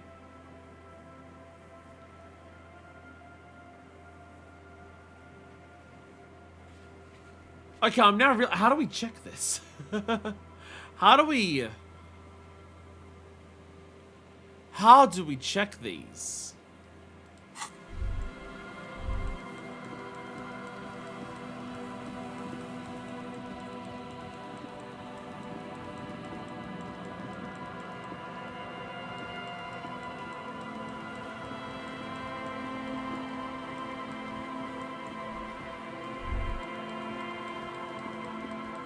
Like, how do I confirm? Wait. Is there something here that There we go, there we go. the sniper used this place as There a we go. nest for taking the shot? Just some urban detritus, a bottle, and a dilapidated old comms tower. In the distance, you can hear the breakers roar. I don't see it, Lieutenant W. Freighter. I don't see a person take a shot here and hit something there, in the whirling in Iraq.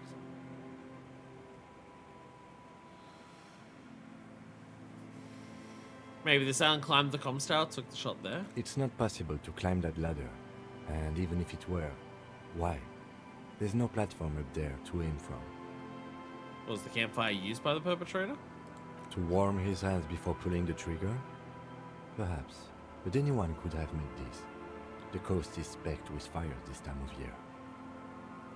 He looks around. Truthfully, this seems like a very poor choice to take a 1.2 kilometer rifle shot from. Visibility is awful. There's water vapor everywhere. I think we can rule out... Biddable Prime, was it? What about cigarette butts? Those? A smoking assailant who favors Tumutiri to Astra or Johan? Cigarette butts are everywhere. This is a common brand for all men. Look over the water to the whirling in rags. There, 1.2 kilometers over the cold water of the bay, blue from the distance and the air, you see the smallest rectangle, barely visible. A glowing light on the third floor of the whirling in rags. With binoculars, you would see a young woman's shape move behind the glass, her limbs long and slender. Finished thought. Yeah. So we're gonna check the boardwalk, but then it says the islands.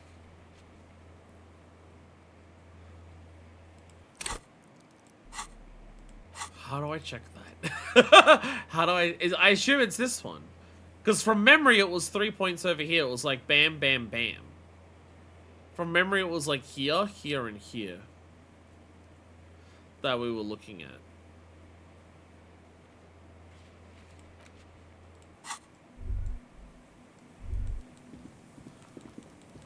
This keeps fucking happening. I keep playing Disco Elysium and getting to a point where I'm just like, I could probably stop here. And then I do like one little thing. And it immediately gets me on the track of doing something else. And then more things happen. And then it's like, ah. It keeps happening. It keeps happening.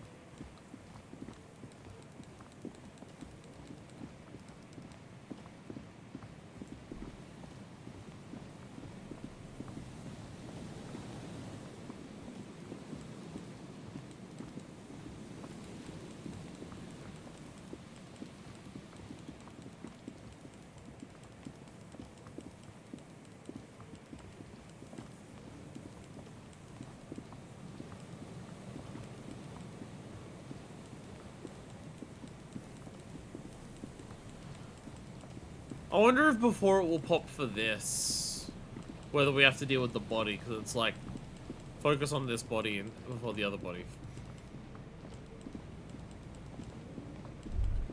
There we go. Stop messing with the coin view and hold on to something. The wind is so strong. It's a long way down to your death from here. 20 meters at least.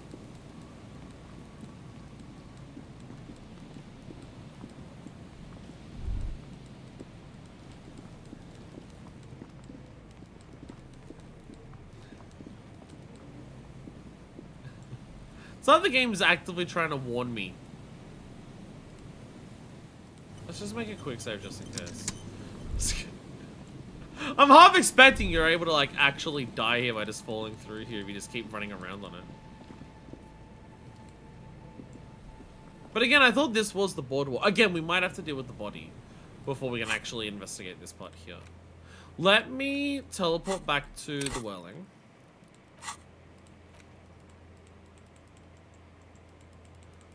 Again, I thought... Couldn't you fast travel with the map? I thought that was a thing.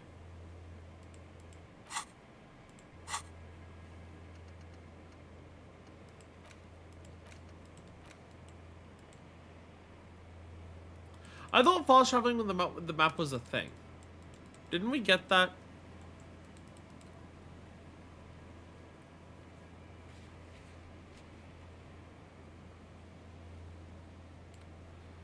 I thought we got that. So I want to go back up to the apartment to check out the image again. That she shows, that's like shows in Cloget's apartment. Hotel room. Of the possible shot.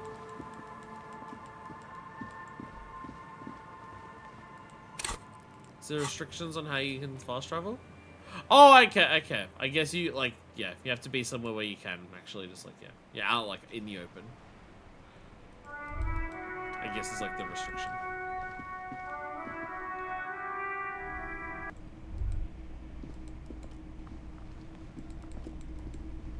Oh. Morel's back. Morel's back. Surprised me. Morel jump scare. Okay. Let's go here. We'll go up. Look at them do again. Two neon-lit shapes, a man and a woman having sex. A ray of backward motion Time to check her from pills the again. mouth to the roof outside. A prime. To Yeah, then B widen is into a radius of locations in Martinez. B prime, B double prime, and B triple prime. Again, yeah, because B double prime we've done. It's B prime here. B prime here. 700 meters away. The likeliest of these B positions, 20% chance. A skilled sniper could have made the shot, provided he had a safe sniper's nest. Even with the light on inside. So that's talking definitely the military spot. training. At that distance, the perpetrator would have had to take wind direction. That boardwalk where the dead body is absolutely where it is. Because, like, these are the tents that the vagrants set up, like, right there. So that absolutely is that. I assume we have to deal with the dead body before we can actually do that. And also, how do we even get here to look here? 1 kilometer away, a point beyond the docks, on an islet in the bay. The fort is ruined, but the Yeah, so there's just the perpetrator may islet. We have can see that found on the map as well. A stable spot on the beaches surrounding it, where the concrete crumbles into the sea, as you saw in the coin-operated view. So how would I even get there to check? The shot would have been a small miracle, 5% likelihood. There is an extremely narrow field of view from the bay to the window, between Rue de Saint-Ghislain 10 and 33A. The angle would have been extreme, and access to the islets is questionable. Yeah, again, yeah. Two neon. No, no. I don't even know how I'd get there to check it. Like, the part of the point is access to it is questionable. But I might have to deal with the other dead body to get, for us to, like, be able to check out the boardwalk to see if there's anything there. But that being said, it says, like, with a sniper's nest, a dude died there by falling through it. So the idea of there being, like, a sniper's nest that's, like, comfortable enough to do that also doesn't seem likely. Morel, crypto-fascist, how are you all today? It's great to see you again, officer. My wife can't wait to thank you. Go on, talk to her. Oh, I have to talk to her first. There we go. Oh, sweetie, I don't even know how to thank you for finding my husband and helping him out. I hope we haven't been too much trouble for you. Just doing my job, man. Here, I want to give you a small token of my gratitude. It's a tie, Mexican origin. The pin is an antique, quite special. Oh, a fancy tie? 8-eyed Teraton tie? The little silvery knob holding the tie together feels warm in your hand. It's in the shape of an avian skull with 8 eyes. Oh? You could ask her about this when you get the time. It's probably a cryptid, but the phasmid, of course, is more important. I'll ask her when Kim's on it. Nothing like the gratitude of a good woman. Now then, what can I do for you? He gives you a gruff pat on the shoulder. He tries to play it cool, remain professorial, but inside, This man is itching for some news on those traps. So I checked all the traps. Good. Okay. And? And one of them was empty. Completely empty? The cryptozoologist's eyes grow wide. Surprise, tempered with fear and trepidation. He doesn't know what to think yet. Maybe you're joking?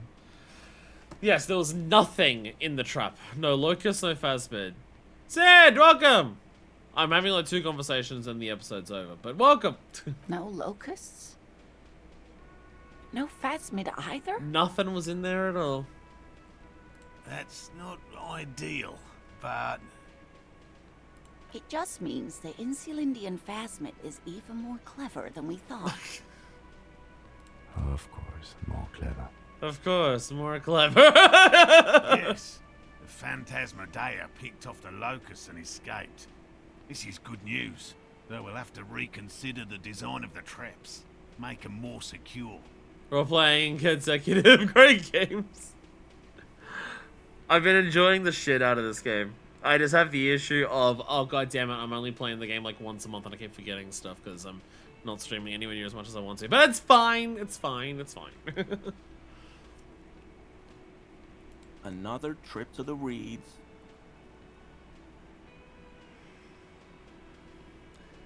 I don't know, I'm not persuaded. Why don't you try convincing Morel his hypothesis is invalid? Thank you for the vote of no confidence, Gary. An officer. I appreciate your concern, but please leave this to the experts. Unless you have an alternative hypothesis you'd like to venture. You're jabbing at the soft underbelly of his psyche. He realizes he's gotten defensive. Actually, no. Excuse me for getting emotional. This is a big deal for us. You've helped us twice now, and brought some great news too. My gratitude, and the gratitude of the Société Cryptozoologique de Ravachol is yours. Heartfelt gratitude. But does it feel like closure? What really? Inland Empire is like, but stick bug though. Thank you. It's an honor. We should probably return to our main investigation here. This has been refreshing, but... Helping cryptozoologists isn't really a priority for our organization, is it? The lieutenant looks out the window, impatiently. Interfacing. What's my stat spread like? Not... I don't have a lot, because I've been put... my brain cabinet's too big.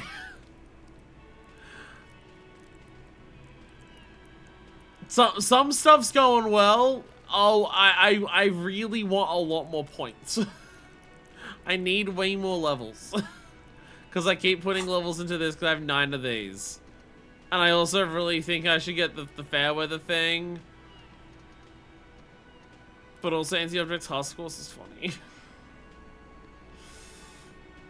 But yeah. As you can see, I've got a lot of minuses from my various thoughts, unfortunately. And because I've been spending so much on that, I don't have a ton here. I have a lot of clothes, though. I do have a lot of clothes, and that's been helping me out more than anything. Also, I got a new tie. This is not what I expected the tie to look like. It gives me extra volition? A tie that gives me bonus volition? Okay, well, I guess we're wearing that. We're wearing that. Let me actually read the description for it, though. A slender bolo tie held together by an antique clasp in the shape of a bird's skull. The skull features 8 cavities for eyes. It's disturbing, but you can't look away. It doesn't even come with any negatives. Well, it does come with actually, it does come with a negative. That negative being it has positive Inland Empire.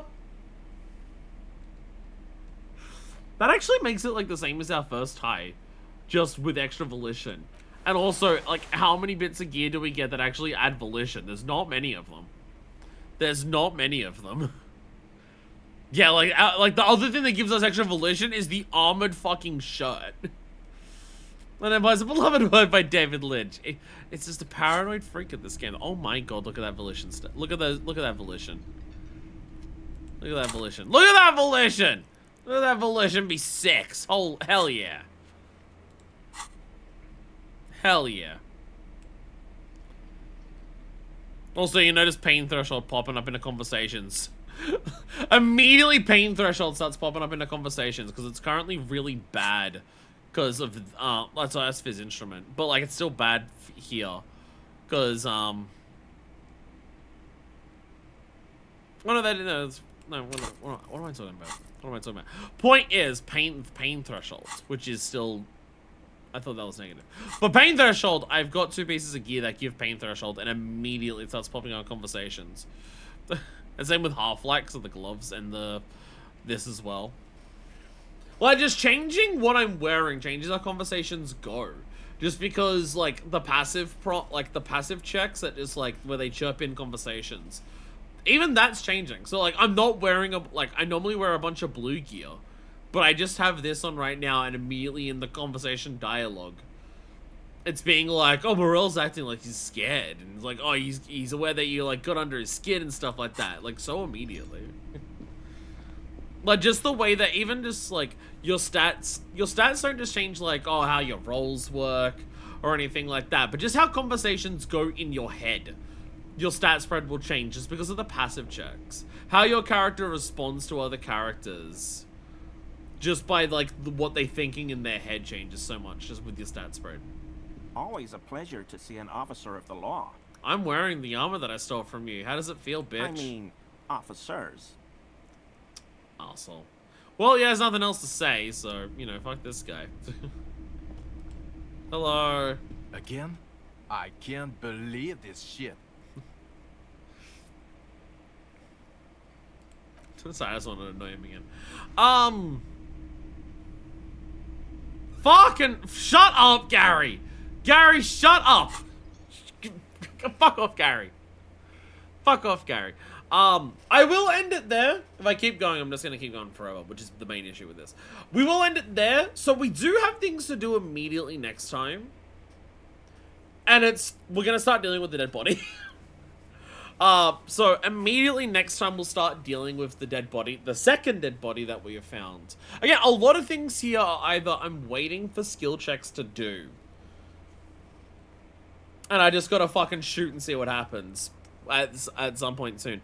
I'm starting to run out of tasks that I can, like, focus on and easily do, is the issue. I'm running out of tasks where I can just do it. So because of that... just being like, oh, I'll just wait until I get more levels to try to advance some of the things isn't really gonna work out. Like, I could go, oh, I want to wait until I can forge the signatures better for, Evrot. But yeah, I guess I could get Idiot Doom Spiral as a backup on this. Idiot Doom Spiral is a backup on this. Yeah. Because I can ask him about it. I can ask Idiot Doom Spiral about this if mine doesn't work out. Because I need to get... I've dealt with Evrot so little, and Evrot has a lot of stuff. It's similar with Joyce. Joyce has a lot of stuff, lots behind her, but, like, I'm not willing to do the dirty work. So it's not progressing, and it's the same with Evrot. I'm not willing to actually fuck over the fishing village. So I'm not progressing with him because to subvert that, I need to, like, find another way through it. But, we can immediately at least start dealing with the dead body. It is a dead body. We should probably deal with it quickly. And not, you know, leave it for a fucking week to rot like we did with the last one.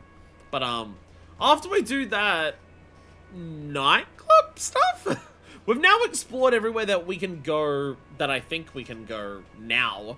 If there's other places we can go to, I couldn't see where they were.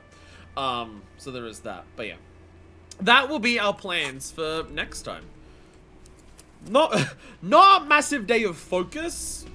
Some days we come into this game and we're very focused. We're doing, like, very particular certain activities. Today's been a very non-focused day. Today's been kind of a cleanup day, I guess. Revisit everywhere, see if there's anything that we've missed. Go over everything again, see what's around. So there is that. There's There's probably also, like, if I go through my items here, I probably also should be writing some stuff down. There's probably some stuff that's come up that hasn't, like, appeared as a task. Because, like, just off the top of my head, oh, yeah, there's this thing. Like, off the top of my head, oh, right, there's the memory filament. Oh, yeah, I can do something with that, can't I? Oh, right, yeah, there's some things I can sell some of this stuff. And, like, what if I go back to the dice maker? Have I finished everything with the dice maker? Oh, I should go back and, like, try out, like, all of the fucking things that I can retry here and just see what happens with them. Like, there's still a lot of stuff to do, but, you know, the tasks is what I'm, like, focusing on until I can shrink down stuff. Like, there's white checks for that, like, that guy to work out, you know, that he's gay and stuff like that. But either way, I'm out of here. Thank you all so much for watching, and until next time, this is version 2, signing out.